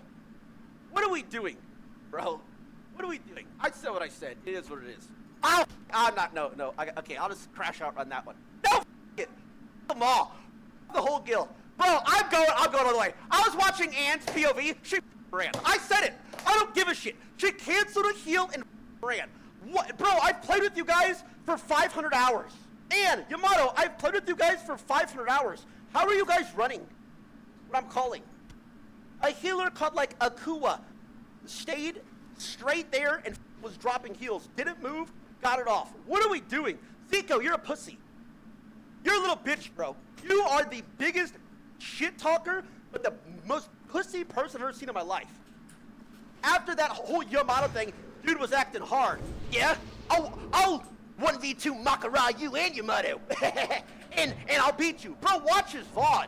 He didn't take a single point of damage the entire boss fight. Not 1 point of damage. Not 1 point. None. 100% HP the entire fight. Ran down the hallway, double blink. Bro, these guys shit on Pirate for doing the same thing. What are we doing, by the way? Like Pirate got hate all across the internet for doing what 90% of these people just did. The cringiest shit, bro. But for instance, go watch Nathan's POV. Oh, I'm full crashing out. Pull up the list. I'm full crashing out. I don't give a shit. They're all ass. I don't care anymore. I'm sending it. You're pussies, bro. You're all pussies. It is what it is. Look, watch Nathan's POV. Watch this god. Yeah, I want to be more man, but I don't care anymore, bro. Watch Nathan's POV here. Watch what this Chad does. And again, Nathan, you know, he's a grown-ass man. That's the thing. Nathan has responsibilities in life, bro. He does. Watch this shit. Watch what he does. I don't give a shit. It is what it is. I'm not playing with these freaks anyway. Like, bro, Kayla said that she would, that we could maybe work something out where she could, like, because we don't want to, like, I said I would play again if Kayla and E-Rob played. But honestly, that'd be pretty fun. Maybe still on the table, but it has to. Like, we talked about it. We'd have to start at like 7 p.m. and go to like midnight after Sailor's asleep. We don't want to sack hours, like with Sailor to play. Which, by the way, like these raids are miserable anyway. They are, bro. These guys don't shut the f up. None of them shut the f up. 30, like I thought it was just, oh well, Soda. I was playing that first Soda poppin' raid. I was like so bored halfway through. I was like 60 beats per minute. People were just yapping the whole time about irrelevant shit, backseating, just doing all this cringe shit. My raid was the same thing. I watched the Miskiff raid. People were doing it as well. People ask a billion questions. Bro, if I can shut the f up during Soda Poppin's raid, I promise you can shut your mouth. I promise you can. I promise your 50 viewers do not give a shit, right? I promise they don't. And if they do give a shit, nobody else cares. That's why you only have 50 people watching. Like, shut up, man. Respectfully. And again, I'm full crashing out. I don't care. I don't care. I don't care. I can't stand any of these people. Okay, not any of them. Anyway, sorry, I got sidetracked. Sorry, I have all this pent-up rage from like Friday, Saturday, Sunday. I don't care. Like, I'm not saying my call wasn't the Like, bro, I'm not telling them to jump into lava and suicide. Is it the best call? No. It was the boss in a position? Yes. Can I play it better? Yes. At the end of the day, I called these people who were supposed to be like sweats to back me up and help, and 25 people ran. You're pussies, Only Roaches. Name swap, please. If Soda Pop and name changes the guild to Only Roaches, officially, maybe I'll come back. Anyway, sorry, I got sidetracked. Do it. Anyway, Nathan's an absolute Chad. Like, Nathan's an absolute Chad. Nathan's in the front of it, taking damage, whatever, completely out of mana. Watch this. He turns around perfectly out of range. He starts wanding. He starts, I'm yelling, finish, don't run. He turns around and starts wanding. Like, bomb, who gives a shit? Gets hit by the bomb anyway, whatever, lives. Giga Chad. Yeah, he's 0, that's what I'm saying. He's 0 mana, and he still turned around and wanded. Beautiful. Thank you, Nathan. You are a god, bro. Respect to you, Nathan. That is what I'm talking about. Good job. Respect, bro. Now, let's watch somebody who has mana POV, shall we? This is a super sweat, by the way. Zico, sweat, by the way. This must be a super sweat, apparently. Apparently. By the way, also in this fight, he got gapped and damaged by Nathan and guess who else? Menko. The League of Legends Teemo One Trick. The Teemo One Trick. First time on WoW, died 10 times. 10 times. He was closing his eyes and picking a random class. By the way. Just saying. Go back in. So whatever, I mean, I want a mouse cam here from Zico. Dude, start showing your like desktop, or excuse me, your like desk on stream, please. He had to be shaking, bro. He had to be shaking because as a suit, like, again, I'm not gonna flame the like non-sweats for like button presses or anything like that. It is what it is. Like, there was a hunter that didn't auto at all when I was fodder viewing. I don't know what happened. I don't know what happened. This Jilly girl, by the way, I'll watch her say it. She literally didn't auto for like 30 seconds. I was like, wait, what? I'm not even mad about her not autoing. She ran. Why are we running? Anyway. Do we bury her? So whatever, doing this whatever shit. Not a point of damage at any point. Hand shaking. The crazy thing is, okay, here we go. We're doing damage. Good shit. Oh! I'm on fire! I'm on fire! Everybody out. Mouse hand, by the way. I'm on fire! Everybody back up. Okay, go back in, everybody back in. 100% HP, 100% HP. Has not taken a point of damage. No damage dealt. Ice blocks air. Probably, his mouse hand probably slipped and I pressed the key on his keyboard. Let's stop. Big kills on me! Big kills on me! You can't listen! Here we go! Here we go! Big move! Big move! Who's right here? Is that Big Nathan? We got a huge frostbolt coming. Boss lives with 2,000 HP. We got a big frostbolt. Oh! Get me out of here! Get me out of here! Halfway down the hall! We can't plant our feet when the raid leader is yelling finish. We can't, like, bro, we didn't take a point of damage all the time. Nathan's sitting there wanting. Holy shit, he blinked the bomb! It doesn't one-shot him. He's 7,000 HP, retards. It doesn't one-shot. Nathan just ate the whole thing. He's a 20-year player. He doesn't know this? We don't understand the boss mechanics? Bro. We've been playing for 25 years. Halfway down the hall. You're a pussy, bro. Don't ever yap to me. You're a little bitch. Man to boy, you're a pussy. And you're dog shit at this game. Period. Horrible player. That roach off my screen. You're terrible. Next up. I know what to do. Waz. Come here. Waz. A round of applause to you. Waz, you are a god. Waz, you're a god. You're an absolute god. I'm death wishing. Big heals on me. Big heals. Death wishing. Big heals on me. Holy shit. You're Chad. Big heals on me.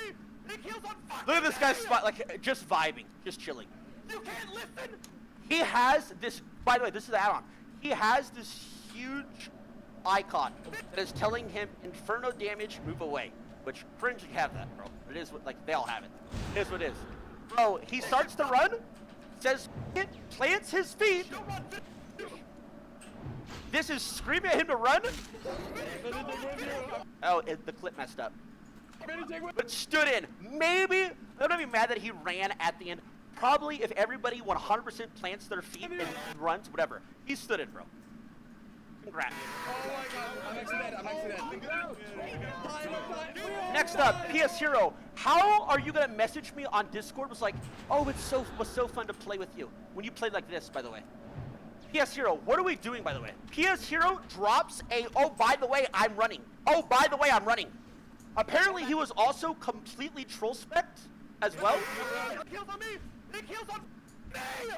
PS Hero pop sprint. Could was it? Everybody's here. Finish it. Finish it. Finish it. Don't run. Sprints. Enabled. He's gone. Goodbye. Let's watch. Let's watch. You can't listen. Finish it. Don't run. Finish. Don't run.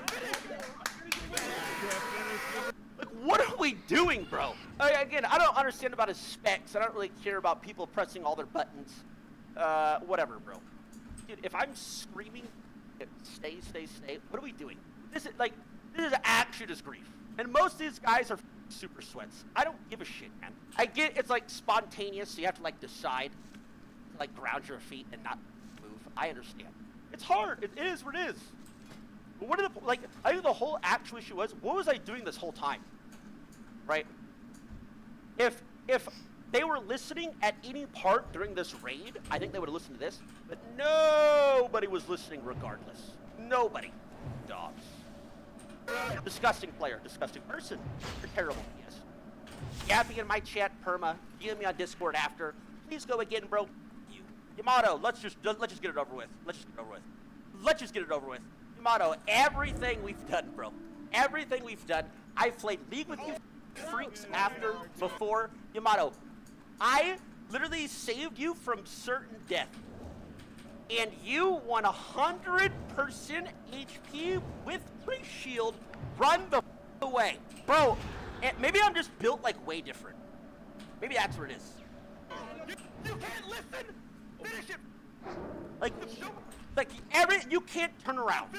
Whatever. We drop a smile here.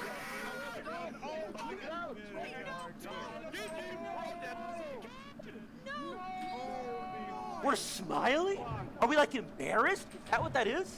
Real? Are we serious, by the way? Again, this boss lived with 2,000 HP. 2,000. Imagine if anybody decided to just listen. You gotta press buttons, bro. Just stand there. It is what it is. Gordon's a god. Gordon, shout out to you, bro. You're a god. I respect you, Gordon. Gordon's a god, but dude, again, I'm a little bit like funny. I feel a little bit funny about some of these clips because, you know, because it's like he stayed for sure. On the last card. Like he's staying. Like he is 100% staying kidding the boss. Like this is respect. Gordon has 2 accounts, whatever. He if he doesn't run up, this is the whole thing. Like if he doesn't run, like you know what I mean? Like it's just like he did stay in initially, and if everybody did what he just did for 2 seconds, beautiful, perfect. I mean, it's better than most. So it is what it is. You made a stupid call to take responsibility for it. I have! The point of me raid leading first time is I'm going to make stupid calls. That is the whole point. Why would anybody ever raid lead as a first timer if 30 people are just gonna leave when they make a call anyway? Who is ever gonna raid lead? Why would a new player ever do that when he's just gonna get griefed by 30 people? The point of me raid leading was to make stupid calls. That is what I'm saying. Nobody wants to watch you boring min-max every single poll that you've been doing for 20 years. You cannot just abandon what the raid lead says. You can't do it. I'm not telling you guys to suicide your characters into lava. You cannot say that. You cannot say, well, no, you told me to jump in front of traffic, bro. I was gonna get one shot. That's not true. Is this a risky call than running? Absolutely. It actually, yes, it is. I'm not telling you to suicide. You all have pods, you all have this, you've been here 100 times. That was the point of the sweats in the first place, was to lock it down to make sure this shit like this didn't happen. But they're all 90% were griefing, 90% of them ran. You're little bitches. Anyway, let's move on. It's the parsers, bro. Some of these, dude, and also, I think it's like a league thing, also. Because, like, if you do, like, Baron or Elder, for instance, when it gets low, you just finish it. You, like, coin flip the smite. Bro, I watched Zaru's POV.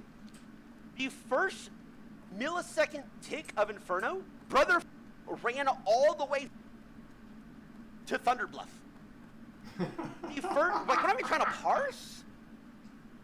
We're not trying to parse a little? Like, not even a little damage? We can't stay for half a tick? One tick? Nothing? We're just getting the out of it. Like, what are we even... So just garbage, all these... Blows my mind. Bro, and okay, if it was like a thing of absolute randoms as well, I would understand. Kayla hit me with a reality check. I play with these people however many long. I'm like, oh, sure, these guys for sure have my back. Kayla's like, they're probably actually just playing with you for clout. Bro, really? Was that what we were doing? Is that true? Like, is it just like how the world works? I genuinely thought these people would plant their goddamn feet. It's crazy, bro. Let's watch this POV, by the way. I'm actually okay with this. No, please, Jilly, I'm honestly okay with this. I don't mean give a shit. Here's my problem. Like, whatever she's going. Okay, whatever. Bro. I don't know how this, she just stops autoing. Not autoing? Look at her character just like standing there. Whatever, I don't even care. I don't even give a shit that she's literally not autoing. I don't care, whatever. She's still just standing, whatever. Still standing. Standing? Okay, so, whatever. The bomb's coming towards her. There is no way she knows this. She does not know the bomb's coming. I'm not buying it. She doesn't even notice she's not auto-attacking.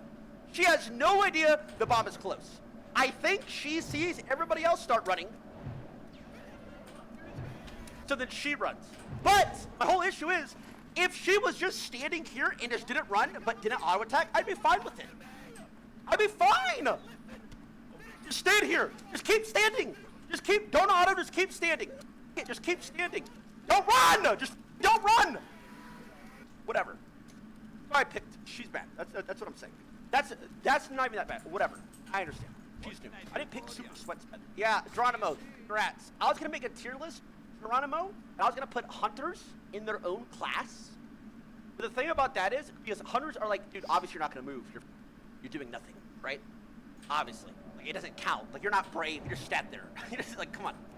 Pika's a dumbass. This Pika guy is an idiot. I don't care. This guy's, like, this guy, okay, this guy just died. I don't care. Like, this guy didn't do anything.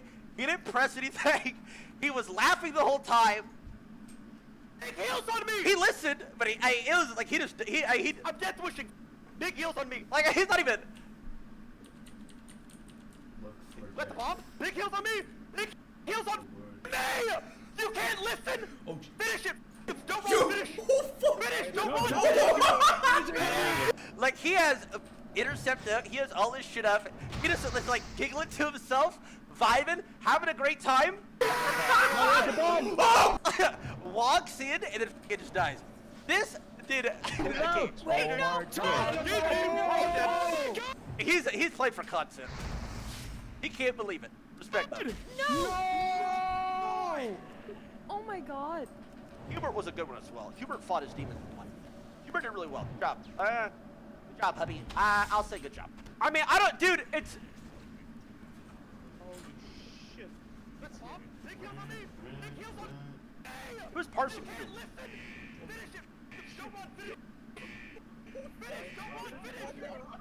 I mean, we're okay. But like, he heard, like, he like fought his demons here, and he was like, I respect this. I completely. He fought his demons here, and was like, I've done that before. And then he actually delivers the killing blow. Respect at the end. We fought our demons. We win it. Love to see it. Ompies, we already watched Ompies. Ompy, 100% goated. That's what the Switch should have done, bro. That's what they all should have actually. It is what it is. It is what it is. It is what it is. Yeah, I mean, he cooked, bro. He cooked. Ozzy was iffy, bro. Ozzy was iffy. Dude, bro, we jumped into the death arena together. Well, I didn't jump, but I would have jumped. Like, you were risking your character for Yamato with Gordon. I was there. We did. Like, dude. Sony. Big heals. Big heals on me. Big heals on me. I'm death pushing. Big heals on me. Holy shit. What's up? Big heals on me. Big heals on me. You can't listen. Finish it. This is so bad for the game. By the way, these things are so bad. Play the game, not the add-on. What are we doing? I hate this shit so much. I hate it. You're not even playing. You're just literally having this shit tell you what to do. I can't stand it. I was watching all these clips, and all I just would see was this shit. So whatever. He kind of like half-ass goes in and gets a single right-handed auto. He was parsing before. Like, he was trying to fight his demons. So it is what it is. It is what it is. It is what it is. There's 30 POVs. If one person wasn't a complete bitch, it was fine. No, he ran into the bomb. He ran into the bomb. It is what it is. Anyone was the only one killing you in the last 6 seconds? I mean, dude, she didn't stand her ground either. And this Zywell guy did. It's just, I don't understand how I can play with people for so long. If you watch a range POV, I'm literally swinging my cock on that boss for 20 seconds alone. Not 20, like 5. It is what it is. I'm gonna say, bro, like, what's the point? Like, this is why I'm not playing again. I said I was gonna play with Caleb maybe if we can find the time at night. But what's the point, bro? The only reason I would play is so that I could grief these guys if I ever made it back to raid. I would actually get the bomb and run into all of them. If I'm playing for that, is that even worth it? Like, it's probably not. I can't be. They're all pussies. They're all losers. They cry about everything, bro. No adaptability. Can't do shit. You're gonna be like, well, dude, you were the, by the way, raid leader / war chief. Guys! These guys were crying about, like, events and shit. Bro, there was one held event. One. It was the hide and seek. What are we doing, by the way? Ugh, pissed me off. It is what it is. You had fun? I mean, it wasn't, like, I don't think leveling's bad. Dungeons are boring as shit, and raids are miserable. So if raids are miserable and dungeons are just lame as shit, what are we playing for? Raids are not fun. They aren't. Like, the most, like, exciting part of the raid is, like, waiting for somebody to maybe die, and then it's, like, getting a good drop. But it's not fun. It's 39 people just, half of them are screaming, half of them are just asking, should I do this, should I do that? I've already said it 5 times. It's miserable, bro. It is what it is. So, parting words, only roaches. You guys are ass. Oh, and Yamato. You're an absolute roach. Outside of only roaches. You're screaming all raid? These guys weren't listening. Bro, halfway through the raid, Ozzy just started pulling shit by himself. Geronimo started pulling shit by himself. Guys, pass out the loot. 3 people run and pull a core house. What? Like, it is what it is. Cringe, bro. I don't care that people misclick or, like, didn't press the buttons. Bro, just listen. Kind of have the same problem in League, too. Yes, Shiro, the audacity to still type in my chat. You are terrible, bro. You popped sprint on the second run call, didn't turn around.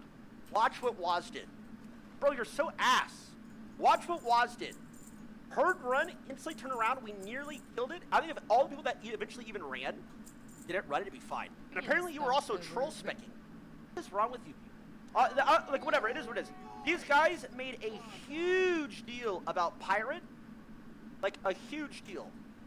He got so much blah, blah, blah, hate, whatever, blah, blah, blah, blah, blah. They did that. You're scum. You are absolute scum. Anyway, yeah.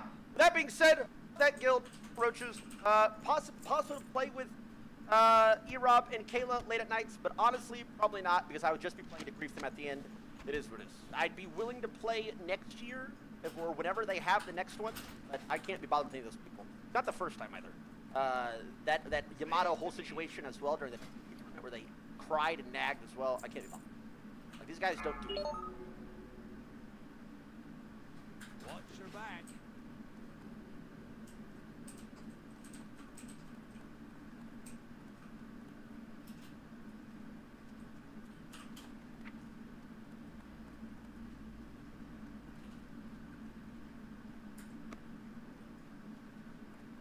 Here they are.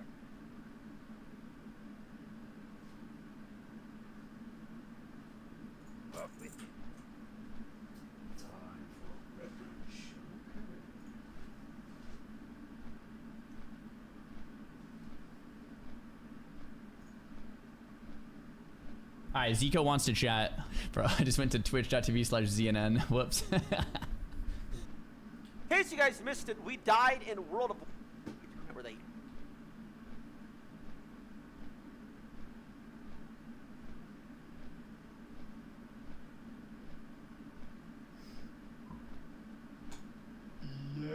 All right, we're gonna do VOD review. The OnlyFangs meltdown. I will do a VOD review of it since it is 11 people getting killed is pretty big. I will look at it. Here we go. Let me just go full video.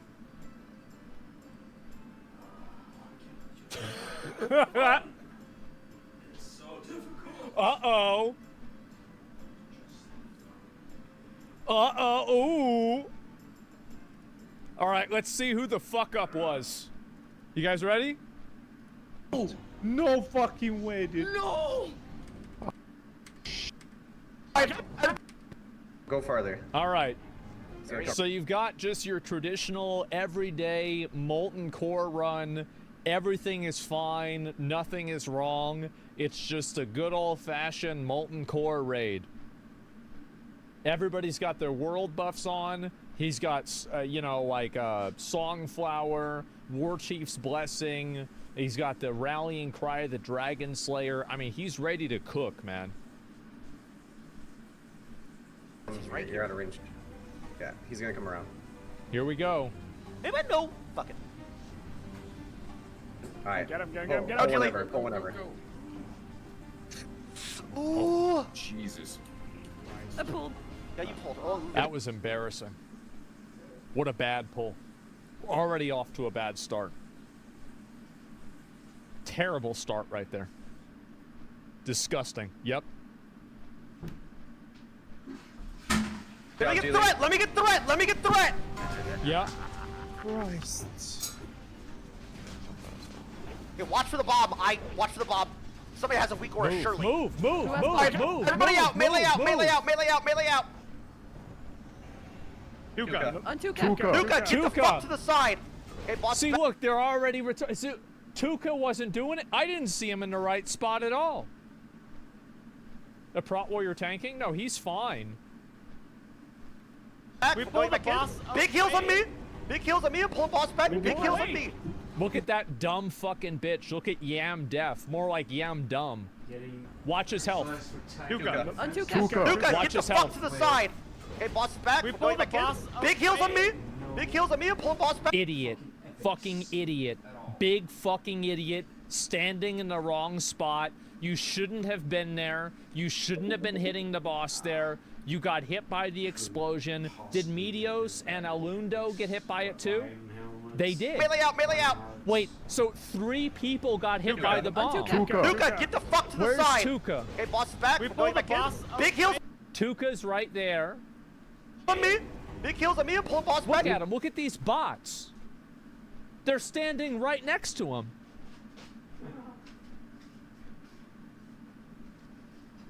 Oh my god. Big heals on me. Bad boss placement? You're right, but they shouldn't have been attacking next to the bomb. Huge heals. All right. Melee out. Oh, oops. Everybody out, everybody out. Everybody out, everybody out, everybody out, everybody back up. Okay, go back in. Go back in. Everybody back in. Everybody back in. I'm dead pushing. Big mistake he made there. So, as you can see, watch his health. This is something that a lot of people don't understand about Baron Geddon's experience. Everybody out. Everybody back up. Okay, go back in. Go back in. Everybody back in. Everybody back in. I'm dead pushing. So the way that Baron Geddon's Fire Nova works is that it does increasingly more damage towards the end of its life cycle, right? So if you run back in early, you're actually risking taking the highest amount of damage possible, which is why he immediately went to 50% health when he started fighting the boss. Why did he go back in? He probably didn't know that. Like, I mean, this is like 7th level fucking esoteric WoW knowledge, right? Like, how are people gonna know that? Big heals! Big heals on me! Big heals on me! I'm death wishing. Fuck it. Big heals on me. That's fine. Wait a second. We had another bomb here. Go back in. Go back in. Everybody back in. Everybody back in. I'm death wishing. Big heals. Big heals on me! Big heals on me! Look at this guy. See him? Watch everybody's health. I'm death wishing. Fuck it. Big heals on me. Idiot.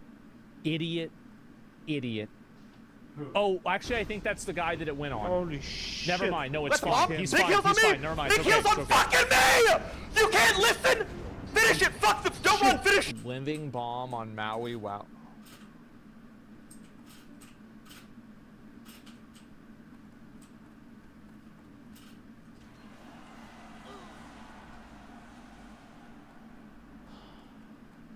Finish! Don't run! Finish! Finish! Oh my god!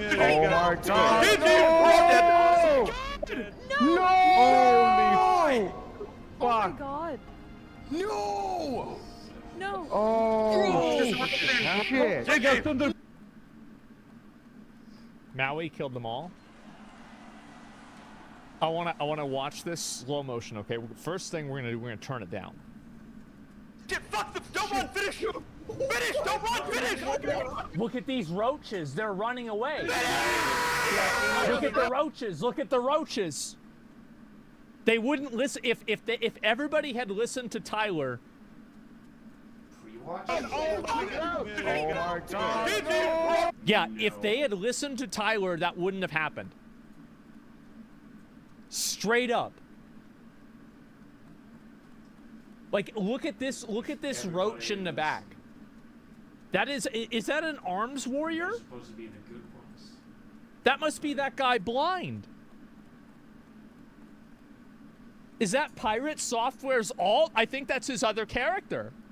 Oh! No! Holy Oh my god! No! So you had two mistakes happen at the same time. Take out Thunder Fury dropped. No fucking way. Wait, what? No! Oh, wait, Thunder Fury dropped? We needed magic dispels. There was all the Who's that talking? healers were out of mana.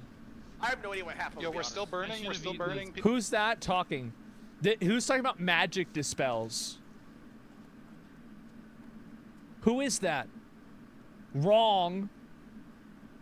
People were still burning. Blind is Zaryu? Wait, wait. So Zaryu ran away? He would have never. No. Big heals on me! Big heals on fucking me! You can't listen!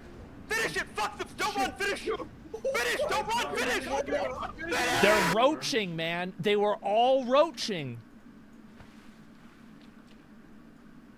They're all roaching out on him, and they let Tyler die. See, Ozzy is a warrior. Gordon is a warrior. Mir is a warrior. Waz is a warrior. Step is a warrior. Hubert is a warrior. Jordy is a roach. Derek is a roach. Blind is a roach.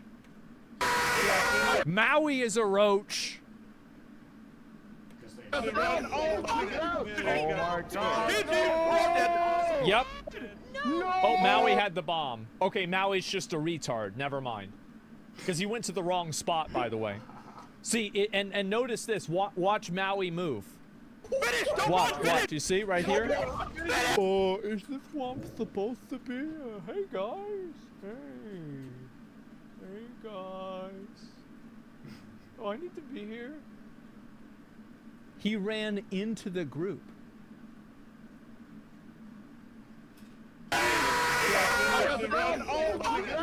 Yeah, yes, Yamdef also roached. He roached. He didn't run away. And you can tell that he didn't he did run away. And you can tell that he ran away because he took damage from the bomb that was in range. That's Yamato? Oh, well, okay, well that explains it. Of course it is. Yeah, so Yamato roached out again. Well, I'm sure he'll find out that yeah, of course he did. Why would Pirate Software do this?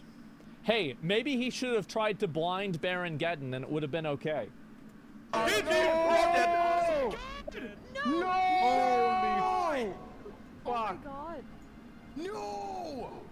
No. Oh, shit. Take out Thunder Fury dropped. No fucking way, dude. No! Oh, fuck. GG. That's it. Magic It's over. dispels. There was all the healers were out of mana. Shut up, idiot. You don't know what you're talking about, you dumb idiot. You stupid ass dumb idiot. You fucking dumb. Like, what do you mean healers were out of... Shut up. I have no idea what happened. Yo, we're still burning. We're still burning. People, we're still burning. Everybody get out! Everybody get out! Don't burn! We're Don't still burn! burning right now. I'm hearthing.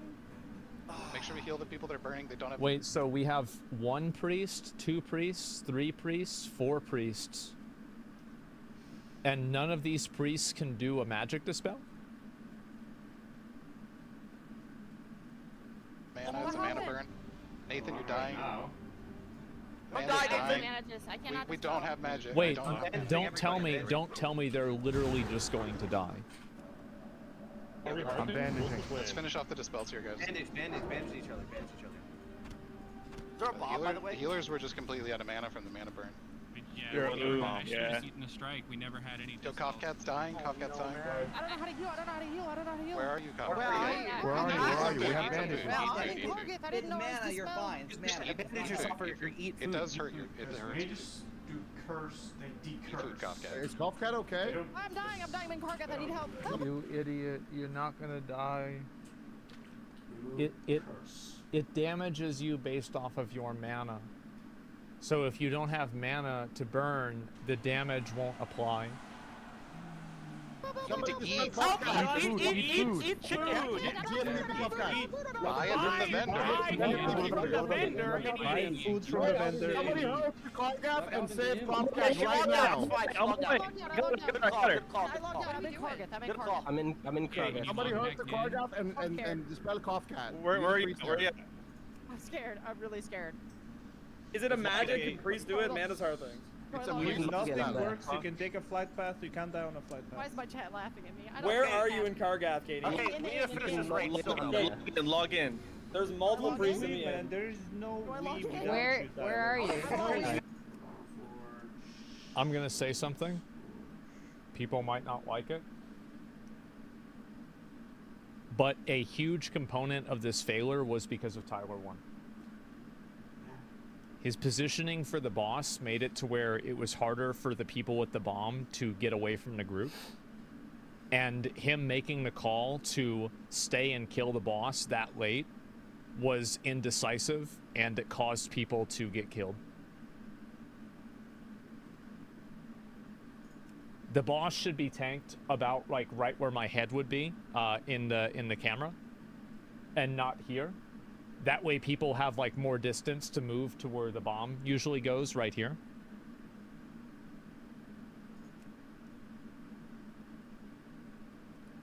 Yeah. Dude.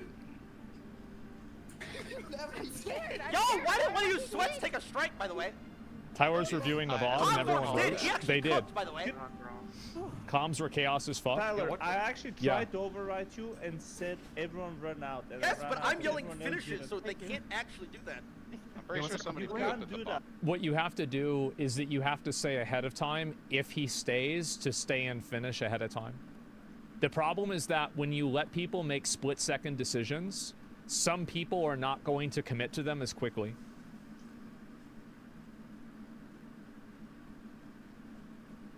I Now we tried have to a fucking override you, bomb. but I they tried won't to listen. tell you guys.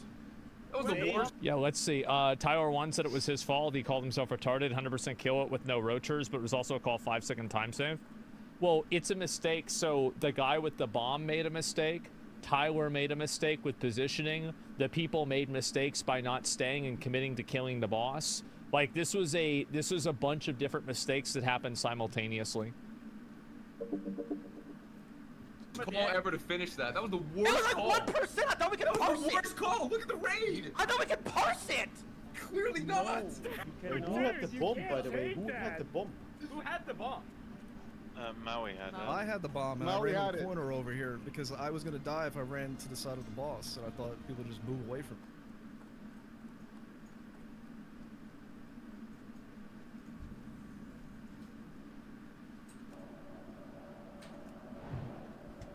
This boss has, this is the thing with Classic WoW, bro. This is a boss that has one mechanic. There is literally one thing for you to do. You do one thing. And he did it wrong. Buff got Most of pulled you into did. the group. Yeah, I most did. of you ran I away. I tried to tell them that you had it and to move away from you, but it was just too late. There's too much yapping going on. I didn't listen. I fucking used it. Dude, I'm so sorry for guys who died. Holy It's fuck, no big deal, bro. What's Soda's name?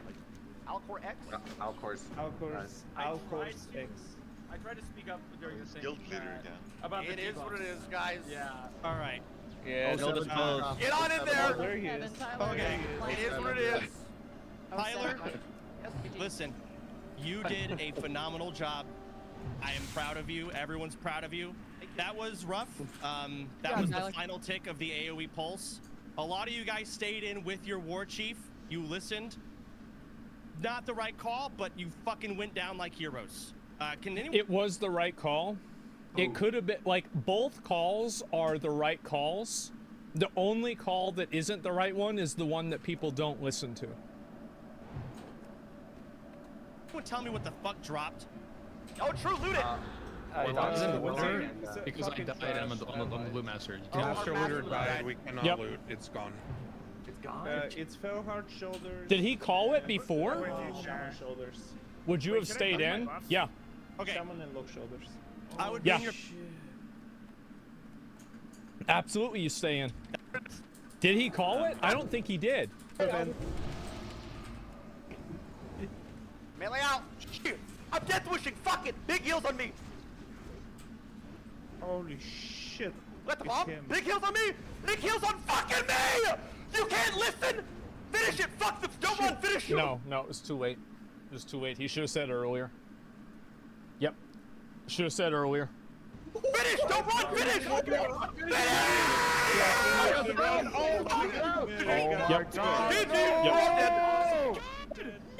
Yep. Should have said. Yep. Should have said earlier. And he's done for. Yeah, that's it. Well, that's what happens. I mean, Classic WoW. That is the.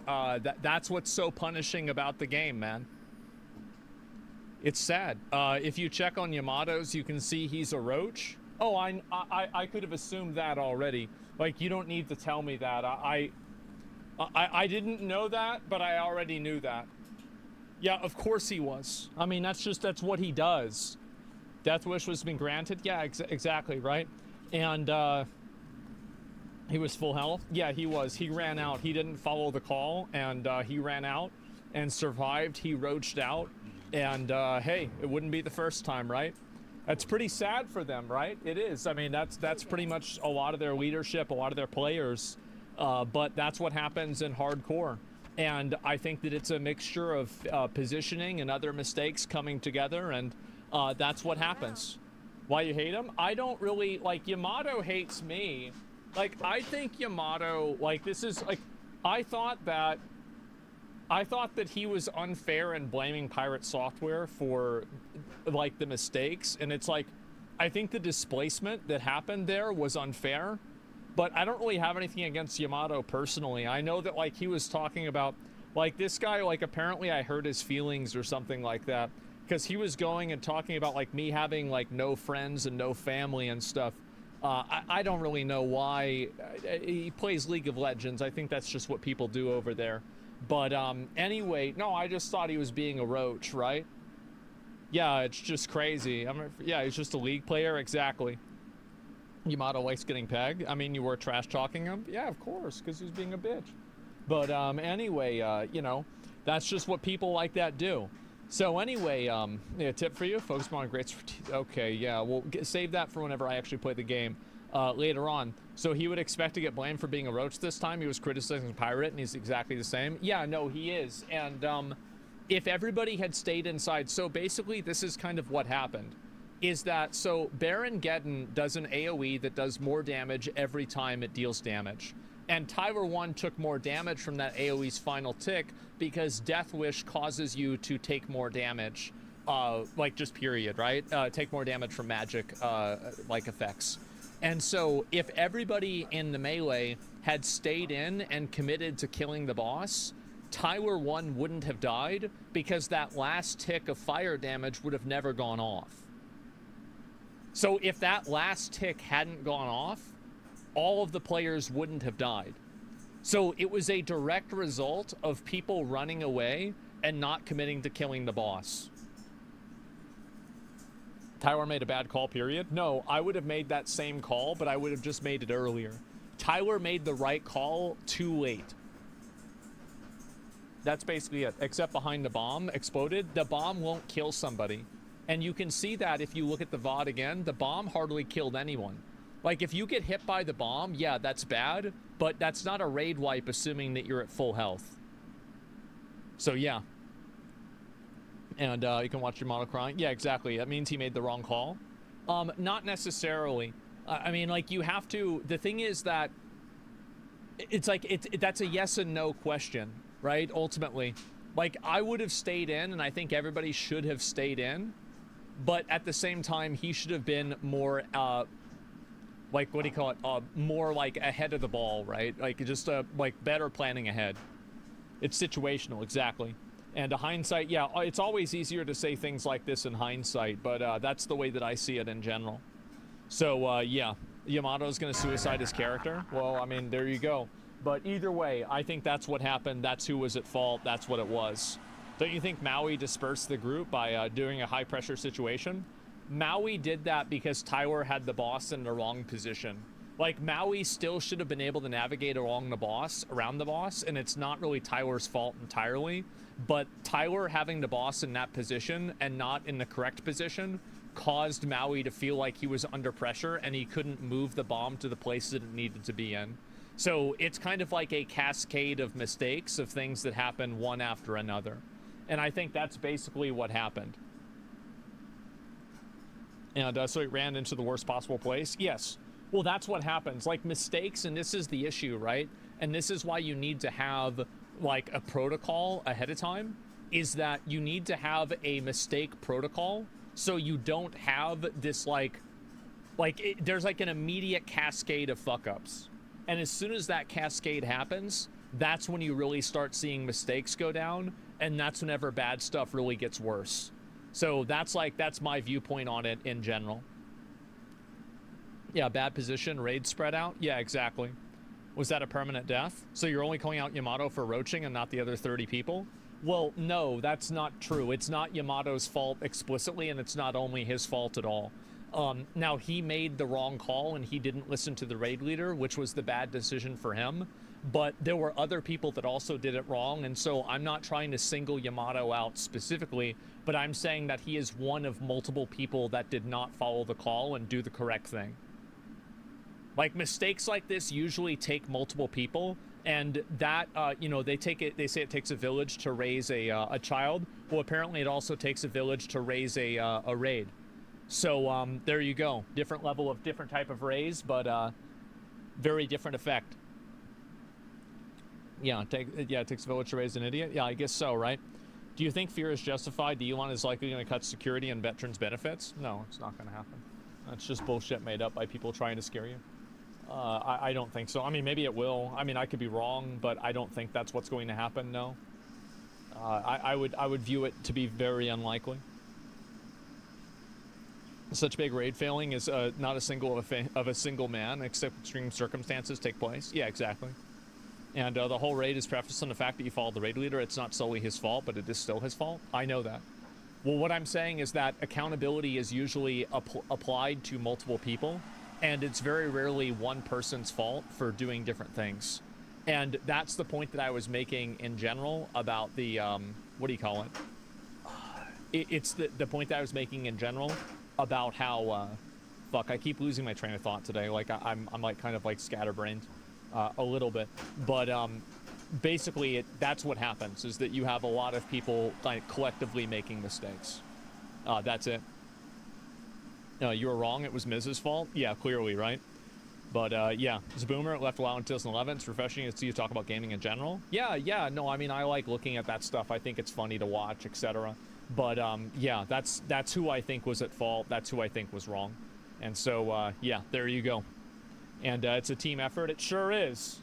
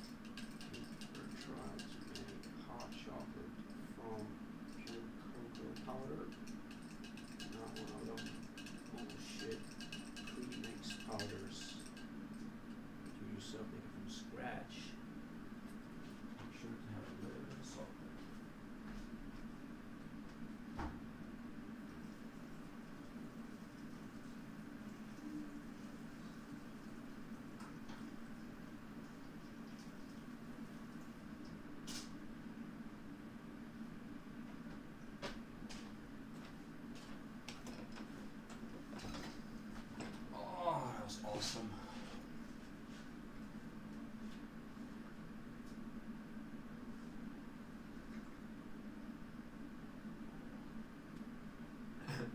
The red pill folder.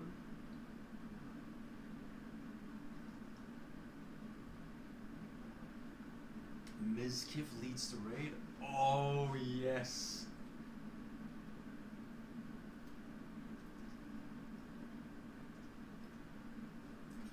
Fuck yes.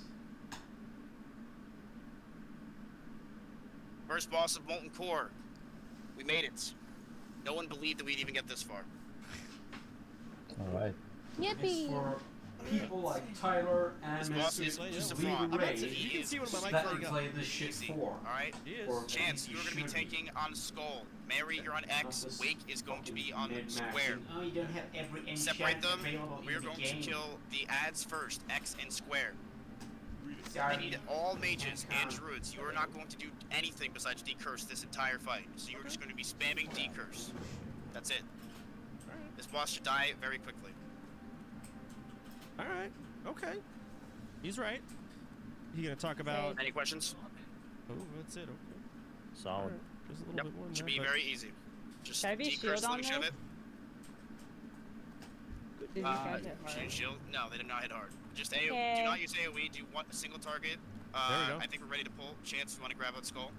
Sir, yes, sir. Okay, mages Bully? and druids, just focus on decursing. Nice.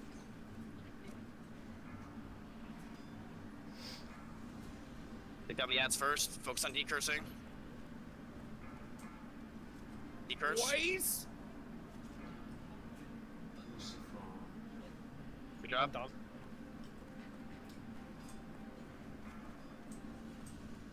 It's dead. Wait, what? Keep MC kill. What? Wait. Can't pause for that, I guess. but- What? What the bullshit? Is someone clean? Yep. Yeah, he was clipped. Oh my god. Kill me. Blade flurry, the bull. Dude, I got MC twice and I was so scared I was gonna die, dude. That's so unlucky, actually. Leave them down. So sad.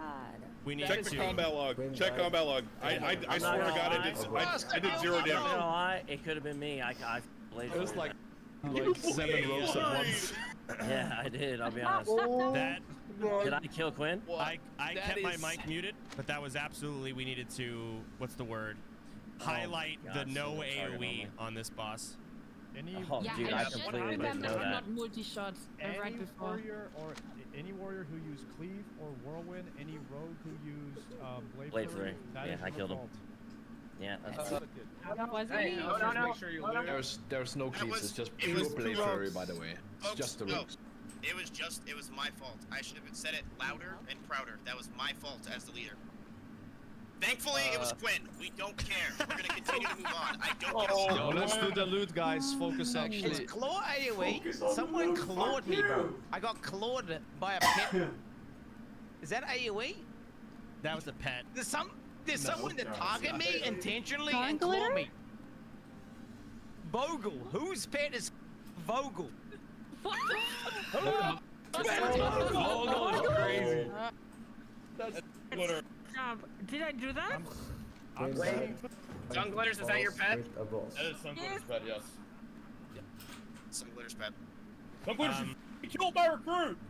Alright, let me I'm so sorry. Holy crap. Alright, well, we need a replacement.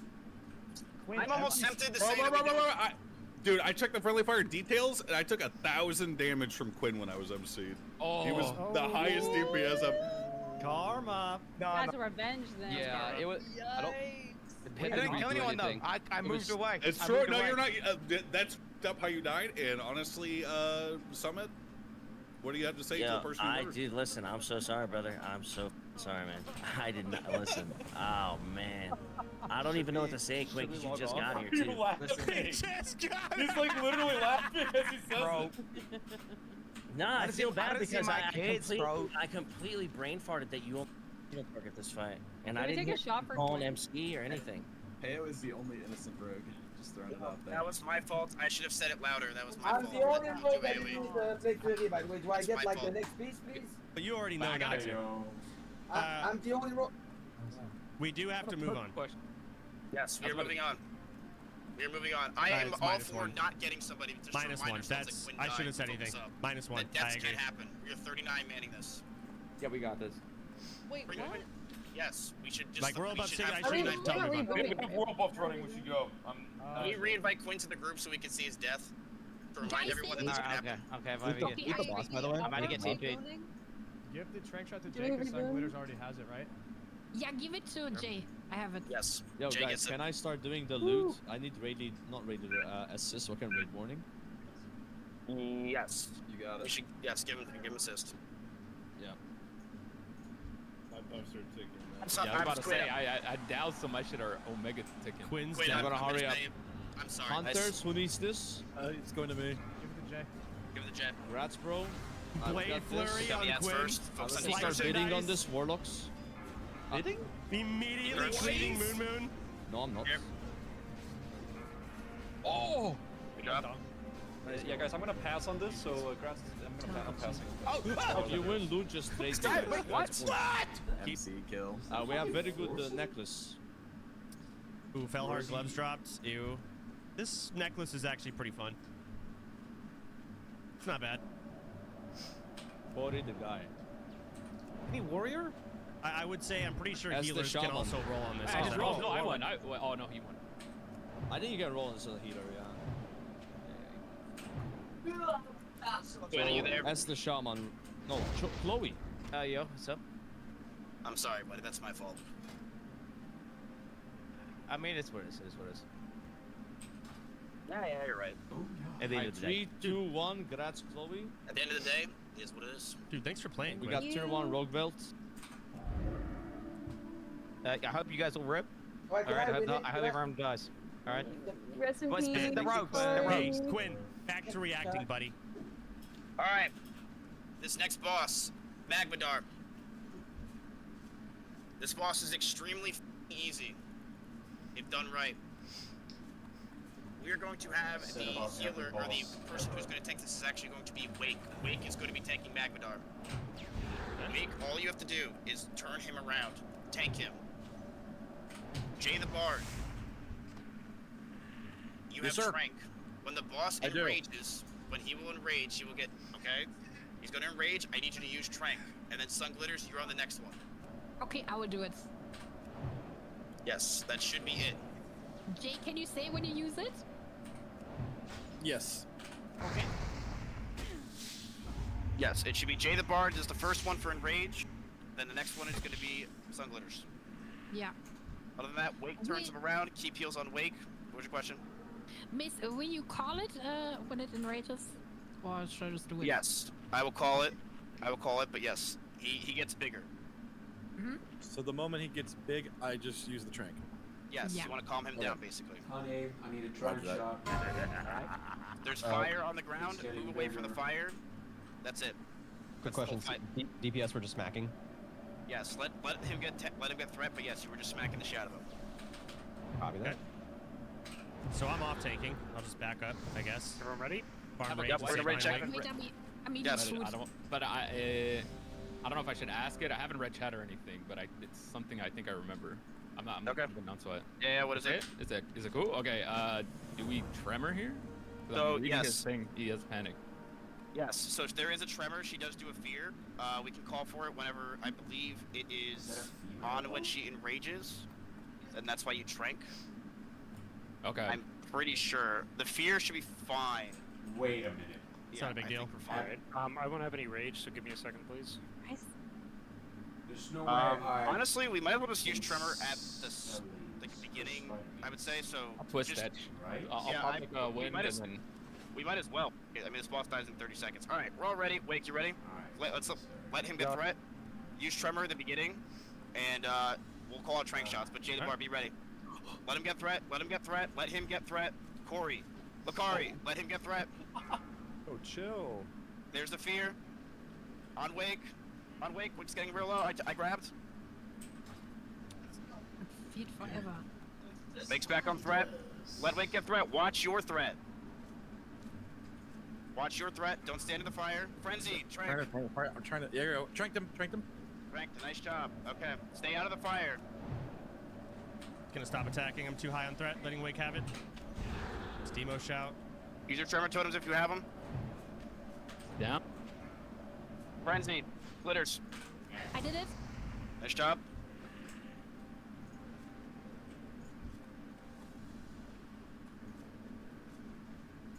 It's back on Wake. Come on.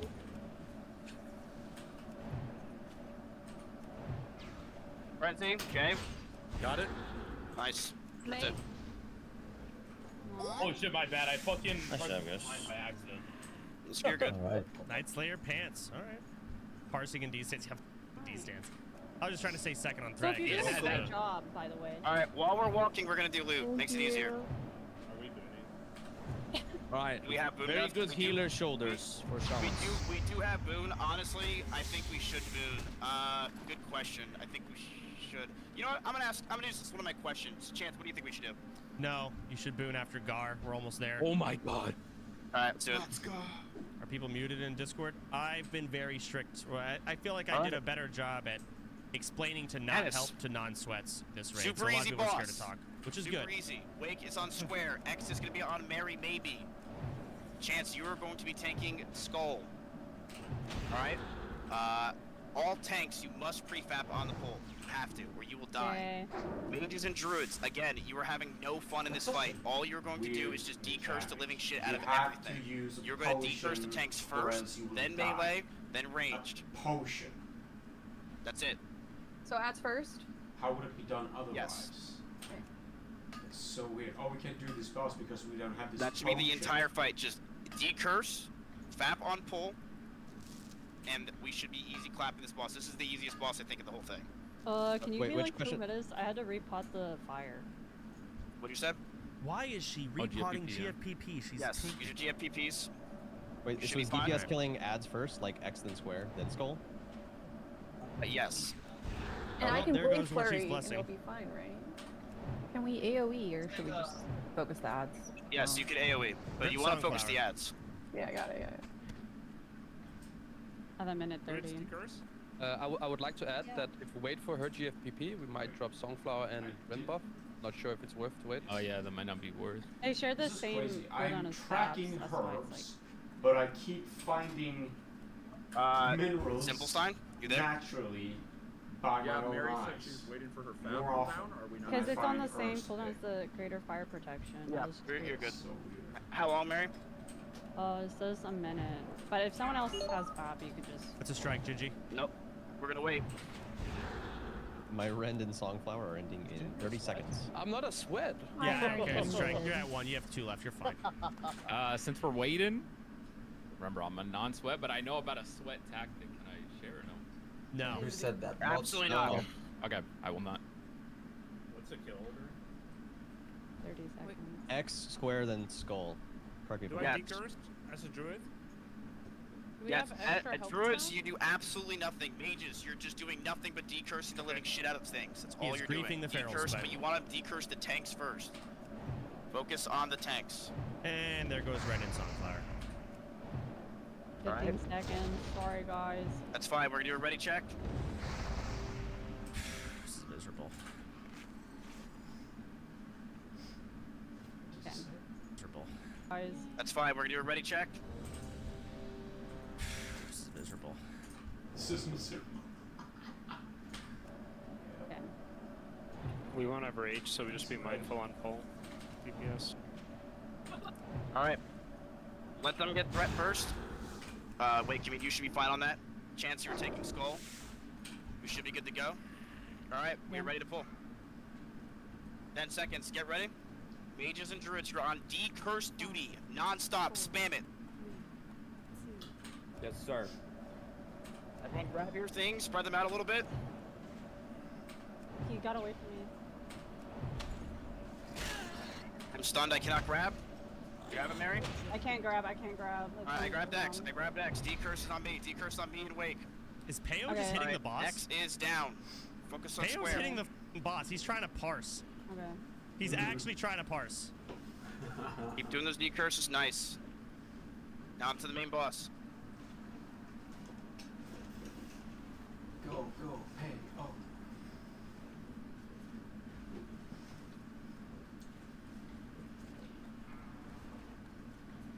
Curse. Get those curses out. Nice job. Nice. A lot of rogue gear. Rogue and hunter gear.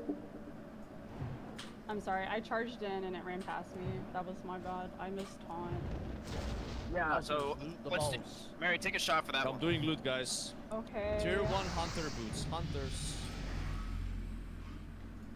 Bro, Force-in-law, how many Night Slayer pieces do you have right now? And gloves, tier 1. Congrats, anglers. Alright, let's keep moving while he's doing that. Alright, Corehound's coming up on the side over here. Everyone face this way. Chance, we're just gonna grab this one first. Lip pull.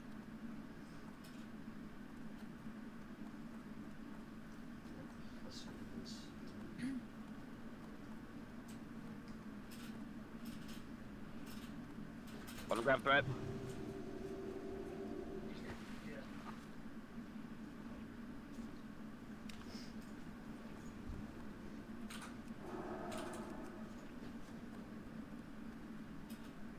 Nice. Damn, they're so close.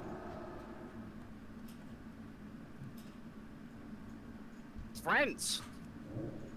I feel like right when that ancient Corehound comes, I think right Sunglitter here was is good. right. Yeah, I feel like where Sunglitter said was probably the most accurate. Hello. Yeah, it walks into the corner quite a bit. Yeah, it walks in the corner. I Like, think yep. there is good. Maybe Yeah. he even blue. We're gonna wait for it to come back. Chance, we're gonna pull it on this side over here. I think I got this. We're gonna pull it over here. Over here? Okay. Yeah, we're gonna wait till he's all the way over here and then pull. He no really wanted way to play this Gar safe. gets pulled from this. There's just He could no way. talk. He could legitimately just talk about the Gar mechanics, just in case Gar pulls. But Time to die. Gar is completely unmarked. People will die if we pull here.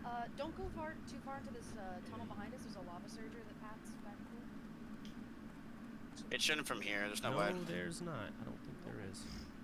Yeah, it shouldn't.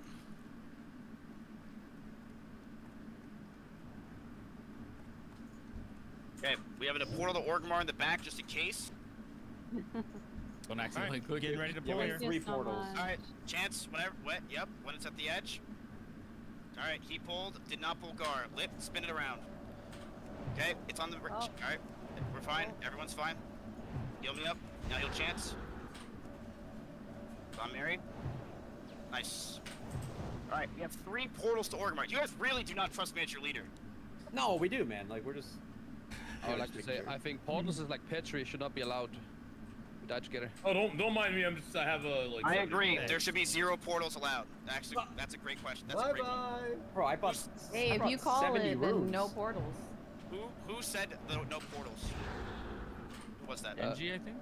Yeah, me. Genji. That was you, Genji. That's a strike. Don't tell me what to do, but you're right. We're not gonna have any portals anymore. I'm not a sweat. That's I get 2 strikes, Genji. That's 2 strikes. That's 2 strikes. I'll send you back to Zilfrax so fast, buddy, if you keep this up. I did it because I trusted in you as our leader, and I get striked? You screamed on the top of your lungs and ran around your room when I saw the clip. You were half the compilation, and Quinn was the other half. You should know it was for content. Content. We do it. Life's on the line. Bathroom break, anybody? Potty break? I would like to pee, yes. We can do a potty break after Gar. Yeah, we got the World Mug going. What if we die? I need to be able to sit and react more. We need No. adrenaline. Our World Buffs are damn near gonzo. We really can't stall. We should do it this so we can get. Yes. Yeah. This is one of the Only bosses that 15 can kill gold us. right now. This is one of the bosses that can kill us. We have our buffs. We should use them. Rebuff everybody. Make sure if you have your stuff, fortitude, etc. Okay. Thanks. This is gonna be on you. All right. This boss requires some thinking and some processing. All right. Here's what we're gonna do. Okay, let's hear what he says. Sorry. Yeah. You're going to walk in and ice block, just like you've done before. All right, I'm popping Okay. to wall and pull. And you're going to ice block. Do not get hit by them. It's just to get Okay. rid of threat. Alright? Everyone, all the tanks are going to be having their own targets, and we're going to be calling out for banishes. So, the banishes are going to be Zeroji, you're on Star. Guzu, you're on Nipple. Corey, the guy, you're on Diamond. Punke, you're on Triangle. Alright? I will call out for a re-banish. Other than that, tanks, you know where your calls. Skull is going to be Soda. Square is going to be. Okay, I've got the Wait. boss. It's fine. Mary, maybe you're on X. I will be on Triangle. So I need a Here's mitigation what we're gonna tank do. here. We are going to tank him on the side. All of the ads on the side of the area over here. Chance, you're going to take Gar basically in the same spot he is in right now. Okay. Uzu, everybody, make sure you guys have your banishes and just re-banish. We'll be ready for it, but the key thing is you have to re-banish. Now we're gonna do something different that the other groups have not done. We are going to kill Gar first. Oh, so I'm not mitigating. Okay. What? Yes, we are killing Gar first. Tanks, keep your ads, alright? Everyone should keep your ads. We are going to kill Gar first. When Gar is down and he dies, you get onto the small guys. You get onto X. Melee. When the small elementals are under 50%, run the away from them. Pace. Stop fighting. I You am will get blown up tracking in the air and you first. can die so I'm easily. still ahead Just get in away from them. mining. Tanks, make sure without they're even spread out tracking at it. least That like is 20 yards from each other on the insane. side. That's it. We call for rebanish, we kill all the elementals, the boss is down. Question: will you or someone call for when to melee to run away? Yes, I will call it, but you should also just be wary that 50% is about where you should start running. But not for Gar. Not for Gar, yes. Gar Okay. you can take down all the way down to the ground. Okay. And we're killing Gar first. Yes, we are killing Gar first. And then what is the kill order after Gar? It is going to be Skull, and then X, then Square, then Triangle. Because we have banishes. Once the banishes are up, we will just kill all 3 of them. Yeah, I'm gonna have to armor pot this shit. Thank you. Alright, so if you got This me, is so let's dumb. go. Yes, if your tank is doing it, you guys are going to be healing. Dire mob buffs and So, Titans. Soaps, you were healing Mary. Do I have Titans? Yes. 2 minutes left. I have a question. Yes. Can I ask why we are pulling Gar first, or is that insubordination? Something, that's a word that I don't know. I am a raid leader in a 20-year-old game. I don't know fancy words like that. Can we go? Yes. We have 2 people offline, by the way. Yeah. I'm saving buffs. I'm gonna log back in now. Hey, Yeah, I'm just saying for cool. Alright, so Oh, no yeah, one. I'm waiting. I'm about to piss myself. I just have one question. Do you mind to rebanish over and over until you like save and not rebanish? Yes, just keep rebanishing. At the end of this boss, there should be 4 elementals that are banished, and that's it. Okay, And then, gotcha. yes, when that happens, we should be good. And I get triangle, right? I'm. Wait, triangle. No. I can do this flask again. Thank you for the water breathing. Oh yeah. Okay. I'll be on triangle. Corey, Guzu, and Zeroji. Don't worry about banishing. Okay. I'll just have triangle. Okay. Yeah, you're good. Ooh, look at this, by the way. Ooh. This is so dumb. Alright, guys. Buffs are dropping. Can we go? What is this? Yeah, Water breathing? we're good to go. Oh. Ready? Alright. I can't tell you. All right. We are going to ready check. We might have to take a snooze for Aiden, this. thank you for the 5 gifted. Alright, so let me know when to go in. Yeah, let's go. Let's go. Yeah, come on. That's What fucked up. happened? Too scheisse. You got 5 gifted. We're celebrating. Huh? Everyone got 5 gifted. Oh, Even after sorry. the raid. That is so embarrassing. All right. Dance. Who's tanking what up? Let me know. Dance. We just went through everything for tanking. What do you need to know? I'm not tanking, right? Paula? Paula, you are not tanking. No, you were just killing the boss. Be the victim's healing assignment. Be the victim. You are healing the raid. Are we taking everything on top of itself? No. So if you have one of the mobs, if you have one of the ads, we go to this corner over here, and you spread out. That's it. That's all we do. So I have triangle. I go to this corner. We spread out. When Gar is down, melee go in. At 50%, get away from them, and then range take them down, and that's it. Okay, we are rebanishing unless we call for the target, right? Yes. Rebanish. Are you sure you don't want me to banish? But you can banish triangle if you want. That's fine. Should I just repot? Holy f these questions. Yo, listen. My buffs are f***ing screaming. I at have these 7 questions. minutes left. Okay, We're good. please. Hey, Can we hey, just go already? Shut up! Yes! Shut up! Everyone! Please. This is serious. This is what happened to Tyler's group. They started screaming, yelling, and then they died. I'm just gonna go. We have to fucking- focus. Yes. Alright, Lakari. You're up. You got this, buddy? Yeah. Chance. If they're all on you, I want you to these immediately veins. shield wall. Don't die on me. I'll try not to. They should not go on you though. Everyone should grab your targets. Punke, you're gonna banish triangle. Yeah, I got it. Alright. We're all ready. He's in. Grab your targets. Everyone grab your targets. Kill Skull first. Grab your targets. The banishes are out. Move into the back of the room. Kill Gar first. Sunder. Moving back. Yes, move them back. Spread them out. Nice job. If someone needs to innervate, call for it. Ads to loose. Ads. Who has Moon?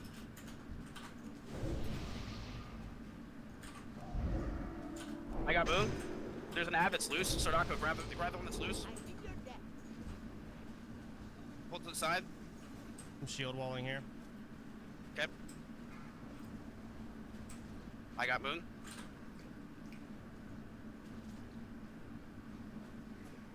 Nice job. Alright, back away from Gar. Back away from Gar. Melee, get out of Gar. I'm not gonna make it, Captain. I'm getting blasted. Can we stop DPS, maybe? No. Alright, rebanish from the start. Nice job. Alright, kill Gar. Kill Gar. Alright. Take out the firestorm that's on Sardako first. Sardako, back up. Can I get It's a 20%. Melee, get away. Melee, get away. You are going to explode. Who called for an innervate? Triumphant. Mary is almost down. Heal Mary. Heal the f out of Mary. Taunt it off Mary. Taunt it off Melee. Mary. It's on Alcors now. X. Alright, thank you. Kill square. Kill square. Melee, if it's under, there we go. That was nice. All right, Moon. I Moon gotta is under innervate on 50%. Scott. Get away.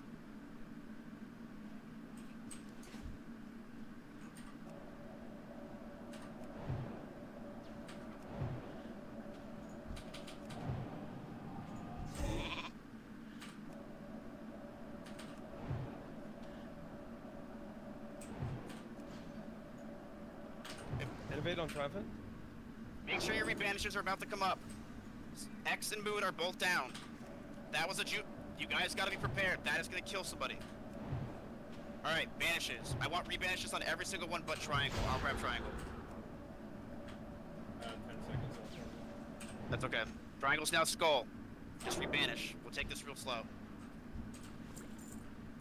I'm very. That's okay. Is anything like that? It's basically dead. Melee, make sure you're out at 50%. Run away. It's gonna be 50% quick. Run, run, run, I run. can't run. Get away from me!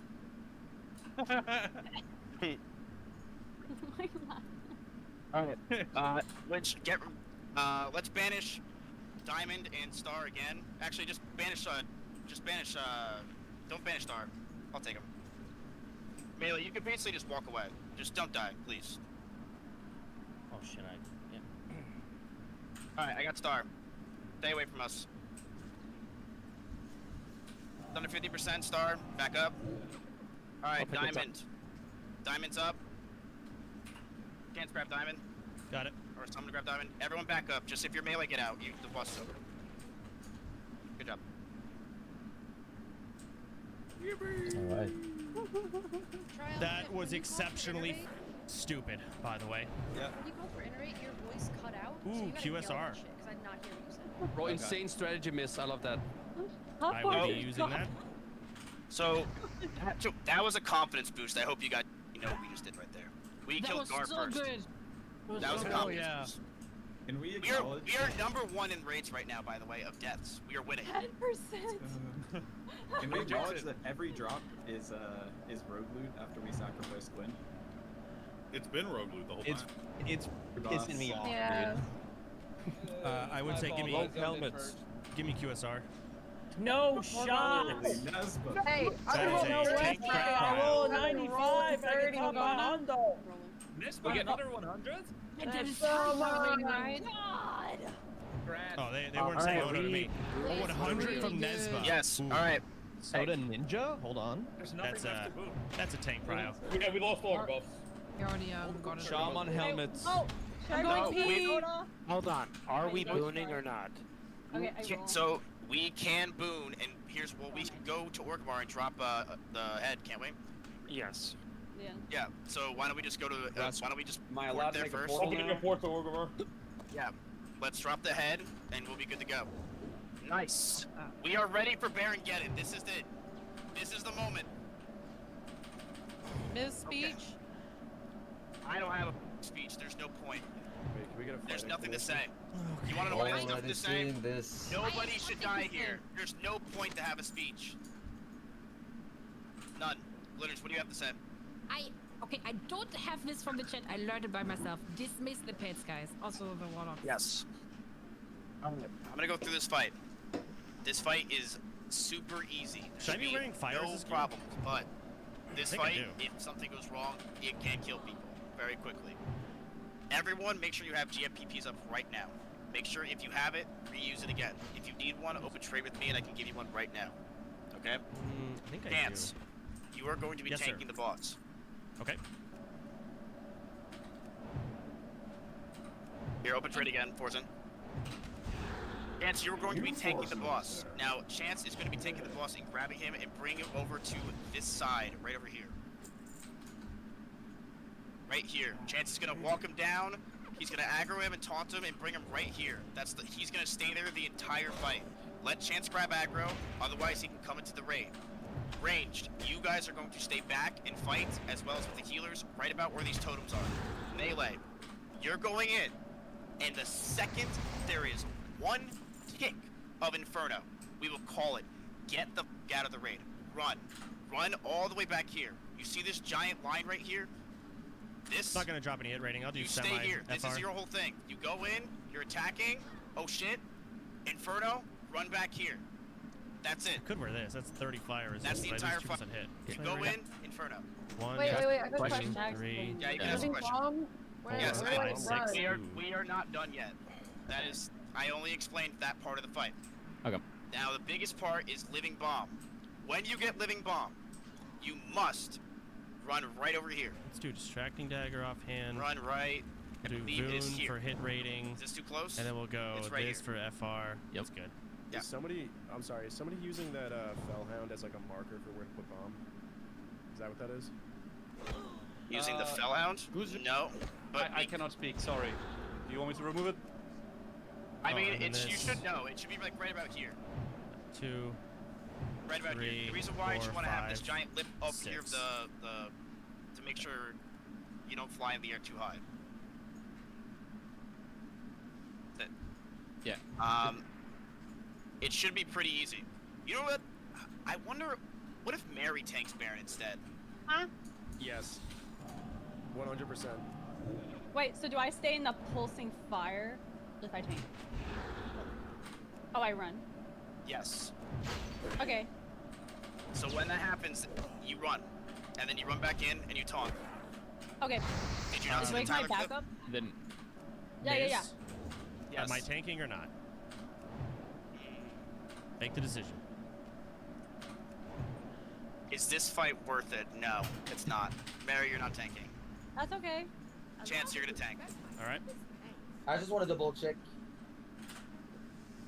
If we're living bomb, we go right there, right? Yes. Okay. Okay, I Yes, had a if you- question. If you get living bomb, you go right here where this Fellhound is, right here. Thank What's your question? It's not true that at 10% we have to burn him and not run. Yeah, it's actually not true. It is false. Okay. If there's one tick of Inferno, run. It is every man for himself. Get the fuck out. I will call it. I will say Inferno. You should have it on your DBM. It should sound insane. It's a horn. Run. Do not stay in the fire, including tanks. Get the out. Run. Melee, range, and healers. All you have to do is if you get living bomb, you go over to the court. This Fellhound right here. We will call it, and then you just go back. That's it. Oh, That's the whole fight. Okay, I got 2 questions. Can range get the bomb, and how long is it, like, till the bomb explodes from when you get it? The range can get the bomb. It is about 6 seconds. So you have Yep. 6 seconds to run over. You have a lot of time. You have tons of time to get over there. Yep. That's it. It's 2 things: living bomb and Inferno. Those are the only 2 things this boss does. Besides, as long as Chance takes it, right there at the end of the lip. When you run back, just make sure melee. You are not running towards the living bomb, so don't run like this. You will die. You see this? You stay right here. That's it. You kill. You run back. Run booty? You want to be right on this line. All right. If everyone understands, ready check. I'm Googling this now. Miz. Yes. Are we on so I didn't hear this from chat, but just from watching Tyler's last night, can I mention something? Sure. The mana burn debuff to be cleansed is pretty important. Oh shit. Yes. Yeah. Dude. We are also. There's still more. So there's also going to be dispels. And it's what also almost killed the entire raid afterwards. Is there was fire, just things that need to be dispelled. Priest, make sure you are dispelling. Also, yes, you are 100% correct. Can I add something to the dispel specifically? I also learned something from it. From Shikak. You see it? My pot cooldowns, bro. Yes. Yeah, we tick. We're just pull, I'm pull the boss. ticking, bro. Picking gold. No more. All No right. more questions. I'm tired I of think it. we should be. I think we should be good. One more. Are we on Unbooty. booty? Yes, unboon. I'm booty. Go. To death. What? What? Or victory. The agent allegations are not going away. Oh, All right. Ren's dropping. Make sure. I didn't Make say sure any you. Make sure you guys are dispelling. All right, that is the key.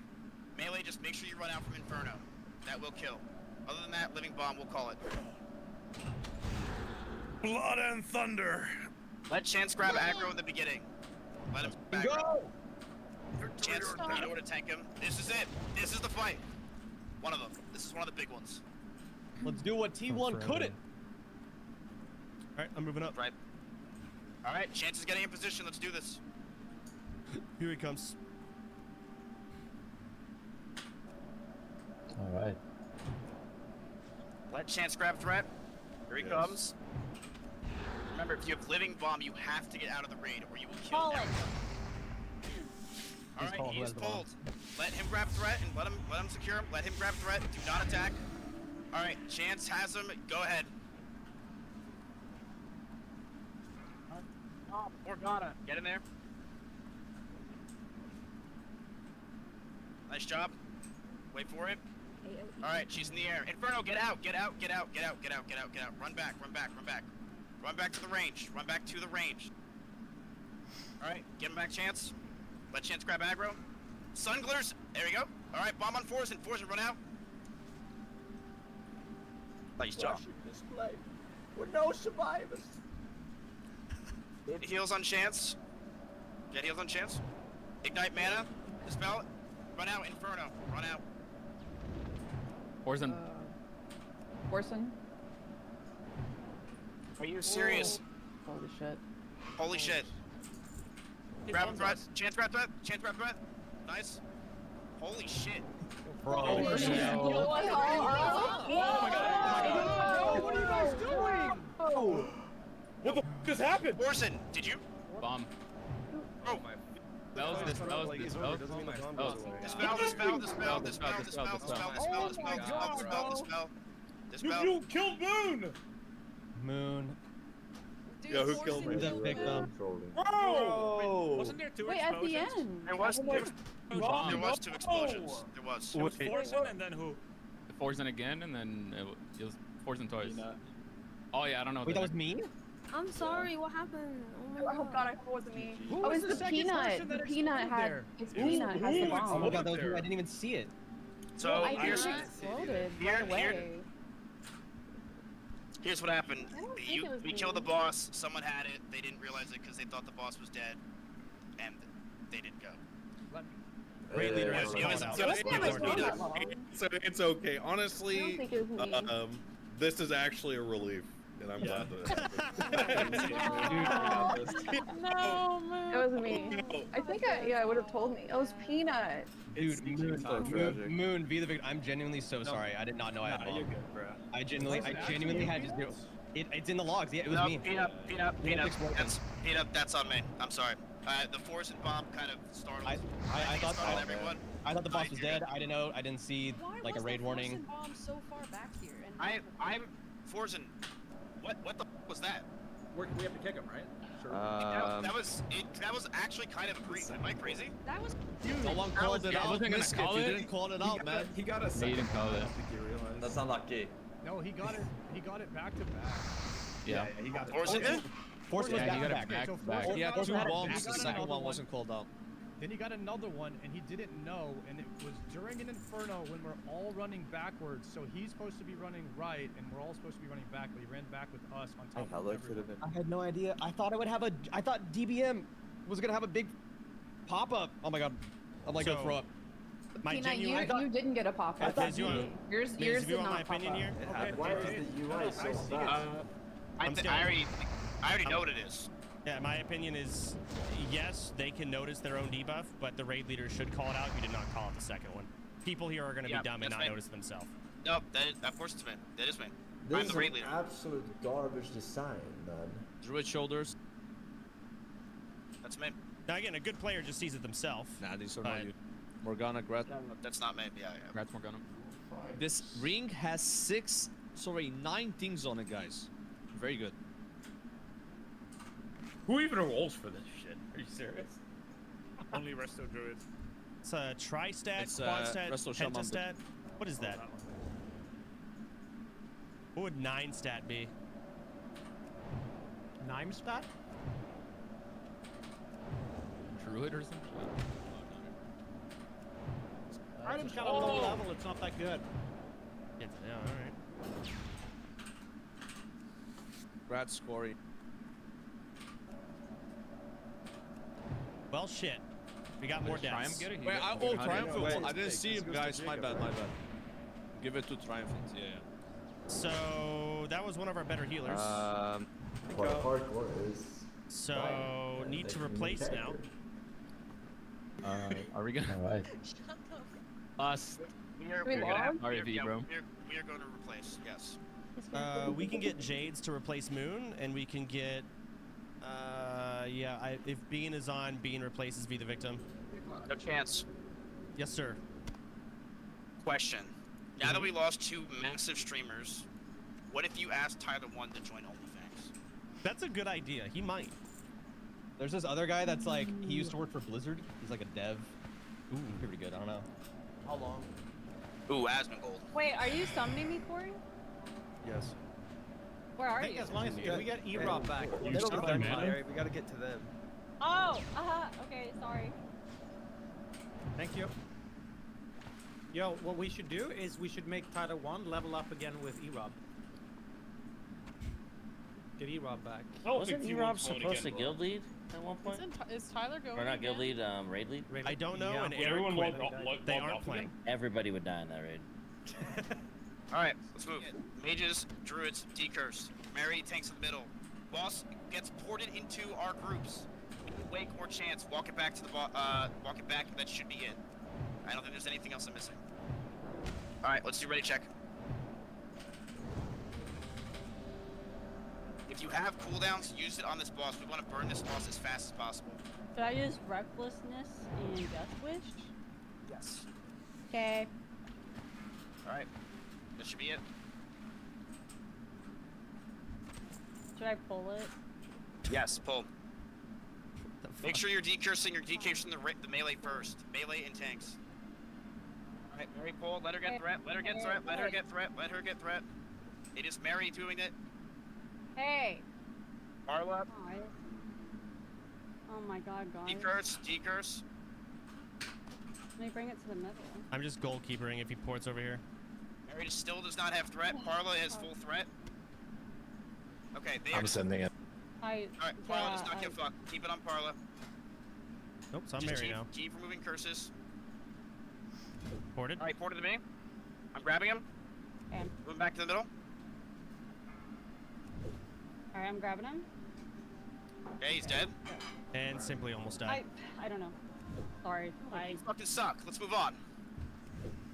Rogue day, rogue day. Dousers, loot the boss. Yo, Forsen, you might want to roll on these so you get your sub bonus. Yes. Really?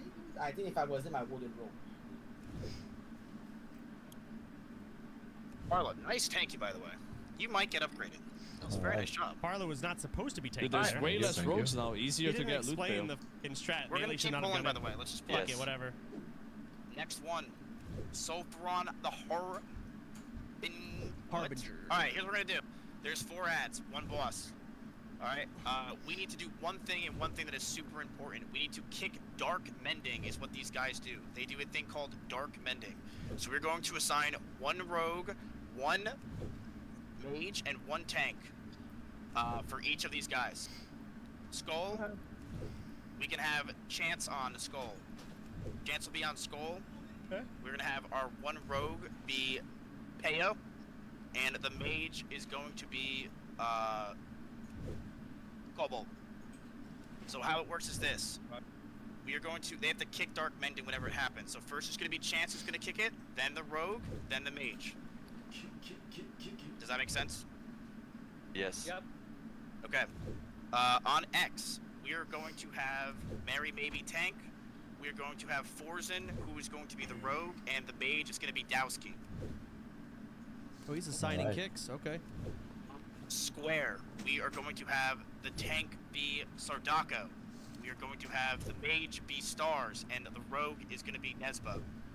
And on Moon, we are going to have the tank be Wake, Edge, Zed, Gamer.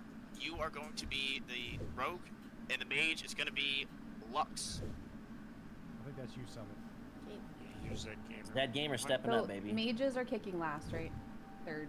Yes, it goes tank, then rogue, then mage. On Dark Mending, you have to kick it. Okay. And then You triangle. can't kick. I believe that is all of our tanks, but me. I will be on triangle. What'd you say? I'm not gonna be able to kick. I have a question. Are you guys gonna tank the boss with the abs or separate? We're gonna kill the abs and then kill the boss. So okay, so not in the same group, right? I guess I can just shield Kill the swap abs and and kill the bash it. boss. I'll try and Skull shield X swap. square moon. Kill abs, Pummel or kill shield? boss. I won't be able to pummel because I can't go berserker stance. I'll go Triangle rage. is gonna be. I guess I can bad rage. The mage is gonna be Lakari, and do that. the rogue Save is blood not rage. available. It's just gonna be Lakari. We can get another mage, I guess, right? Might as well. Maybe we have Ginge as the another kick. We could do me, then Ginge, then Lakari. On which one? Sorry. Boss. Yeah, sure. Yeah, I feel like that We're works. on moon. We're on moon. Who's on moon? Die. I'm -1, so sorry. Where the fuck I am? That should be it for the boss. We also can have Bean. PvP World God. Drop my You shoulders, can also please. kick. Shamans can kick in general, so you guys can.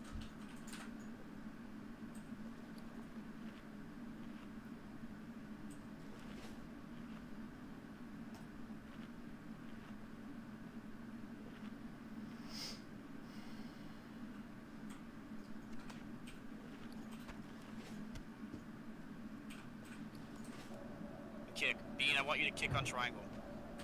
Yes, sir. Triangle doesn't cast. No, he doesn't. That's -1. You can't say that. Where the fuck I am? So rogues kick first or warriors kick first? Like rotation wise. It goes warriors, rogue, mage. Okay, got it. Shield bash works. Should be the yes. That should be the entire fight. Okay, everyone log in. Log in. We're gonna ready check. We're gonna pull. All right, and we're good to go. Okay, I think we have everything. Make sure the heals are up like crazy. That's it. This boss is should be pretty easy as long as we kick Dark Bend. Soda, or I'm going to be tanking.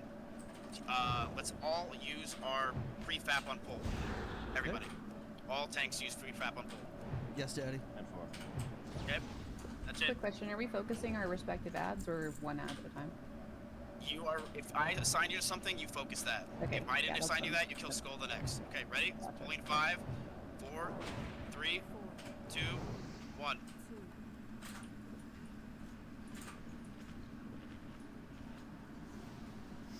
Okay, there we go. There we go. Heals on me. Heals on me. When I fucked up, I kicked it first. The warrior has to do it second. But I'll go. Hey, Warrior go second's fine. Alright, got it. second. Finally. And We did all these healing assignments. It just does not matter. Boss is such a joke.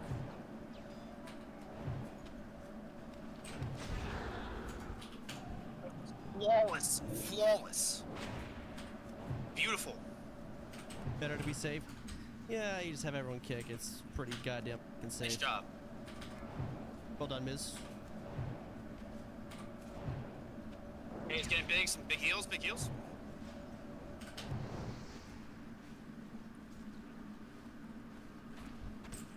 Ooh.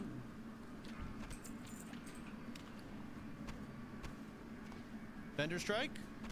Oh, I want my shoulders actually. These shoulders. Thank God. Yes. Please be hunter loot. Dousers, loot the boss. Got my shoulders. Give me those shoulders. Priest shoulders. Priest shoulders, guys. Roll. Do I roll on that? Nope. Why? Sophia with an 87. Yay. I'll put, if you're a dowser and you've got your quest, I'll port us out the door right now over here. Sure, we shouldn't clear the Congrats, Sophia. Oh, okay, whenever you're ready. Yeah, let's just clear first. Warrior shoulders, guys. Give me the shoulders. You want? Those Oh, are give tank it shoulders. a chance. Give it a chance. There you go. All right. Next one. We're going to. This one's an easy pull. Kill the skull, then X, and let's pull. Go ahead. Yep.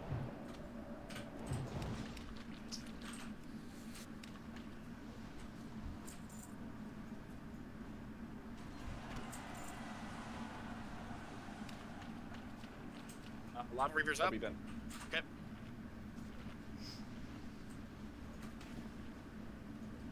Nice job. Okay. We all remember this classic with Soaps. Soaps, this is redemption arc for you. Redemption arc. You are going to be with Mary on the Core Ranger in the back. This time you have to find her. Got it. You're gonna be with her. You're gonna be healing the shit out of her. On the other Core Ranger is going to be Wake with his assigned healer. Chance, you are going to be on the boss. You're going to tank the boss over here against the wall. I don't want to go over there because I'm kind of scared. All right. Other than that, we need heal. What's kill order, sorry? Kill the boss first, then X, then Skull, then Square. Okay. Yep. Wait, can I take a shot for this? I'm just kidding. Actually, I need greater fire protection. Hold up. Can you repeat last? Can you show one more time? We on don't the even map, kill just the quick dogs. right They just despawn. They don't even know. Oh, you're gonna tank. But it doesn't matter. Whatever. As long as we kill the boss, they'll learn after the boss dies. All right, cool. Got it. Mary, you're gonna tank right about there. Chance, you're gonna tank over here. When you say right about there, can you re-ping it? Yes, it's where you tanked him last time. Okay, so literally where he's standing at. Yes, except for this time, you're gonna have Soaps, who's gonna be your healer. I mean, she's okay. I mean, she healed me last time. Can you repeat the kill order one more time for DPS? It's gonna be Skull, then X, then Square. Wait, do we need a fab on this? I don't remember. No, right? Mizzy? Oh. I have a question. What does summons an enemy player? What does that mean? It's not like a mind control, is it? What? The boss. You're just talking about the DBM tooltip Yeah, and yeah. over it. Yeah. That is a good question. I don't know. All I know is that you gotta make sure that the ads are not within range of the boss, or he gets really angry. And the core hounds turn their noses glow, so you will know. That's really it. You just drag the two dogs away, make sure that they are not glowing. Heals are on big on Chance. Core Ranger and both Rangers have their healing assignments. Honestly, we can put 2 heals on them as well. We can add another heal to. Who's healing me? Who has a healing assignment to me? Me, Zuck. Yeah, I would just hang out with the other healers and make sure that people are healed. Wake and Mary. All right. Sick. Got you. Good be it. Can we give me a minute? Yes, tanks. You're gonna want to fap on pull. We fap on pull? Okay. Sure. I need 34 seconds. Mary, which one are you getting? X or Square? I'm getting X. Okay. All right.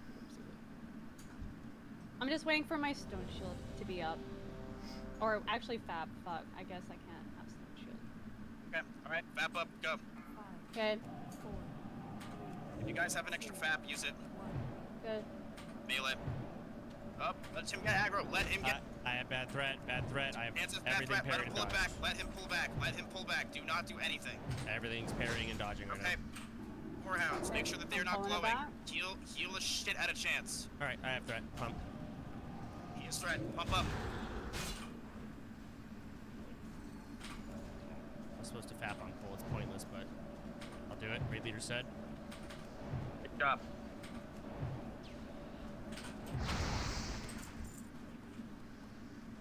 Good heals on Chance. You ready to bait? The dogs are not far away, are they? Innervate who? Alright. No, you're fine. Keep going. Big heals on Chance. I'm gonna shield wall here.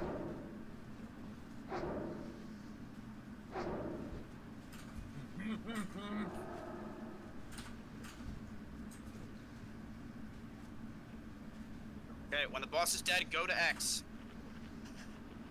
Okay, going next. Nice. All right, going on X. Let's going go, on X. Sup. They're dead. Ugh. I found Mary. Terrible. Alright, Real high five, hard. Soap. Alright. I chose you guys for raid, by the way. And the fact that none of you went over to X. I'm never playing this again. Here's how this box works. We are going to kill 2 ranged. We're going to also be killing 2 of the melee. The big ones are the melee. The ones that are smaller are the healers. Chance, you are going to be tanking the boss. I want you to be tanking the boss right where he is. When the boss, That's what I what did. will happen Okay. is he will port you into the middle, and when he does that, he is going to try to run away. You're going to lose threat. Chance, I need you to immediately grab threat.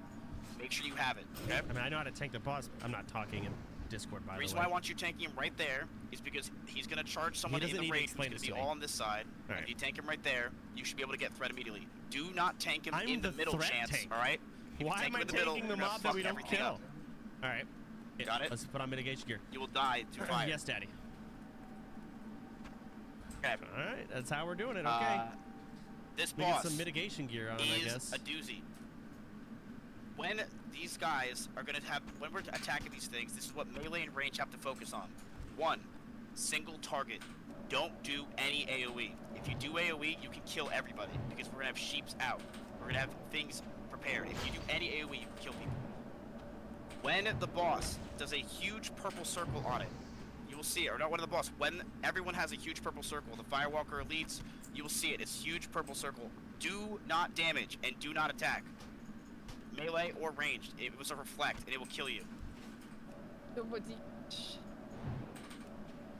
you say? Mitigation set. This will work. Not nothing. I'm just an idiot. That's okay. We're all idiots. That's why we're here. Alright, healers, you have your assignments. You know who's going to be healing. Alright, I want on Skull. It will be, let's see, who do we have as tank? Sordako. Yep.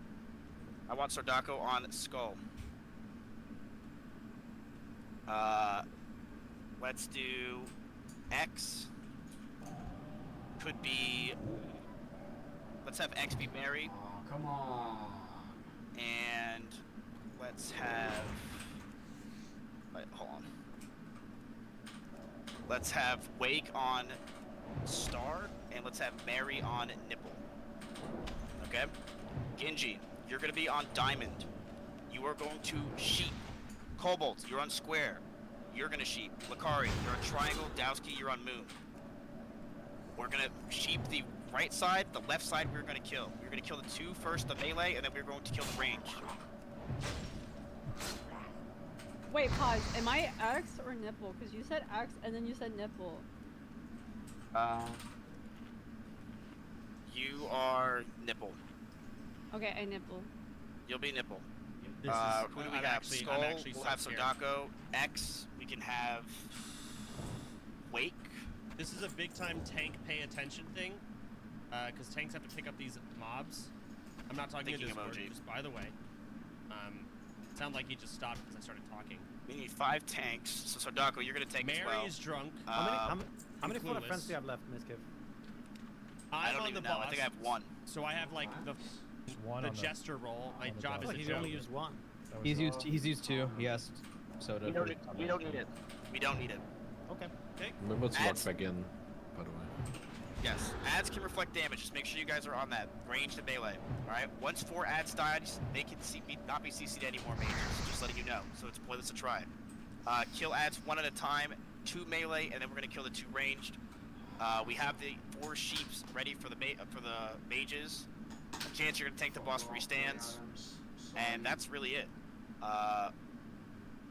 I don't really think there's anything else. Question, just one more time for DPS again. I'm just gonna ask kill order. Is it Skull X?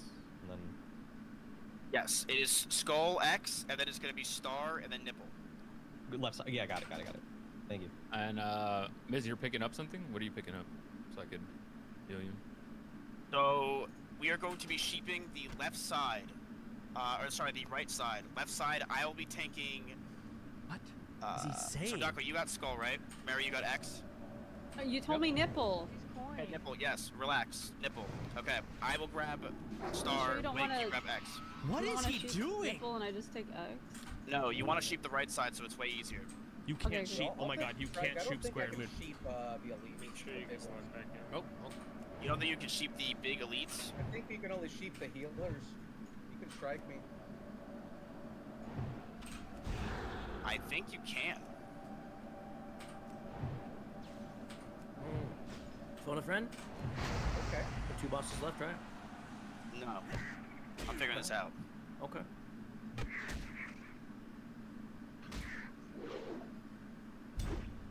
Let's phone a friend. Let me call Tyler. Is he a friend? You said we're family, remember? is that a Yeah, different call? Phone a Family is a family? friend. Let's see, who do I want to phone? Keep continuing. What Oh, you're chance? phoning someone. No, you're good. You call me Miz. Oh, sorry, Daddy. I just was saying, like, either phone a friend or keep going with your strat. Either or. For this fight, I think it's much better for us to be smarter for us to phone a friend. I will phone Soda Poppin'. Okay. What do you want to know? Can you sheep the big guys? No. Okay. Well, then that answers our question. So what we'll do then is Skull will be Sordako. X will be me.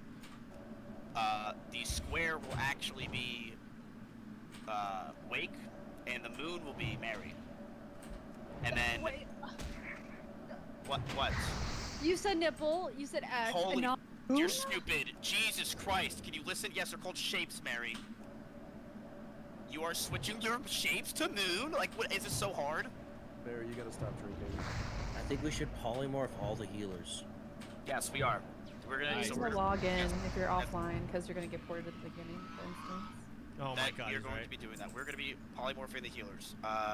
Star is going to be Genji. We are going to have Cobalt on Nipple. Lakari, you're going to be on Diamond. And Triangle will be Dowski. The next problem Okay, so is got it. I don't think Miz knows. Yes, do not do AoE single target When DPS 4 of them on all die, these things. If you do any AoE, you can these you can healers break become immune to I'm on CC. X. So what he needs to do is he needs to coordinate. Yes, I believe you're on. Whoever's I know. taking Skull will pick up Diamond.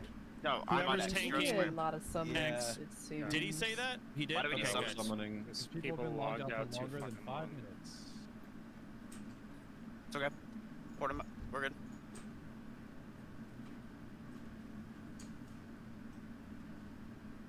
If people listen though, it doesn't seem like they do. Guys, log in every 5 minutes if you're saving buffs. Stormfall needs a summon, please. Tisk Right. tisk. The summon of shame. I'm I have actually 20 worried. I minutes am on my worried about this flashlight, one. It's okay. I need to save it. This is a Summon the chaotic wild fight that baby just needs to be girl. organized beforehand. That's all.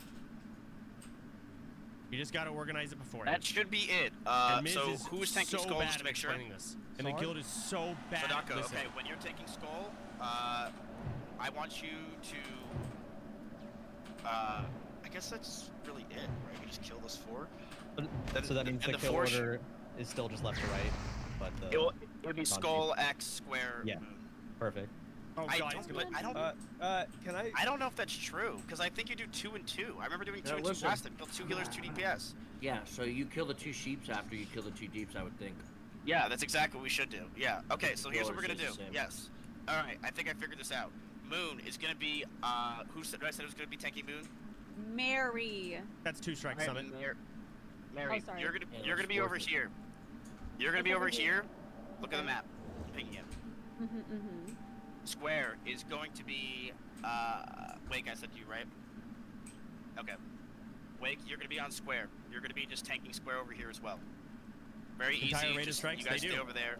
Tank them. I I don't will know. tank X. It's a dumb system, And Sordako, but you will tank Skull. We will sheep the. Yeah, that makes perfect sense. Yeah, that's much better. I think we should be good. I'm ready. okay. Logging back in. My job is so dumb. I think I have the best healers Anyone on else me need too. summon? I don't need Did it. Wayland Boone for this fight or no? Yes. Okay, there we go. Thank God it said that. Let me know when to end in. I just got back. Am I volleying anything? Who's that? Stars. No. No. Yes, we need to kill two melee, and then we need to kill 2 healers on the left side.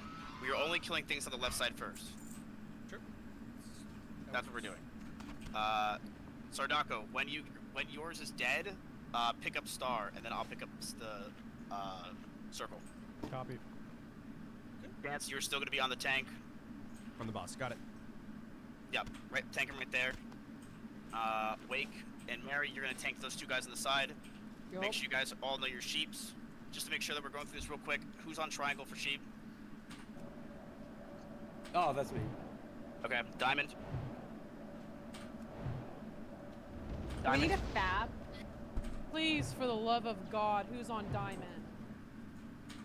I can add something. You called me Diamond and then Star, so I went with first. Like you're I'm not sure what you want That's me a to do. I fucking guess. strike. Sorry. That's a strike. That's fine. You just stay on Diamond. Be on Diamond. Got it. Okay, who's on Nipple? Cobalt. Alright, and Star. That is going to be That's on Lakari. Star, yeah. Okay. Lakari, you're on Star. Got it? Okay. I know this boss is kind of, we're taking a little bit, but this boss is important. This is more of a coordination thing, so it's good that we do this. Is correct. Is there anything we pre-pop here? Yeah, should we BAP or? So, okay, Chance, you're gonna tank them right there. I think that's everything. Yes, everyone, all tanks should be fapping before we go in. Absolutely. Okay. Be fapping. Do we? Is there shadow damage? There is shadow damage if you That's have right. it, but you don't really necessarily fully need it. The main thing we have to worry about is when the yeah, I don't. By the way, please do not tell me what to do, because the whole point is that you don't, because that makes Chance upset, and when Chance is upset, I get sad, and it gets like 500 comments on livestream fails. We don't want that. All right, Ms. Wizard, you got it, but please, my Titan's Flask, please, please. Yes, we're good. Rage person, log in. I won't be able to bat for another minute. Log in. That's okay. We won't pull for a minute. We won't Oh, pull. okay, then I'm gonna go ahead and do my shadow shit. Alright, where are you now going I again, have to Miz? wait. If you have shadow protection, you can go ahead and Oh use it. my god, I'm gonna Where you going again? lose it 'Cause, on these f***ing idiots! Where am I going? I'm gonna be pulling X.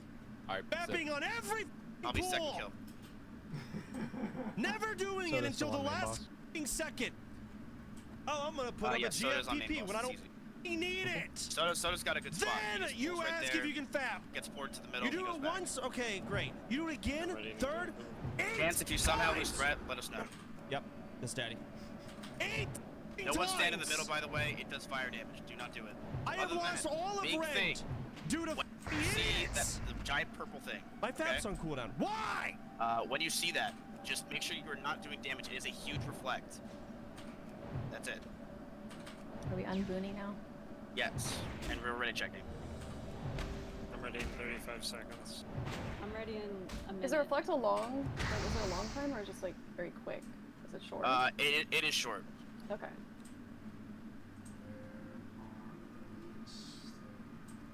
It is short. You'll see it. It's a huge, huge purple circle. It is a huge circle. All right. I think we are ready. I still have 40 seconds because no one told me to share to cooldown with the shadow protection. It's okay. It's okay. Oh god, I hope we do this right. I think we. I think Alright, I'm we at do. 30 seconds. Oh my We god. do. I think we do. Oh, scared. Guys, we have nothing to worry about. Blood and thunder! You have your assignments. Do what you came here to do. Bring honor to the guild. I'm so sweaty. Make sure you unboon. Make sure you unboon. Were we not promised a song from Jay on every boss bar? We were promised Shut it the by fuck up, yeah, it Shinji. did not do well. Okay. That was the call, We're man. pulling in 13.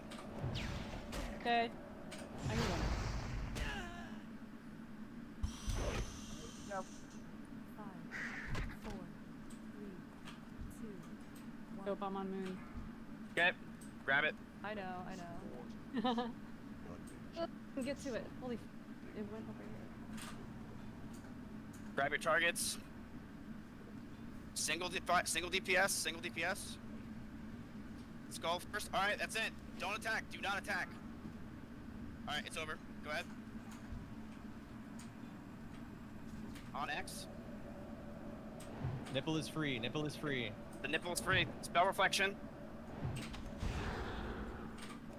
Okay, we are on nipple.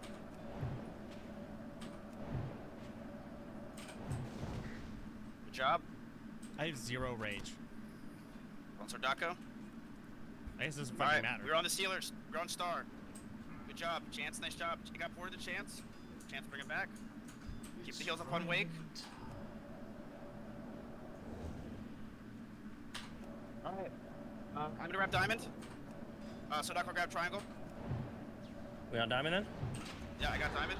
Kill Triangle first. It's totally Just with me. focus on Triumphant, please. I'm on Triangle. Yep. Kill Triangle first.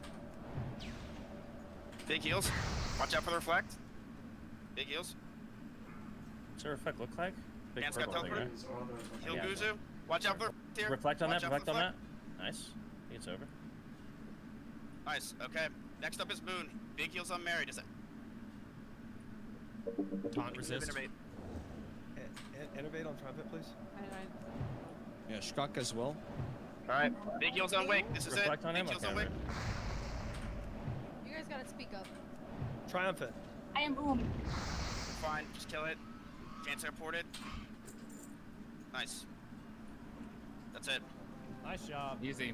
Good Good job. Holy job. fucking Good job, Christ. Okay, real quick. Was it supposed to be 242? 242 is correct. Yeah. Did we do it wrong? What did you do? I think we did 2-2-2. Please leave. Please tell me it's leave, Joker. It's not. Another Am Benny. I crazy? Divinity, roll for this. Good luck, Chris. Another Benny. Damn, son. Wow. Equip the gun. Equip this yet. I lose hit Nim, rating. I need to be hit rats? kept. No one else rolling? Again, if I get a Curia, sure. Easy clap. I don't even know what it does. Is there trash along the way? Should I just go ahead and repause? Oh, Chloe. That is do your not reboot. stuff. Okay. I'm not gonna say what it is. Stop the count. I think I heard Gratz already, so. Nah, sorry. Chloe's gonna win this one. Grass Grats, Chloe. Yep. Let's keep moving, boys. Let's keep moving. Let's go, Chloe. We have We got response. fire rest cloak here with like caster stats.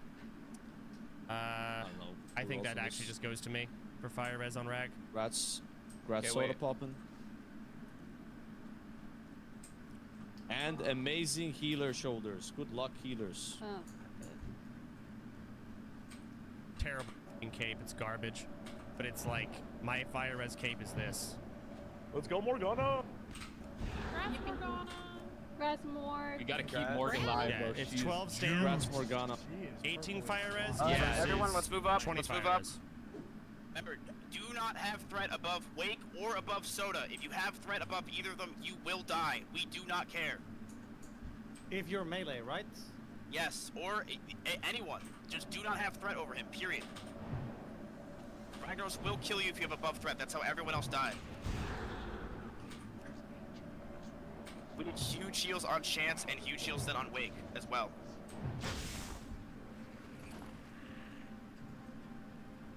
Let's go, baby. Wait, why is Gingy still offline? Let's go. Let's go. Genji's offline, yeah. Did you log in? Genji? I'm coming, guys. I have He's the timer. min-maxing the 45 Guys, seconds of I RP have left. the He's good. timer. 40 seconds. I have the timer on my screen. Oh, You good. missed the Api though. I wasted Zerker rage. Make sure you guys have GFPP on lock. Chance, you can FAP or, yeah. You need the FAP? No. You should be okay. Shields on Chance when he gets ragged. Let him get threat. If you pull threat, you will die. Simply, I'm looking at you, you son of a bitch. I know you're gonna try to do it. Hey, I'm chilling. 15 seconds. 15 seconds. Do I not have a f***ing timer? Oh, here it is. I see it. Okay. Okay, let's have no deaths.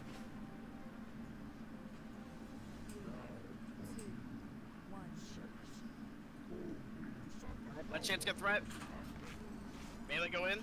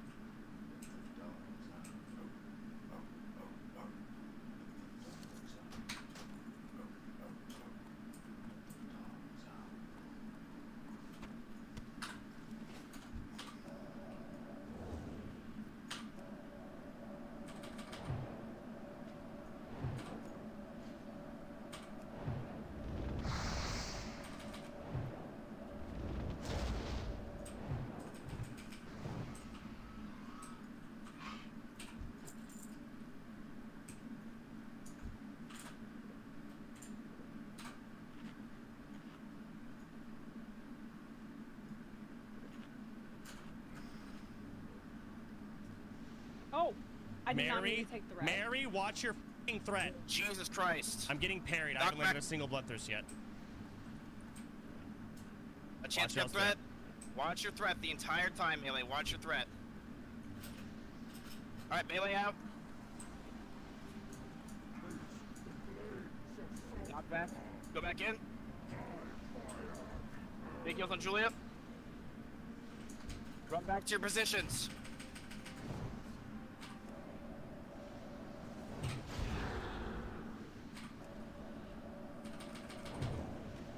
Threat's looking really good right now. Y'all can pump really hard. Okay, you heard him. Pump. Dan still has threat. Back out, Melee, back out. Melee, back out. There's a knockback, go back in.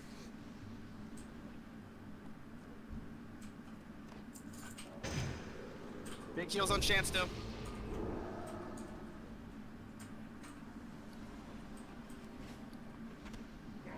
Melee out. Oh. Melee out.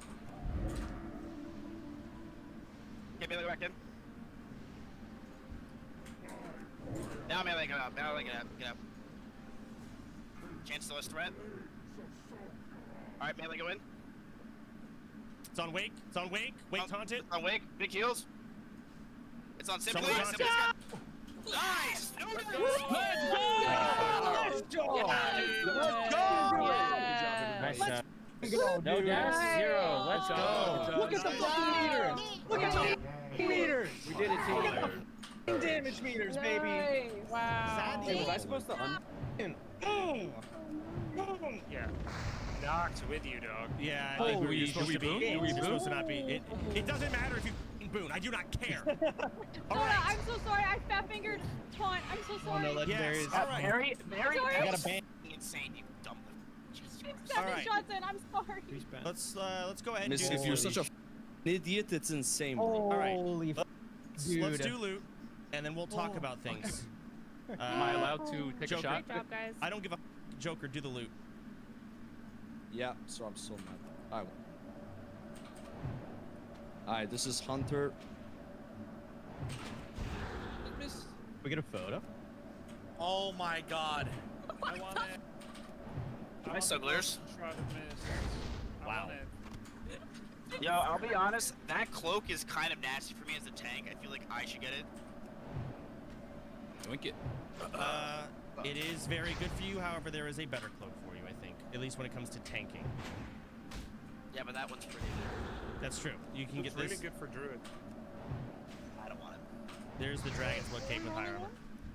I'll take it. You're rolling on the cape that just got linked by Joker. Rolling. You guys want to pour? That is such bullshit. Orb? Where are we taking a photo? We're taking a photo. Alright, Don't need that. Jades and Miz, roll. Give it to Jades. All right, Jades, grats. Miz, come on. Next piece of Really? gear. Thank you. Ring, ring, ring, ring, ring.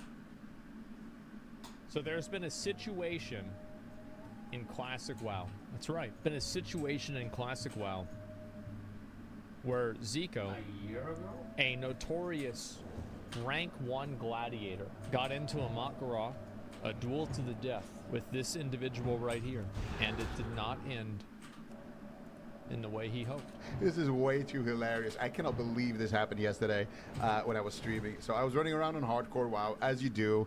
And you guys know, I like to run around, challenge some random people to Makaras. You know, I got 4 ears, and I'm just out here chilling, minding my own business, doing some Stranglethorn Tigers, you know, just having a vibe, you know?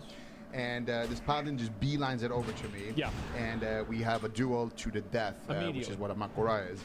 Now, I had no idea that this paladin was on a mission. This paladin, I am going to show you guys. I had no idea that this was happening. So first, before I show you guys are going to see the whole duel, but I want to give you guys some context because, you know, this clip is kind of going a little bit viral on Twitter, and a lot of you guys don't actually know.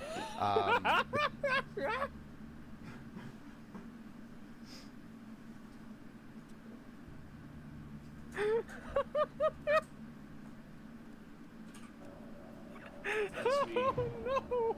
That's me right there. the full context here. But this guy is a stream sniper. This guy, as you can see here, he has a 15-minute long stream. He started his stream with the sole purpose of sending me to Brill. What? So, we're gonna see here. So first of all, he's sitting here in Stranglethorn, hiding, and he has this druid in his party, which is scouting my location. They have layered to my layer to find me. Oh my And God! you're gonna see he's Look at glancing him. over on his Yeah, second. look at Pow, the guy in the in his fucking in his party. He's over there where Zico is. Oh my God! Monitor trying to find my location, and when he thinks he knows where I am, you're gonna see he's gonna start buffing here. And we're not talking any buffs here. I mean, like already here when his stream's starting, he has a this is a frost resistance potion. This thing absorbs 2,000 frost damage. To put that in context.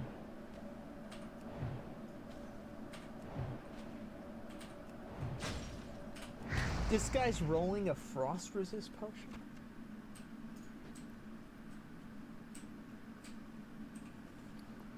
Bro, he's rolling a frost resist for this? Context, my mage has 1,400 HP.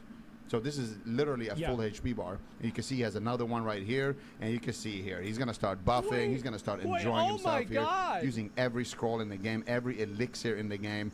These are magic resistance pots, which gives you plus 50 all magic res.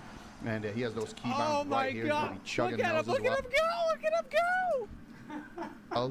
He's got the dynamites here. He's got the cloaking device, I believe that is. Bro, look at his face, man. He knows. This guy is the Punisher. He's gonna put Zico down. He's gonna put him in the dirt. This guy thinks he's so fucking good at the game, rank 1 gladiator. Well, welcome to my world. Welcome to classic WoW.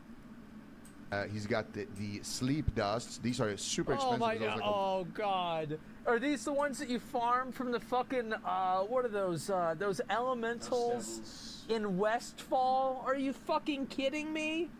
Are you fucking kidding me? The Dust Devils? He's been farming Dust Devils for this. No. And yeah, it's a low drop rate. It's an insanely low drop rate. 1 gold each.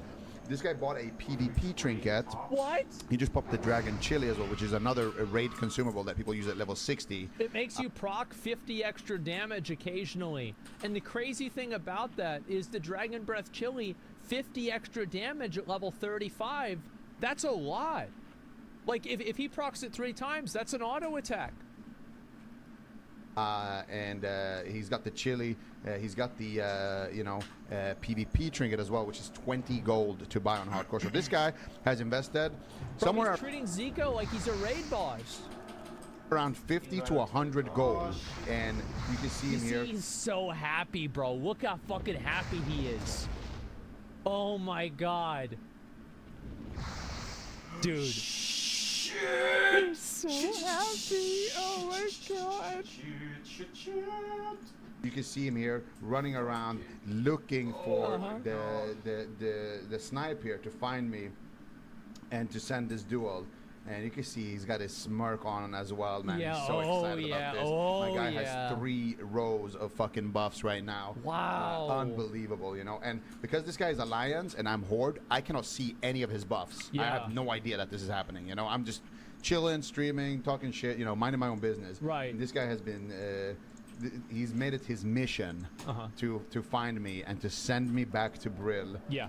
He even has his druid here later on come and buff him with Mark of the Wild. So he finally finds me. And you can see he's looking over at his second monitor. He's coordinating with his druid in his party. And this then guy's the targeting druid, me. bro, and he's the targeting druid my runs away like a little rat.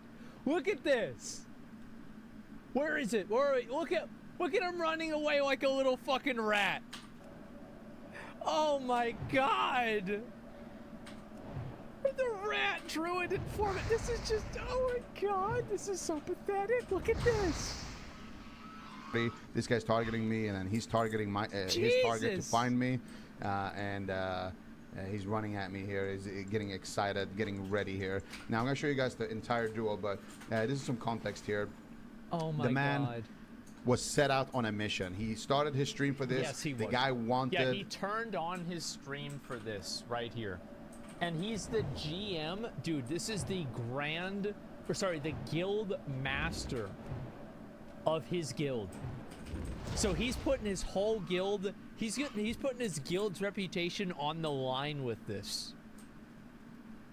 The clout from this. He wanted, you know, the clout. Well, I would want the clout too, bro. Like, look at this dude's computer. Like, what's he getting? 20 frames per second? People had a better computer than that in the actual vanilla WoW.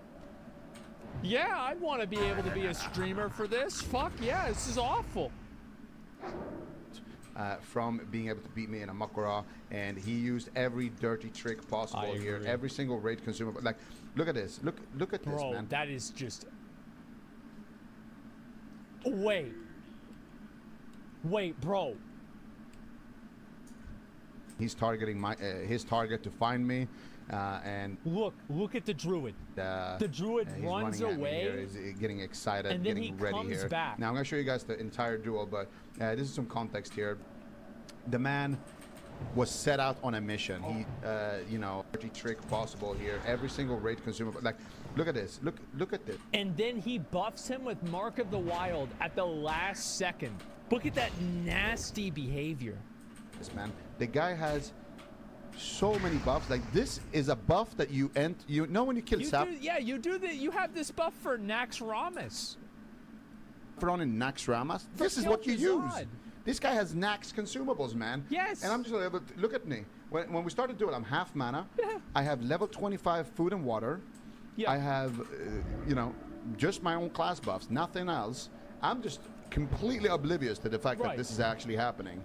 So we're gonna see this, and let me change my camera angle a little bit so you guys can actually see the chat as well. This is the full duel, and not just the ending of it. Shitty accepted. Enjoy. Okay, he opens with a bomb right there. All right, not too bad.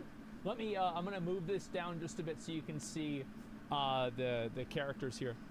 Oh man, so he opens up with the engineering bomb, he runs away, makes some distance, then Zico immediately polymorphs him. So right now, I'm gonna you find have a resist. And look at those buffs! Look at those, oh my god! Oh my god, look at everything there. That's incredible. 3, 4 almost rows of buffs. It's like I'm watching retail. Half the screen is his buffs. Out. Holy shit, he has every buff in the world. Polymorphed him again. Okay, he's gonna make some distance. Oh, bro, and then this little rat. Look at this little fucking rat, man.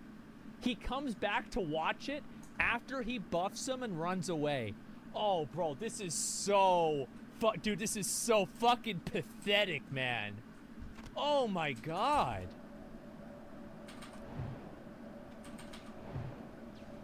And then there's the absorbs, of course, right?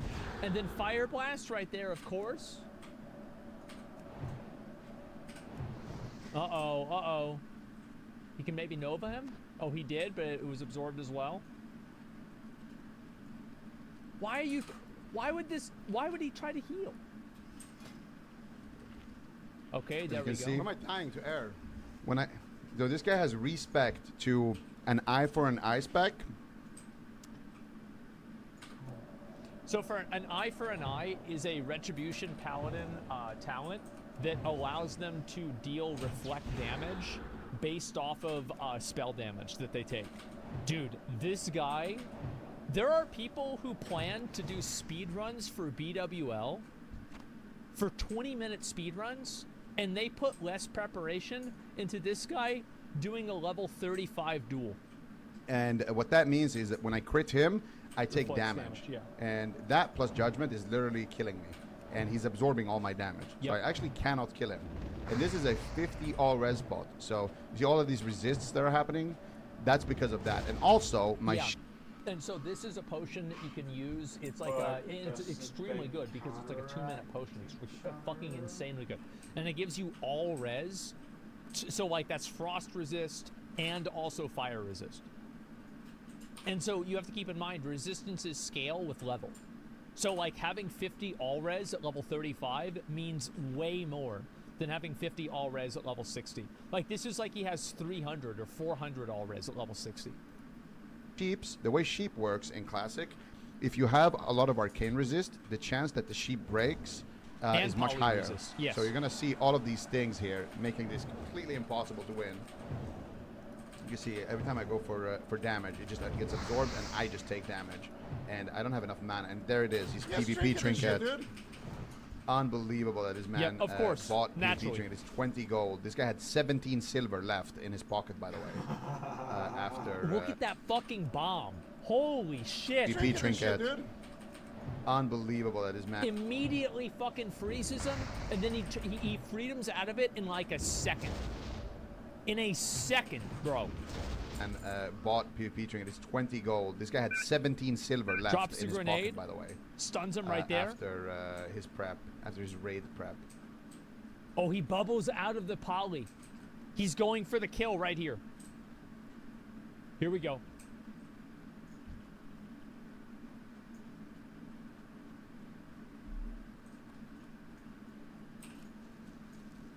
Okay. He moves in. Poly again. Freedom again. Zico's like, what the fuck do I do? Turn him around.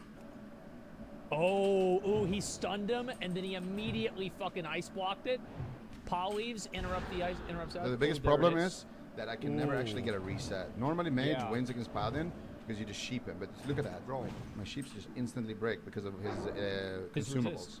Yeah. So I don't have I don't have reset potential, which is how you have to play as a mage. So all I can do is just run, wait for my sheep DR once again. Where's every sheep breaking? And try to reset again. And he's like nading me. Wait, he naded him? Wait, I didn't even see that. So all I can do is just run, wait for my sheep DR once again. Where's every sheep breaking? Oh, he did. There it is. I just saw it. Reset again. And he's like nading me. And he's also got movement speed enchantment. Oh my god. So he's running much quicker than I am. So he can outrun you. Reds also have something that allows them to run faster, but it's a combination of those Pursuit things. of justice. Look at this. Very fast. Oh my god. I'm just stalling, waiting for my sheep DRs. And look, sheep resist. Uh-oh. Uh-oh. And bro, like, he's so happy right now. Into, I think a sheep resist again. I need a drink, bro, but I'm not getting a reset. Yeah? Jesus, another resist. What kind of buffs does he have? Resist. 2 resists in a row. What a sheep, dude. Oh my god. 3 resists, yes. Why is he resisting everything, dude? Bandage, first aid. Zico's at 8% health. Here, his nade backfires. Now, his dynamite does like 50 damage, so it wouldn't have killed me, but that was, again, I'm dead. I That moved was it back. extremely insane. Yeah. Now here, the reason why this sheep doesn't actually break, you're gonna see it. Look. His magic buff fades. So I finally get a sheep. And that's the resistance potion he had, by the way. His magic pot that gives him 50 all res fades here. Goes so away. I finally get a sheep that actually stays for a little bit. Oh, he should have bought 2 of them. There, you can see he rebuffed it immediately. But that actually is what allowed me to get somewhat of a reset here. Not a good reset, but it's at least a reset. Ooh, Zico used the fucking the sleep thing too. He goes for the bandage as well. Polys him again. Bro, he's mad. Oh man, he's fucking furious. Bro, he rebuffed. That's the potion right there. He applied a second potion.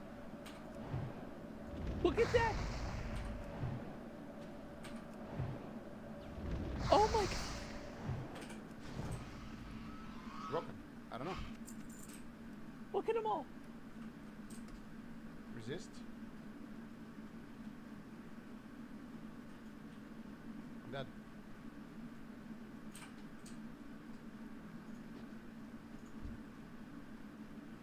He's got, oh bro, oh god.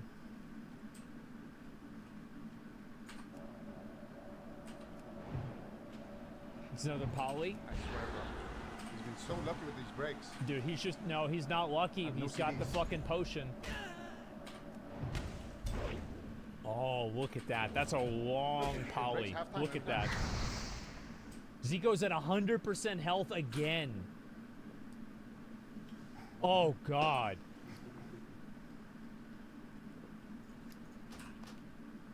I think at this point I try to get aggressive once again. I resisted something finally. I try to go for a I think max he range resisted crossbow a at judgment. 95% HP. What is he absorbing? And he just absorbs How is he it all. absorbing all my damage? Just absorb. Yeah, of course. And one is also frost damage, so absorb. His speed is not moving. Look at this, absorb. All absorb. How's he absorbing everything? My fire blast is the only thing that hits him. Look at him, he And came even my prepped fire for blast this. did He wanted this, partial damage because of the resists. Oh, my God.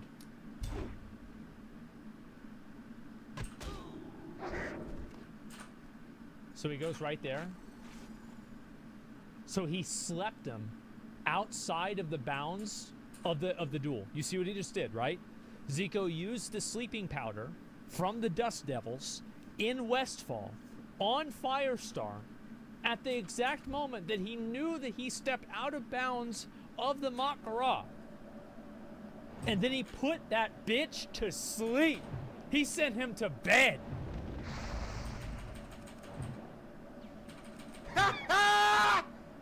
Motherfucker! And he got the fucking debuff. There it is. Shit, dude. Unlucky. Unlucky, my boy. Next time bring world buffs as well, you fucking dog. Yep. True. He doesn't even want to look at him, bro. Look, he's staring away.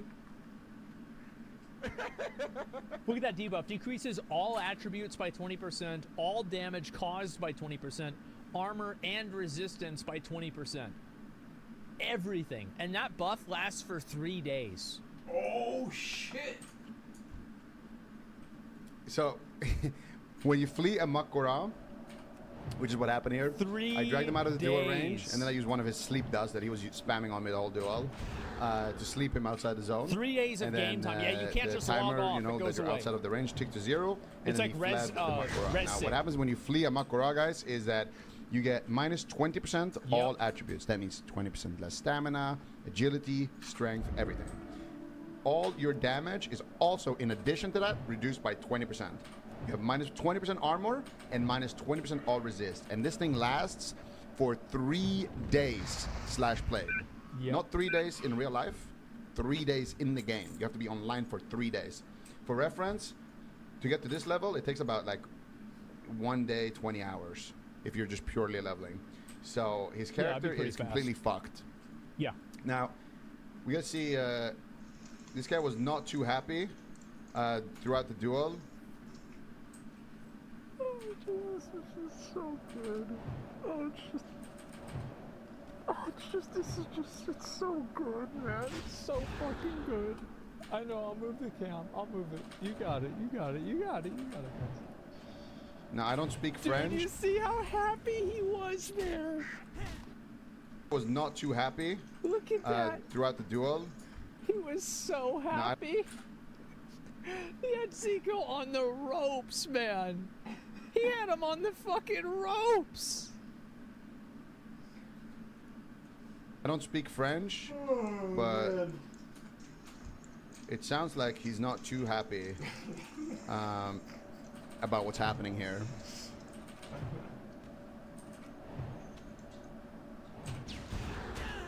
Je vais le défoncer. Tu fais que courir. J'arrive. What did he just say? What did he just say? He says, you think you can run. He says, I'm going to own you. I'm going to destroy him. You just run. I'm coming. He's only run. Setting up the trap. À moi ton oreille bientôt. He's excited. Allez, Zico, viens par là. Oh my My god. guy's not too happy about this. You can I'm not sure if run, I anybody will can translate that destroy in the you. comments later, but I do believe that Your ear is he's mine not too happy soon. about this. Les débloque. Now I want to see at the end Je vais requêter.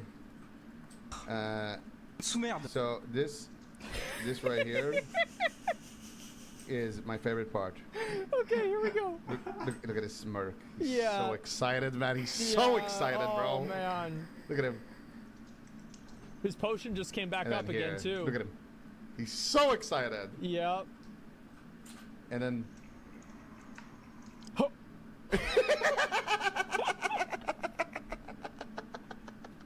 He's so Now, mad. Oh la pute! now he says some colorful language here. Yeah. So we're gonna mute that for a second here. But he's not too happy about this. He's definitely not too happy about this. This bitch. He goes on to make a ticket here. What? A ticket? Now, What? I believe the man is making a ticket. I'm not sure to report me Oh my or god. if it's to try to appeal the debuff. Like I said, I don't speak Oh my French. I don't know God. exactly what he's trying to ticket, but I just thought it was funny that this guy stream sniped me with 4 That's rows so of sad. buffs and ended up taking the L anyway, dude. So that's just instant karma if I've ever Wow. seen it. Bro, yeah, this guy gotta thinks it's unofficial hardcore. He's trying to send in an appeal. be the most funniest thing I've ever seen in a while. This is amazing. Oh, Bro, shit. I'm honestly So, like, yeah. I would leave his guild. Like over this, like if I was in his guild, Yeah. I would leave. I would leave. I don't want to be part of this anymore. Like this is just like, bro, like this is played out. Like, yeah. That's what happens, man. Yeah, The guy it's- wanted to it's hunt shame. me down for clout. He wanted the ad revenue. So sad, But instead, yes. he became the ad revenue. Like, subscribe, and comment, boys. I'll see you in the next one. Peace.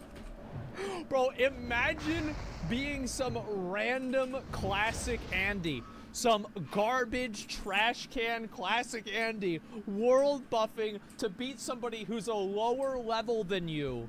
And then you actually lose over it. You thought that you were gonna beat somebody who's gotten rank 1 gladiator probably more seasons that than you've played the game. Did he really think this was gonna go in his... Bro, how can you be so arrogant? He thought... Bro, it's not even a question. Yeah, know your place. And he still lost. Ah, bro. That is fucking sad. This is probably one of the best videos I've ever seen. 365 comments. I wish I was in his guild when this happened. He told everyone, wait. This guy was in the guy's guild, the Paladins Guild. He told everyone to mass report you. I left. This fucking bitch, man. Like, this dude ruined his own career before he even had one. Making a character to stream snipe Makura with all those consumables and choosing a paladin. And on top of all that, speccing specifically to beat Zico. And you still lose. I can't believe it. It's like a movie script? Yes, it is. It's more humiliating than killing him? Yes, it is. He has to live with this dude. And he has to be online for 3 days. So he has to, like, people will see him in the world, and he will have to be in the world with this debuff. I hope whenever Blizzard answers his ticket, they make it longer. Just double the duration. They take it from 3 days to 6 days. They're like, oh, you didn't like that? All right, we'll do it for you again. Yeah, how about a week, bitch? I can't believe this. This is probably one of the greatest things I've ever seen.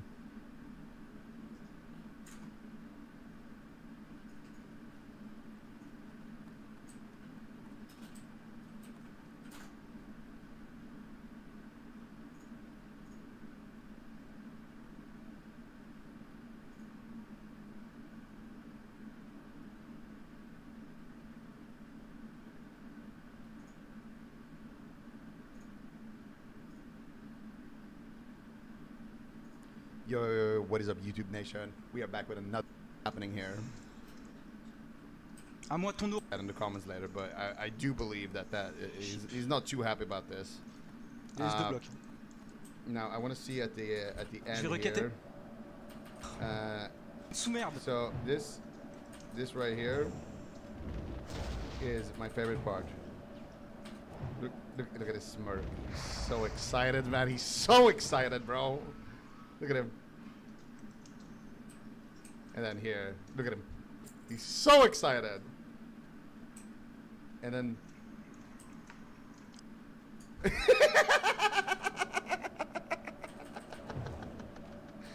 Now... Oh la pute! Now he says some colorful language here. So we're gonna mute that for a second here. But he's not too happy about this. He's definitely not too happy about this. He goes on to make a ticket here. Now, I believe the man is making a ticket.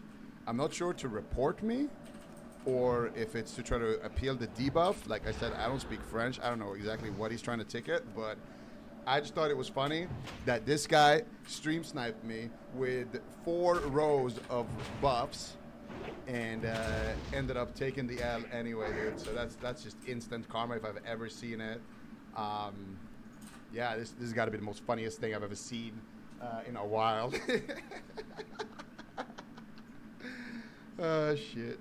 So yeah, that's what happens, man. The guy wanted to hunt me down for clout. He wanted the ad revenue, but instead he became the ad revenue. Like, subscribe, and comment, boys. I'll see you in the next one. Peace.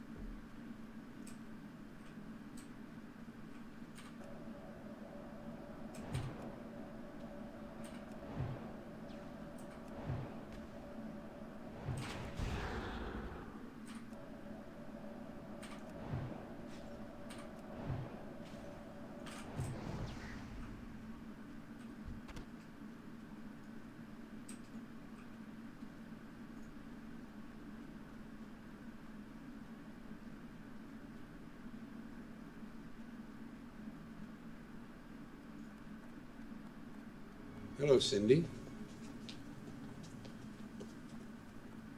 I'm the architect. George Carlin's career went through many evolutions, people pleaser, spoken word hippie to raging renegade, but one thing that never wavered was the rhythm in his delivery, the music behind the language, and the drum beat that gave his material pulse. It's fascinating watching him integrate the tricks and rhythm of his earlier material into the darkness of his best work. So let's track how Carlin's use of rhythm started and evolved to make even the most incendiary material sing.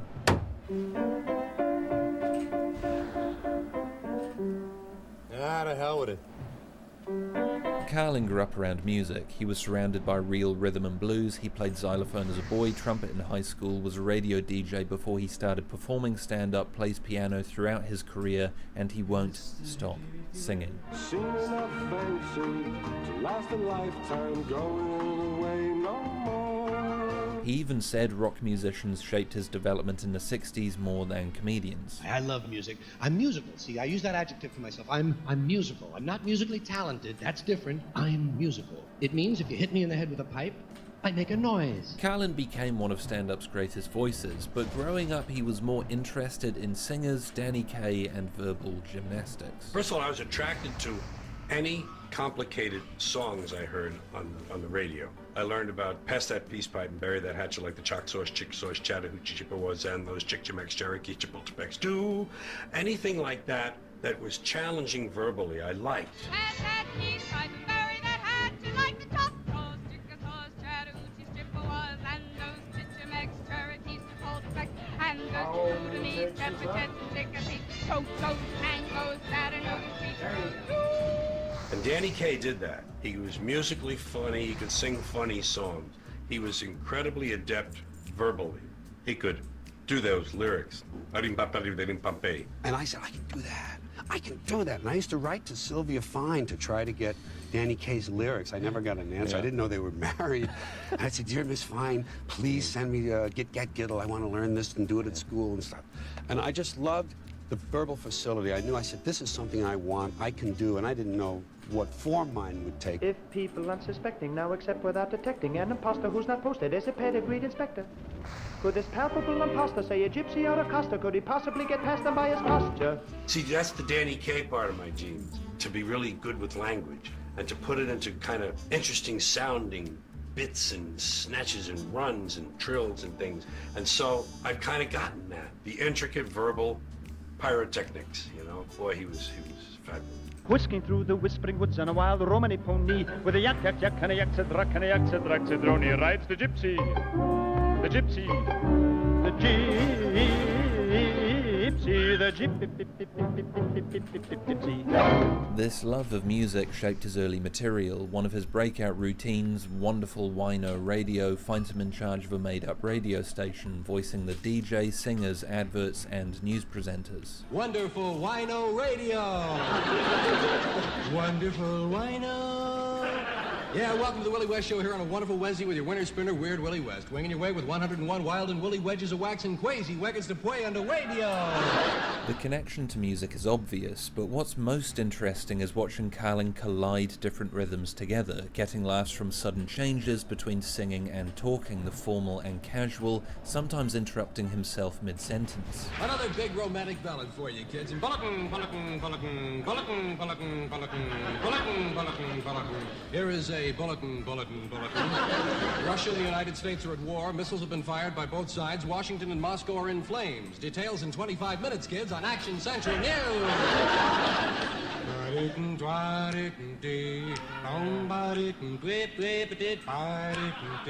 Throughout the 70s, his use of rhythm is on full display. FM and AM, Class Clown and Occupation Fool feature extended set pieces that involve singing to the audience directly. Class Clown was the first to discover a lot of musical things. He was the first one to get into Hawaiian nose humming, right?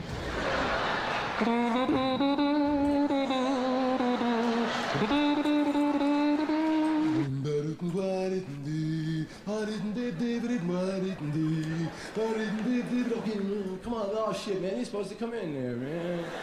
Or blending spoken word and stand-up together. They see hair down to there, say beware, and go off on a tear.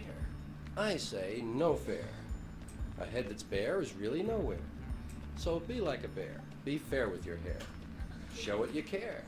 Wear it to there, or to there, or to there if you dare. Now, part of my brain triggers the beat poet cringe alarm. Julia, Rob! Hurts! Comedy has evolved beyond these tricks and gimmicks. Carlin said his early work was his inner child looking for the approval of adults, and you can see that.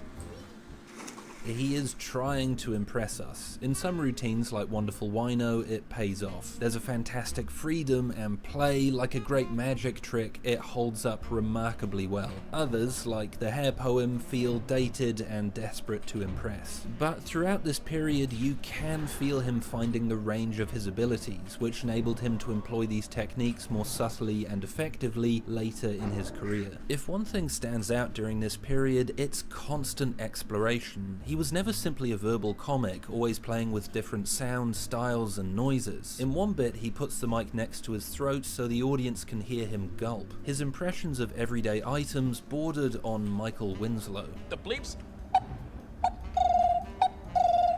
The mastery that he had of dynamics and volume and where he had the mic and bringing his voice up and bringing it down, and he had an incredible broadcaster. We've met on the radio dial. Voice. First of all, in the center of the when dial. he would imitate the sound of turning the dial.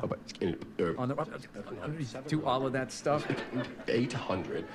Whatever he turned his focus to, you were going at it at light speed. We met in the center of that dial. And he just eviscerated it. And then we get down lower and lower, down to the hopelessness of 55. Carlin was a fastidious performer. Words were his forte. I've always been an ordered and left-brained person about performance, worried to the point of obsession that every detail has been taken care of, is precisely in place. But the way they were arranged to sound was just as important. This clip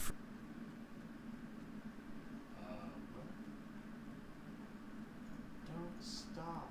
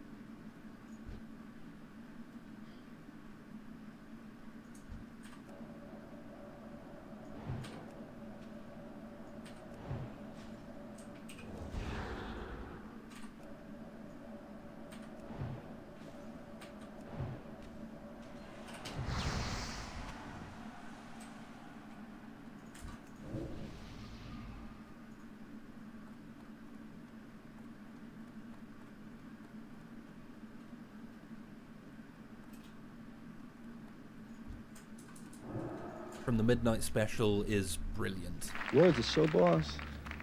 There go a few now. 5 of them. There's 3. There's 2.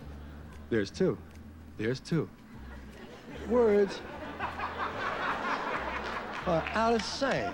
You get this nonchalant, floaty delivery contrasted with incredible precision and awareness. Even as he's tying up his hair, he's making you rethink everything you're hearing, bringing your attention right down to the rhythm and number of words. At the start of his set, it's a fantastic tone setter, making the audience hyper-aware that beneath the hippie facade is a calculated technician. Another example creeps up in 1984 Carlin on Campus, where he crafted a kind of comic poetry, jumbling lines from the Lord's Prayer with the Pledge of Allegiance. Yet the joke wouldn't work if it weren't for the subtle changes to his tone and intonation, cluing the audience where to laugh. Our Father who art in heaven, and to the republic for which it stands. Thy kingdom come, one nation, indivisible, as it is in heaven. Give us this day as we forgive those who so proudly we hail. And crown thy good into temptation, but deliver us from the twilight. Amen. As his career progressed, Carlin gained total mastery over juxtaposing extremes. Sudden shifts from high to low. There are no numbers up in the sky. I've looked. They're not there. Fast to slow. I find it staggering how quickly Carlin could speak, able to speed up or slow down as if adjusting a dial, spitting out a setup insanely quickly before digging into a punchline. Suppose you're in a bar and one guy's sitting over on the side reading a book, not bothering anybody. Another guy standing up at the front with a machete, banging it on the bar, saying, "I'll kill the next motherfucker who comes in here." Who are you gonna watch? So everything's happening at once. Radio, windshield, rain, traffic, everything going on. And you're just trying to get across town and take care of something, you know. And you get over there and park the car, turn off the key and go inside, take care of the business, and you come out and you turn on the key. And the goddamn radio is this loud! Sometimes he'll repeat the same pitch over and over, then hover, pause, or inflect. Where would we be without our safe, familiar American bullshit? Land of the free, home of the brave, the American dream. All men are equal, justice is blind, the press is free, your vote counts. And he'd get that really, and he did all the way up to the highs and the low. Football is concerned with downs. What down is it? Baseball is concerned with ups. Who's up? Are you up? I'm not up. He's up. Because when you're little, your life is up, the future is up, everything you want is up. Wait up, hold up, shut up. He personified that thing that you see when you're young and you go, that's it, that's the thing. And I wanted to be just like him, getting every word in the right spot. Because when he did it, it thrilled me. I wanted that skill, and I've spent my life pursuing it. And you would set about disrupting the class by attracting attention to yourself. That is the name of this job, you know. It's called Dig Me. Yeah, it was like, hey guys, didn't make the team, but... Yeah.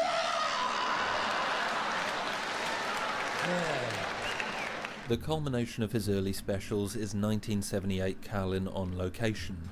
Again, it shows Carlin at his most theatrical, his vocal delivery matched by his physical performance. If you watch him move, he's always in rhythm with the jokes, crouching down or standing on his tiptoes depending on his pitch. Every note in his voice complemented by a posture or glance. Look how his body and voice are totally aligned in his delivery here. Yes, you get so popular when you die. All the flowers you get, think of the flowers you get when you die. You get more flowers when you die than you got in your whole life. All your flowers arrive at once, too late. Note how much air he puts into the all to really make sure his point is clear, standing up before swooping down and turning towards the camera. Contrast this to the sudden shift in tone at the punchline, high to low, complemented by a wonderful piece of physical comedy, deflating like a popped balloon. The crumpling of the shoulders, the wilted expression, the sad downward eyes. I have caught myself singing this final phrase. The first part has a soft melody, almost like a nursery rhyme. All your flowers arrive at once. Da da da da da da da. The final couple words cut through that in a really satisfying way. Too late. All your flowers arrive at once, too late. Don't forget, what we do is oratory. It's rhetoric. It's not just comedy, it's a form of rhetoric. And with rhetoric, you look and you listen for rhythms. You look for ways to sing at the same time you're talking, and to go da-da-doon, da-da-doon, da-da-doon, doon-doon, and doon, da-doon, doon, doon, doon, da-da-doon, da-da-doon, da-da-doon, da-da-doon. And it's just natural. The 7 words you can never say on television, arguably Carlin's most famous routine, became one of his most musical. Carlin performed this routine on numerous albums and HBO specials, making different riffs and changes on each, expanding a fairly casual 7-minute routine on Class Clown into a 25-minute tour de force on George Carlin again. Those are the ones that'll infect your soul, curve your spine, and keep the country from winning the war. Those are the ones that'll curve your spine, grow hair on your hands, and maybe even bring us, God help us, peace without honor. You can hear the routine evolve across multiple albums. Even the year gap between 1977 and 78 show a dramatic improvement in his rhythm, pacing, and timing. Take this section. They found an awful lot of ways to refer to them, and I did too. Called them bad language. Dirty, filthy, foul, vile, vulgar, coarse, unseemly, in poor taste, street language, locker room talk, gutter talk, barracks language. It feels slow, like he's struggling to remember what comes next. He takes the same length pause between each word, which makes it feel predictable and dull. You can feel Carlin struggling to transition from the casual conversational tone of his earlier albums into a more commanding stage presence. Compare this to 1978.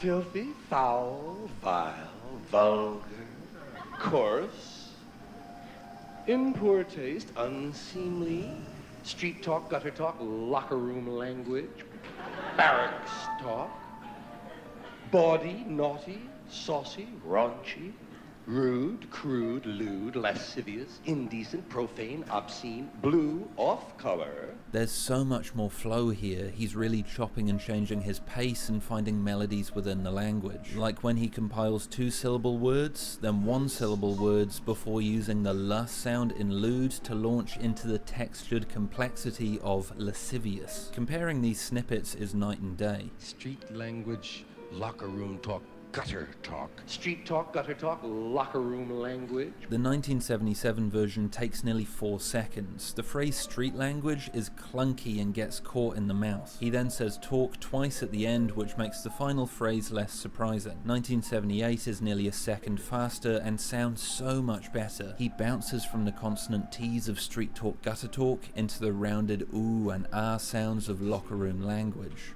Lovely. Risque, suggestive, cursing, cussing, swearing, and all I could think of was shit, piss, fuck, cunt, cocksucker, motherfucker, and tits. Shit, piss, fuck, cunt, cocksucker, motherfucker, tits. Carlin updated the list of inappropriate words as time went on. The list is open to amendment, and in fact has been changed by now. A lot of people pointed things out to me. And then we added fart, turd, and twat, which also don't have other meanings. You know, twat's twat, and that's that. Yet the order of the heavy 7, as he called them, remained untouched. The reading of those 7 words, the way they were placed together, had a magnificent kind of a jazz feeling, a rhythm that was just very natural and satisfying, the way those syllables were placed together. Even when someone said he should remove a particular word because it was the derivative of another word on the list, he kept it in, lamenting how it would kill the rhythm of the joke. Now the list was shit, piss, fuck, cunt, cocksucker, tits. Shit, piss, fuck, cunt, cocksucker, tits. Does it sound like something's missing? Does it sound like an old friend is gone? Shit, piss, fuck, cunt, cocksucker, tits. Remember the old rhythm? Shit, piss, fuck, cunt, cocksucker, motherfucker, tits. Cocksucker, motherfucker, tits. Cocksucker, motherfucker, tits. Cocksucker, motherfucker, tits. Now, shit, piss, fuck, cunt, cocksucker, tits. It falls apart. It isn't going anywhere. When do you know it'll work? I mean, only after can you feel instinctively yourself? You can. You'll be wrong 10 or 20% of the time.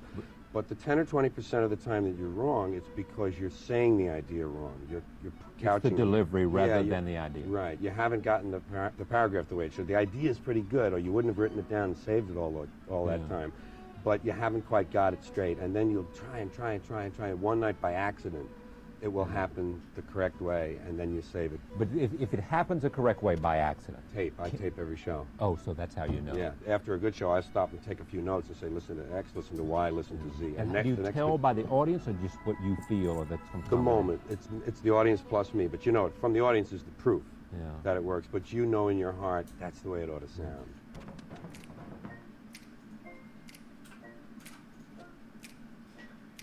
Why does it stay on 2 hours?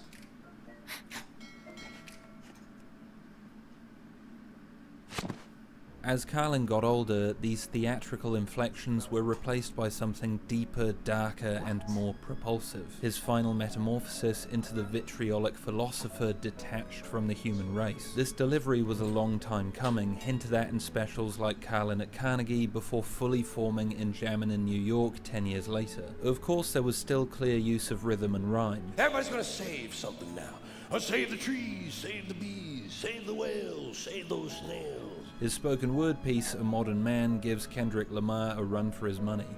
I've been uplinked and downloaded, I've been inputted and outsourced. I know the upside of downsizing, I know the downside of upgrading. I interface with my database is in cyberspace, so I'm interactive, I'm hyperactive, and from time to time I'm radioactive. But overall, he became less showy. He lowered the register of his voice, thanks to the advice of his older brother Patrick, to align with the weight of the subject matter. I think he became a more popular comedian in a way. He got a more popular voice, or populist perhaps I should say, through sort of returning to the friendship with his elder brother. And certainly Patrick contributed to that development of his voice in his sort of greatest period in the 91-92. In his earlier performances, he had really sort of kind of a light tenor voice, a kind of hippie version of a light Irish tenor. But Patrick sort of deepened and broadened that voice into what eventually became George's signature sound.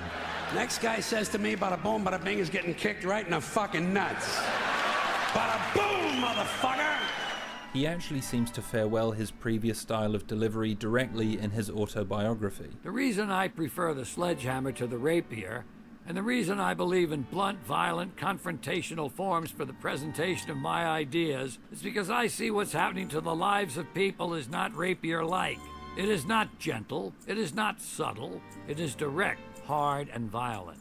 And it's not sufficient to have a clever riposte, a witty song by the Capitol Steps. Fa-la-la, oh dear, the killing, hey, dilly, dilly, dilly, doesn't do it for me. Fuck you, cocksuckers, is my approach. He no longer glided across the stage, he stamped on it, his back permanently bent, probing, emphasizing, pressuring. But behind the delivery are the same rhythms, giving the jokes their crunch. Take this joke from Jammin' in New York about the durability of the planet. Planet has been through a lot worse than us for a long time. Been through earthquakes, volcanoes, plate tectonics, continental drift, solar flares, sunspots, magnetic storms, the magnetic reversal of the poles, bombardments for hundreds of thousands of years by comets and asteroids and meteors, sandstorms, erosion of all kinds, cosmic radiation, worldwide fires, worldwide floods, recurring ice ages, and we think some aluminum cans and some plastic bags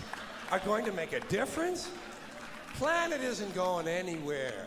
We are. We're going away.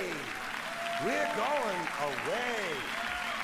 Carlin delivers an avalanche of events at a constant rhythm and speed, 18 individual phenomena in 46 words in 20 seconds. When he gets to humanity's contribution, he says 2 things over 10 words in 10 seconds. His neutral tone becomes a whine, dragging out the R sound in bags and cans to make them sound small and silly. The final repetition of We're Going Away has a singer's lilt, a light, inevitable tone, farewelling the human race as we drift into oblivion. Carlin played with words word count a lot, in this case front-loading a joke with a bombardment of information to make the counterpoint stick out as pathetic and futile. In doing it again, he applies the same principle, but to create something far more complex. There's a condition in combat, most people know about it.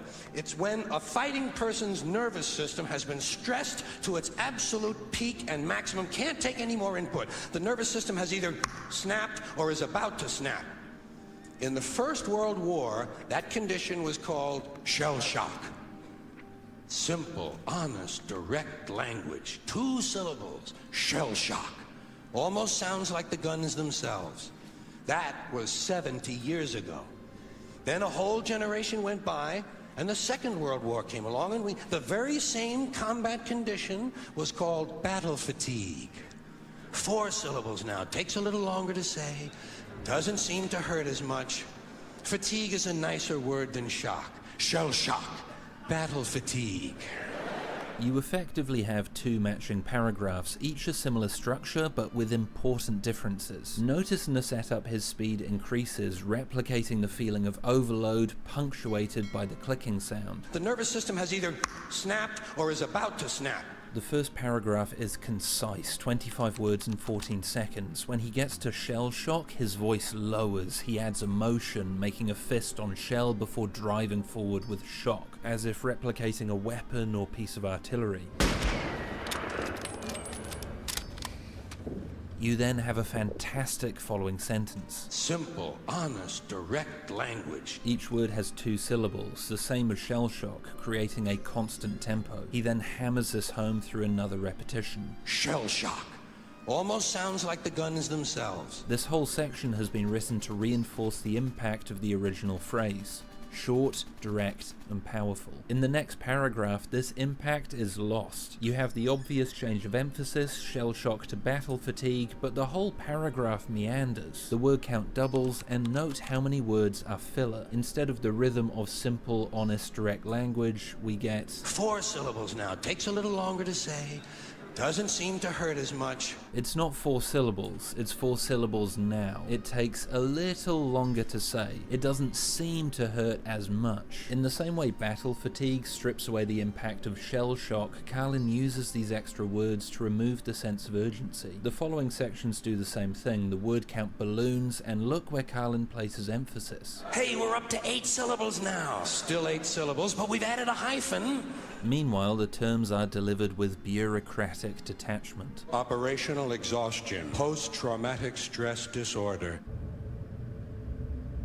Throughout his career, Carlin attacked dehumanizing language used by those in power. Language, he said, that takes the life out of life. Throughout this routine, Carlin does the same thing, showing how the effort is placed not on caring for the soldiers, but burying their trauma under a mountain of jargon. I'll bet you if we'd have still been calling it shell shock, some of those Vietnam veterans might have gotten the attention they needed at the time. I'll bet you that. I'll bet you that. Repetition was one of Carlin's go-tos. It's hard to find a joke in the 90s where he doesn't repeat a key phrase 2-3 times in a joke to bury it in the audience's head. These repetitions also create flow and melody. Even the name Bush, is related to the genitals without being the genitals. Sometimes it wasn't the words, but the same rhythmic pattern making the joke resonate. I drive kind of recklessly, I take a lot of chances, I never repair my vehicles, and I don't believe in traffic laws. Listen to how he speaks in threes here, expanding for each punchline. So I agree with that abstract, that males have pushed a technology that just about has this planet in a stranglehold. Mother Earth, raped again. Guess who? Hey, she was asking for it. Again, it's like poetry, so if they rhyme, every stanza kind of rhymes with the last one. Sometimes he'll set up a rhythm, then undercut it and play with it as the joke progresses. Check out this joke from his 1996 special, Back in Town. Because, I mean, even with this stuff we preach about the sanctity of life, we don't practice it. We don't practice it. Look at what we kill. Mosquitoes and flies, because they're pests. Lions and tigers, because it's fun. Chickens and pigs, because we're hungry. Pheasants and quails, because it's fun. and we're hungry. And people, we kill people, because they're pests. And it's fun. The first section he's setting the joke up, but the real melody kicks in here. He names a pair of animals, then he emphasizes. For pests, fun, and hungry, he provides a slightly different intonation that we'll remember. Pests, fun, hungry. These lines all have a total of 8 syllables. That's the melody. Now he can subvert it. Pheasants and quails, 'cause it's fun. Here we are a syllable less, only 7, and he slightly underemphasizes fun. 2 little cues that there's more to come. And we're hungry. He's now subverted the rhythm of the joke, a disruption that the audience intuitively finds funny. Nice. Again. Note how he's undercommitting, not quite throwing himself into these lines, which is building the tension for the real punchline of the joke. And people, we kill people. If he was following the melody, he'd say, and we kill people, but instead he breaks this final point into 2 sentences. The pitch of his voice goes up each time, and he takes a couple big pauses. And people, we kill people. He might as well have a sign above his head that says, pay attention. This is the big finale. 'Cause they're pests. And it's fun. He really emphasizes this more than any of the previous times he said it. He scrunches his face, there's real venom. He bulges his eyes and exaggerates his posture. This booming finale signals the end of the joke. It really is a song. Carlin sets up a melody, then subverts it and plays with it, all while building to a climax. It's the only one I know of, the only art form where the intended receiver of the art is present at the delivery, and the art form can be altered according to their appreciation of it as you go. Now, in my case, I don't change the words a lot, but they give me signals that gives me license to do more with my body, to do more with my face and my voice. So, except for a jazz musician who is also affected by his audience in an improv, everyone else is separated from their audience by time or space, or by an arrangement, or a key, or a tempo. Not the comedian. He gets to do this according to how they appreciate him. Rat shit, bat shit, dirty old twat. 69 assholes tied in a knot. Hooray! Lizard shit, fuck! Now, despite all my love for Carlin, it's fair to say stand-up has outgrown this style of delivery. Comedy has become conversation, and Carlin was very much talking at you than with you. The audience doesn't really figure into my plans. Here's the way I look at it. I'm here for me, you're here for me, and no one's here for you. There aren't many comedians who can bow after finishing a routine like they've just finished a play. I have no ending for this, so I take a small bow. Thank you. On a personal note, I found his delivery, especially in the 80s, a bit grating. Throughout the 80s, Carlin's delivery became more aggressive, verging on pantomime at points. This worked magnificently in the 90s talking about serious issues, but in the 80s his material is pretty observational. Halfway through a 15-minute routine about driving or stuff, I was longing for the low-key charm of Class Clown or FM and AM, where he wasn't such a bombastic stage presence. There is also, by his own admission, indulgence. I don't think it's a coincidence that the years Carlin was creatively at sea, the late 70s into the early 80s, are where he's most self-absorbed. There's an inability to cut routines off at their climax, sometimes exploring the same premise to the point of total silence. Even George Carlin again, which I have a huge amount of respect for, has chunks that long overstay their welcome. Not surprisingly, my 6th Little David album, On the Road, was directionless and unstructured, featuring the interminable death and dying routine. On the album, it only ran 13 minutes, but on stage it ran 27 minutes. Talk about dying for 27 minutes. Should have given a seasoned comedian pause. The comic's gonna die. I don't want to die. Jeez, I was dying out there. I was dying. It was death out there. And it was like a morgue. Oh, I don't want to die. The biggest risk with Carlin is new comics will try to imitate his delivery without the perspective to back it up. Yes, Carlin was one of the most thought-provoking comedians of all time, but he wasn't always the funniest. Some of his most famous routines prioritized ideas over laughs. There were considerable stretches when I wasn't getting laughs, but I didn't expect them. They were where there weren't any jokes. The laugh-free stretches were acceptable to me and to the audience because they were engaged, or more accurate, we were engaged. This is a dangerous philosophy to have. Carlin didn't perform Jammin' in New York until he was 55. Until then, multiple decades were spent learning his craft. Just because you performed a 10-minute laughless rant at an open mic doesn't make you George Carlin. It makes you a bad comedian. This does little to take away Carlin's legacy. There is still so much to be learnt from him. He was the original conductor, the comic maestro that put the blueprint in place. So, do yourself a favor. Next time you watch a comedian, don't listen to the words. Listen to the music. But he's like a great painter, like a Rembrandt of comedy. You know, there's Rembrandt and then this guy's doing a postcard of a sailboat.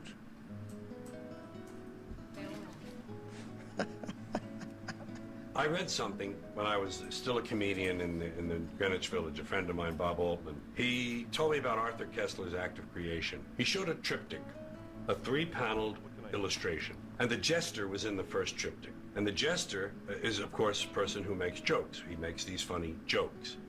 But if he has ideas attached, if the jokes are built on sound ideas, if there's something philosophical in his thinking that the jokes illuminate, then he's a bit of a philosopher too. So he goes to the second part of the triptych. Jester becomes jester philosopher now. And if he does those things with marvelous language that thrills us, particularly graceful combinations of words and runs and rhythms of language, then he becomes a poet as well.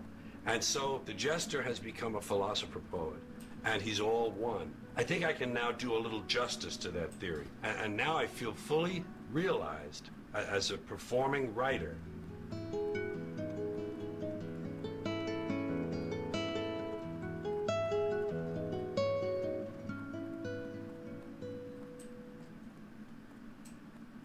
All people are afraid. No one knows what they're doing. Everything is getting worse. Some people deserve to die. Your money is worthless. No one is properly dressed. At least one of your children will disappoint you. The system is rigged. Your house will never be completely clean. All teachers are incompetent. There are people who really dislike you. Nothing is as good as it seems. Things don't last. No one is paying attention. The country is dying. God doesn't care. Shh.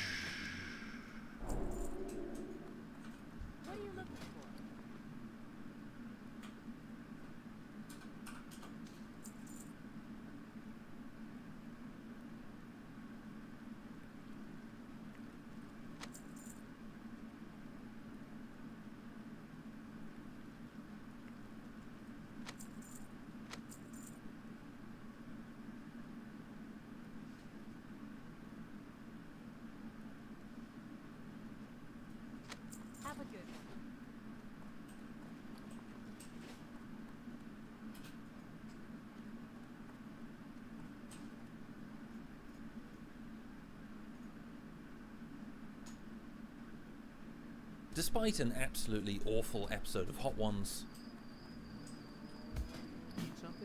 it's great. There's a lot of heat on Shane Gillis's saucy little nipples at the minute. The main thing that stands out to me about Gillis is his delivery. Gillis maintains his regular guy energy in the most irregular of circumstances, creating the back and forth banter we'd usually see on a drunken night out. So let's talk about how Gillis makes his act feel natural, off the cuff, and distinct from the rest of the Joe Rogan chum bucket.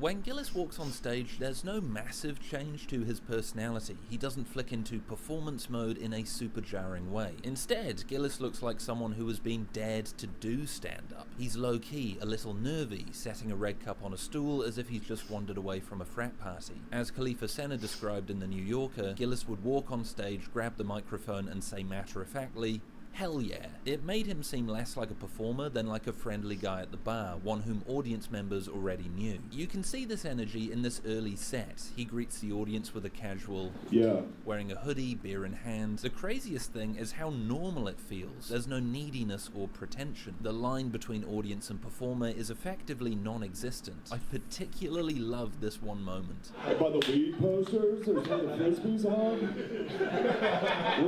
We're all like in our 30s.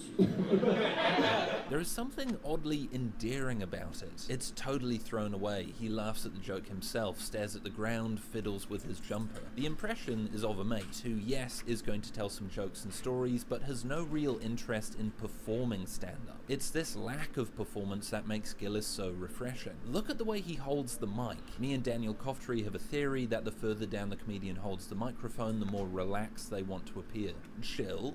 Very relaxed. Psychopath! Gillis's contemporaries all hold the mic with one hand, giving off the vibe of cool, authoritative control. Yet Gillis holds it like a total newbie. He keeps one hand behind his back or holds the mic with both. It's disarming, awkward, there's a shyness to it. He's not trying to dominate the stage like Tom Segura or Joe Rogan. He's not heightening his personality like Theo Vaughn in Regular People. He looks much more like some regular guy than a natural performer. When Gillis finishes a routine, he doesn't slyly segue onto the next topic. Instead, he pauses or walks back to his cup and takes a long drink. It's intentionally clunky and brings attention to the performance itself. Oh, 9/11 joke. That's an applause break. Bravo! It's become entrenched in comedy lore that the best comedians are the ones who make it look effortless. They move between subjects with slick precision, never bringing attention to the mechanisms at play. You really have to put all this time into it to make it look like you're coming up with it off the top of your head. Which is where Gillis steps in. Gillis has no interest in trying to maintain the illusion that it's all coming off the top of his head. He is a guy telling jokes, and in these little moments he embraces an awkwardness that feels more real, vulnerable, and less performative than his peers. Look, it's not Bo Burnham or Stuart Lee. He's not deconstructing the art form. My show is very planned, to the word, to the gesture. And I'm trying to break out of that. But the things that make stand-up feel most performative, he draws attention to, instead of trying to hide. This makes his act feel more real and more like genuine conversation. It's a smart, subtle breaking of the fourth wall that makes Gillis's stage persona feel much closer to his real self.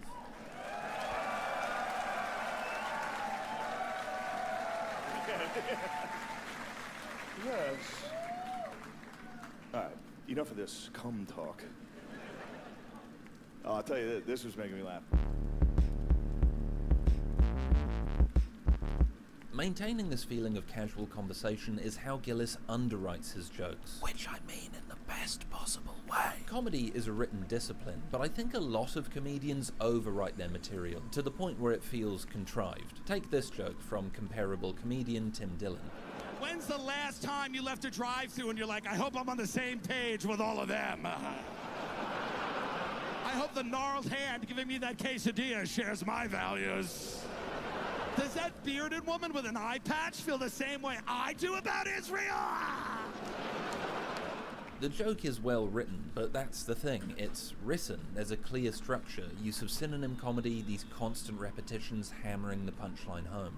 Wait, what the hell is synonym comedy? Well, not to give the game away for a future video, but synonym comedy is a term I heard Pete Holmes use to describe a comedian varying their vocabulary to create more punchlines. Dillon's joke comprises the same basic idea, but each time he describes it a different way. This turns one punchline into three. Huzzah!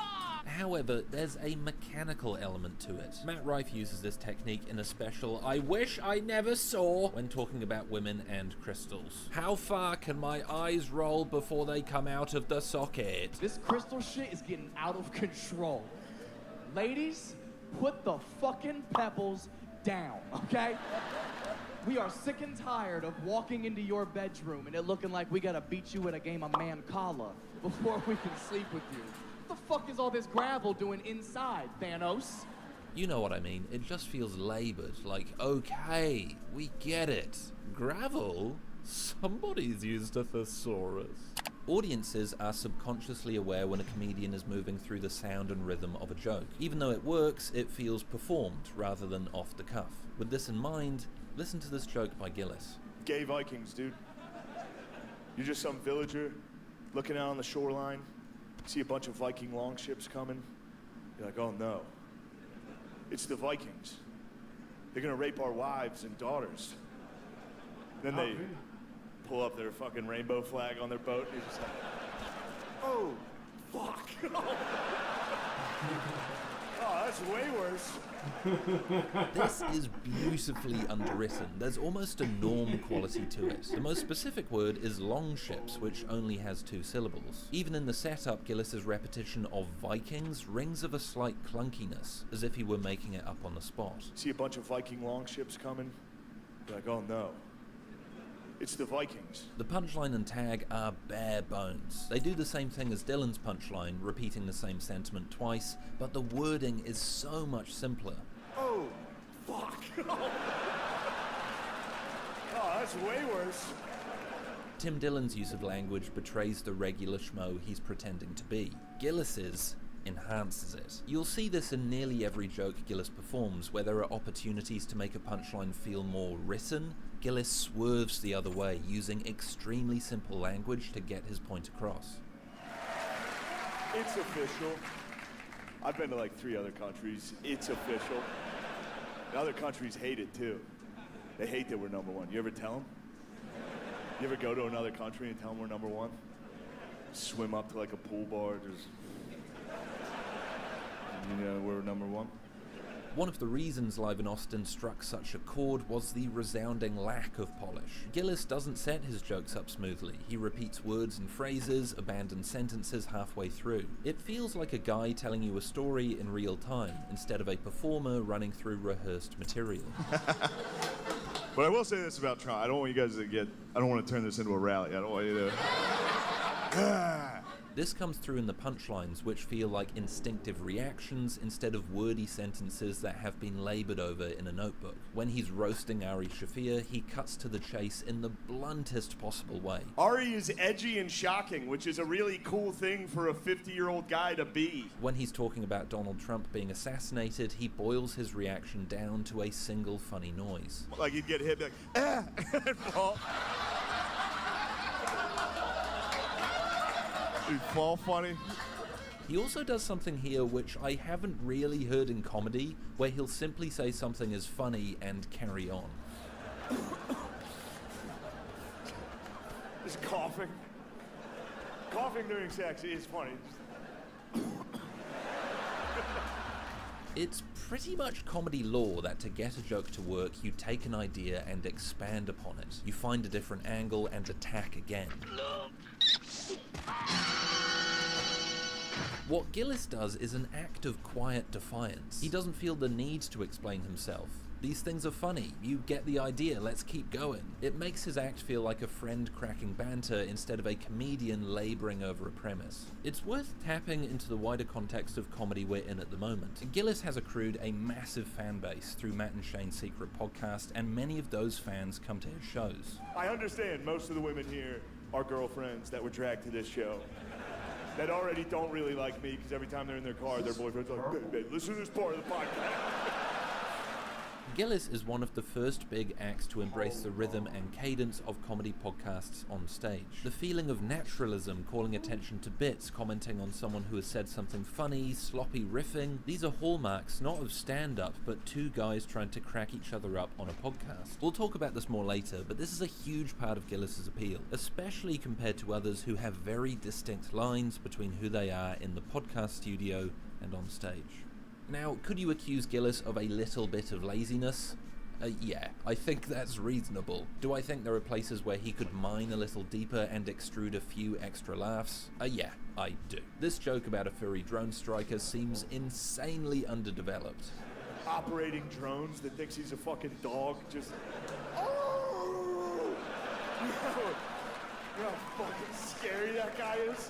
But you can't deny the chaotic spontaneity that comes in its place. It's worth mentioning Gillis probably performed this material hundreds of times. The temptation to tinker, to make the punchlines more exact, to force the jokes a little more, would be hard to resist. You can see this in Dylan's joke, which seems to have solidified through constant repetition. It feels rote and lacks the in-the-moment madness that comes through in his podcast. You should be watching Plandemic!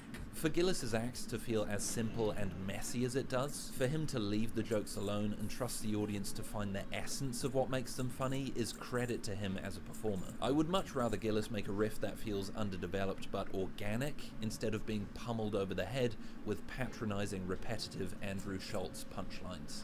I got crop circles on your fucking sheets. You see that shit? I might not make you come, I'll make you do laundry, that's a fact. I do a load, you do a load. That's how things work around here. Guys, thank y'all so much, man. Thank y'all so much.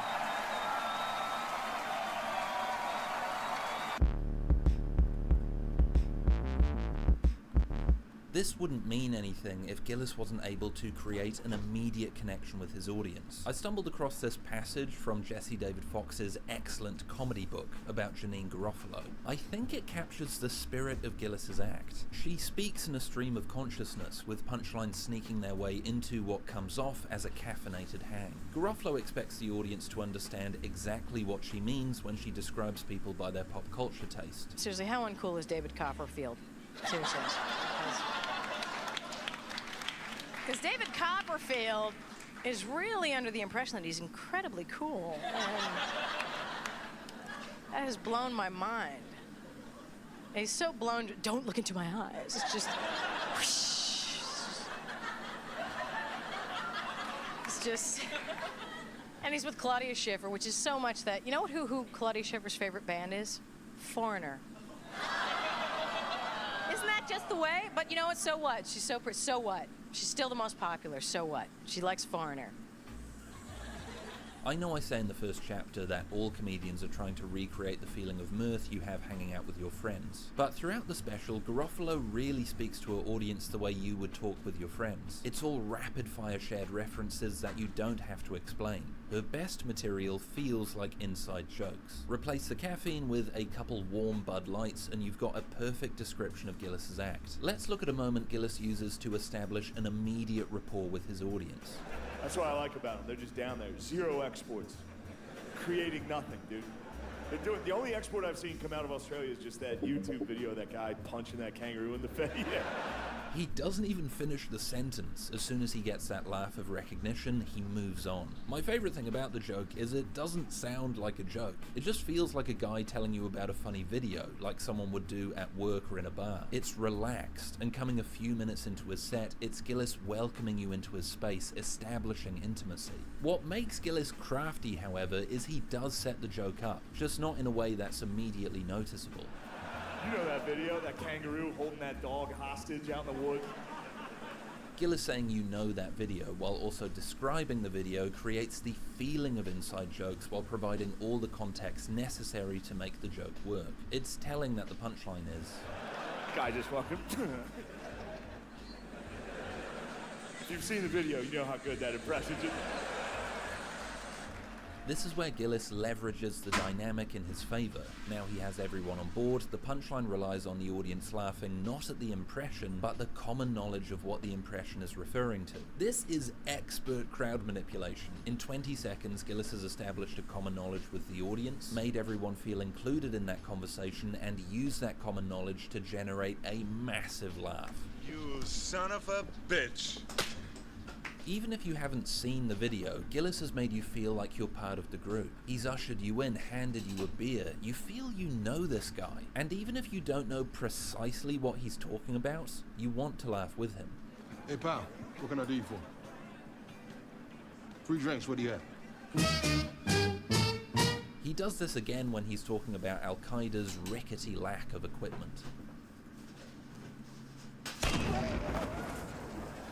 Those dudes, they had one set of monkey bars. That's what they all trained on. And they were proud of the monkey bars. You remember that video? You've seen them using the monkey bars. Listen to how he sets this up. He asks you if you've seen it, he pauses briefly as if he's waiting for you to nod your head, then he insists. And they were proud of the monkey bars. You remember that video? You've seen them using the monkey bars. It's a low-key psychological trick. It's like a bro version of The Mentalist. You have seen them using the monkey bars. You have seen them using the monkey bars. It sounds like a Beatle. Ringo, you have seen them using the monkey bars.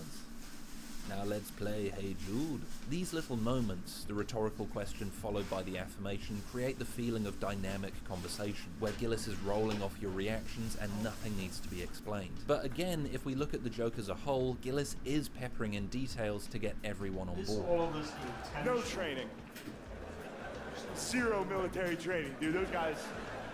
Those dudes, they had one set of monkey bars. That's what they all trained on. This is the difference between Gillis and someone like Tom Segura. When Segura makes an inside joke, You don't know people that like a couple beers? Is it always, I like to drink 36? Okay, good for you, Bert. the inside joke is the joke. Anyone unfamiliar with Bert Kreischer and his terrible shtick won't get the joke and feel excluded. This, in my opinion, makes it a bad joke. It's just a reference you're either going or not going to get. Yo, would you like to order some? Gillis's talent is not for performing inside jokes, but recreating the atmosphere we hear them in. He's made everyone feel included, and his delivery is so giddy and conversational that it simply feels like part of the banter. It's not about the jokes, but the person telling them. And Gillis creates such a feeling of beer pong 5 beers in intimacy that we want to laugh at whatever he says. Hi. Hi. How are you? Fine. We don't know what you're watching, so we're not going to tell you. We're going to return you to it. Oh, we're watching animal porn. Mary had a little lamb. We'll be right back in just a second. But you...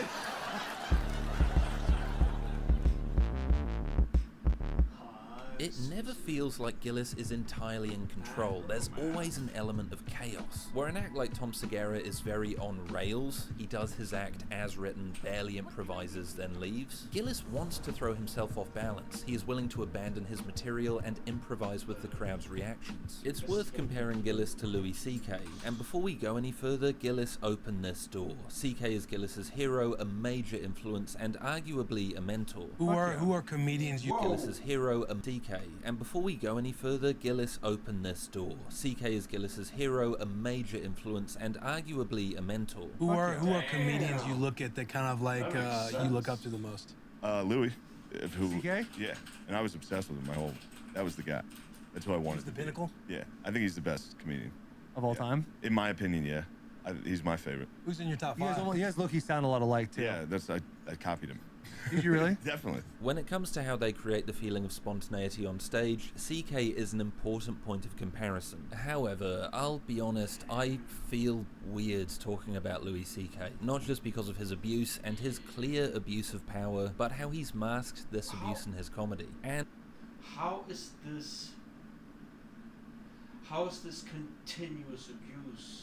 Really? And how he's been re-embraced by podcasters like Gillis over the past couple years. I know I've used clips of Louis in previous videos and mentioned him a few times, but this is something I've been thinking about a lot. Everyone has a line in the sand, and turns out this is mine. For clarity, if Gillis wasn't so clearly inspired by CK, I wouldn't be talking about him. And if you don't want to hear me talk about him, skip to here to go to the next bit. Right, now I've buried one of my heroes, let's get back into my upbeat narration voice.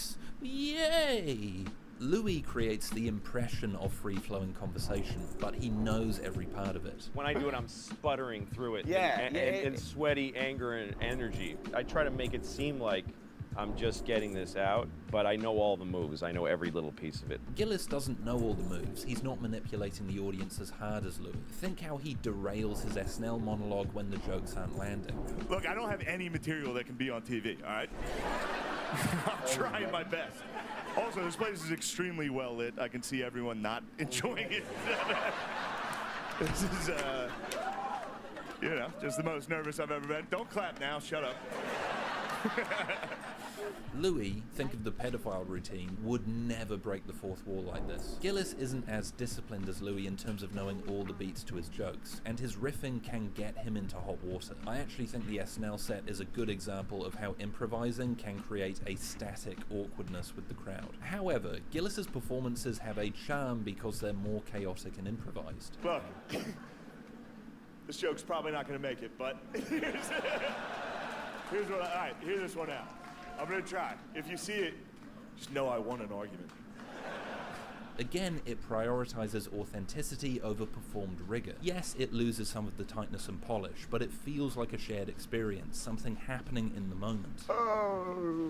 Moving his stand-up closer to free-flowing conversation because for chunks of each performance, well, it is. Like, Jesus Christ. I do comedy a lot, and every once in a while you can hear music from another room, and it's like, damn, dude, music's so much better than comedy. Every time I hear music, I'm like, fuck, dude, that shit crushes what I do. Some fucking idiot dressed like Cam Newton pressing play. It's so much better than this. This is aided by these big, baked-out pauses. It's become a trademark, two hands raised, antagonizing the audience, or messing with them, the way you'd try to get a rise out of your friends.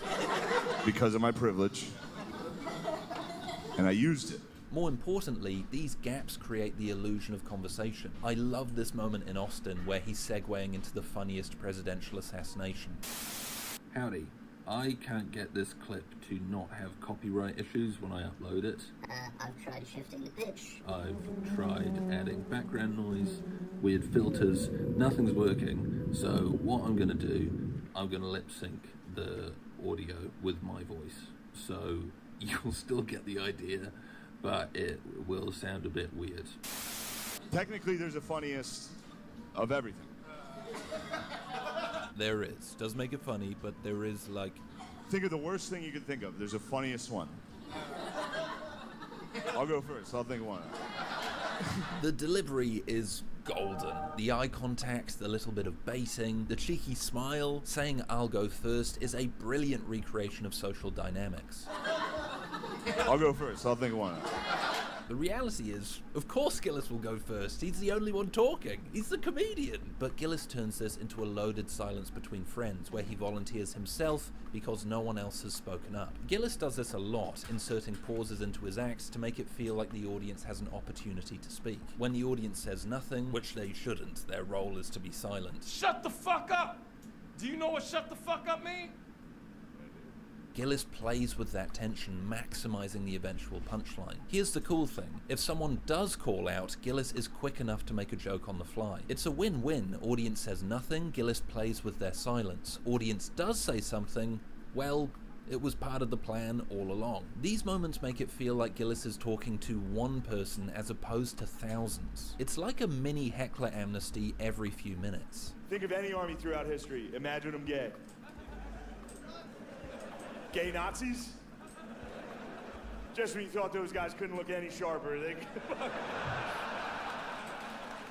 What I love best about this is it feels more organic than crowd work. Crowd work is a forced interaction that the comedian initiates. Not only is it incredibly widespread, but it also takes time and interrupts the flow of a set. Also, it's a bit obvious, isn't it? Oh, you want to create the feeling of conversation with the crowd? I know what you can do. Talk to the crowd. Besides this, there's often a clear difference between a comedian's crowd work and their material, and their transitions between the two are clunky at best. Step at Denny's, bro. They got a bunch of child molesters over there. Y'all got Denny's here? Fuck Denny's, bro.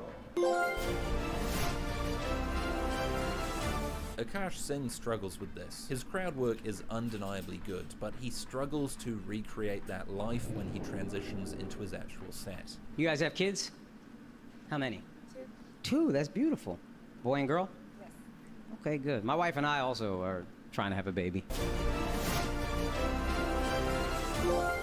I would struggle in the middle of my act. Dom said, "You know what's wrong with your act, right?" I go, "Nope. Can you help me?" And he said, "Yeah, you can't follow yourself. Your crowd work's way too good." your material's not funny enough. Gillis avoids this awkwardness by getting the crowd involved on their terms. It doesn't feel forced because he's not forcing the interaction. He simply leaves a gap, like a line in the water, and sees if an audience member will bite. For a comic who doesn't do any crowd work in either special, he creates a real back and forth. These bursts of interaction and improvisation inject so much life and momentum into his written material. We know we're not the coolest guys around. It's the foreign whites, dude. Is there, yeah, yes! Preach, brother! Yeah. The way Gillis treats his audience generally is interesting. CK, who wants to perform each routine exactly, is ruthless with hecklers. He says out loud his performances are rhetorical. What? Thank you. Maybe tell me that later, instead of during a performance. So, you're not welcome to tell me that later. The way Gillis treats his audience generally is interesting. CK, who wants to perform each routine exactly, is ruthless with hecklers. He says out loud his performances are rhetorical. What? Thank you. Maybe tell me that later, instead of during a performance. So, you're not welcome to speak. I'm trying to make that really clear. Again, he gives the illusion of conversation, but if someone chimes in, he shatters this illusion. There is no play with the audience. Louis is above the audience. So, I don't care about her. Shut up, idiot. Just shut your fucking mouth. Did you hear me before? Gillis is the opposite. When someone yells out, he doesn't shut them down, beat his chest, and reinforce his alpha status in the audience performer hierarchy. He treats his audience as equals and enjoys their input. Sometimes he even positions himself lower than the audience, making himself the butt of the joke. Sometimes I like to visit like historical places throughout the country. So, a couple summers ago, don't laugh at that. Shut up, dude, it's not lame at all. I just laughed at me from the balcony. Dork. Louis is happy to let the mask slip, tell the audience they're idiots, then go back into performance mode. For Gillis, there is no performance mode. It all blends together. The experience is collaborative. He's happy with a bit of anarchy and trusts his audience to call out without overstepping their bounds. Gillis is less precious about his material and more focused on creating a fun vibe. There's a lack of ego, which compared to many of his contemporaries is incredibly refreshing. It's breaking down the audience-performer relationship and getting closer to just a bunch of dudes hanging out. Where do you sit the hot ladies? There's no women. It's just dudes. Oh, really? Yeah. All my shows are for dudes. Unfortunately. Yeah.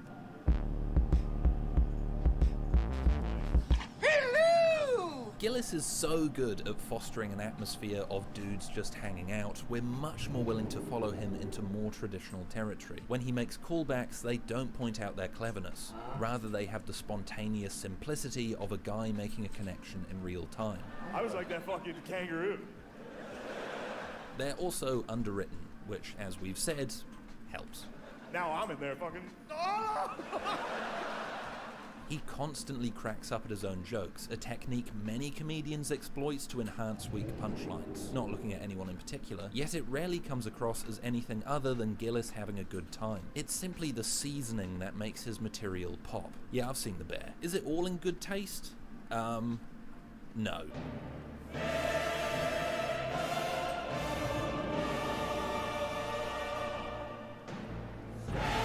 For all the good things I've said about Gillis, there are examples where he uses these techniques to get away with weak punchlines or prop up lazy premises. He has a penchant for using trigger words, then hiding behind his dumb Republican bro persona. And before you say anything, I know there is a satirical underpinning, that he's saying these jokes ironically. But sometimes it really feels like Gillis just wants to call something gay or retarded because he knows it'll get a reaction. Ari's yoga videos suck and are gay. It demonstrates how underwriting jokes can lead Gillis to indulge in shitty impulses and lazy shock factor that panders to his audience while alienating others. You know how autistic people are extremely uncomfortable in social settings? stick a camera in these fucking retards' face once or twice. This is coupled with just the worst puns. For every high concept joke that walks a tightrope of acceptability, there's a pun so lame it'd make Andrew Schultz cringe. It was rough. Queer. The Paw Patrol, the actual Paw Patrol. You know, it's hard to make a video about how good a comedian's delivery is when he uses that delivery to make a "that's rough" pun in the middle of his set. That's like using a rocket launcher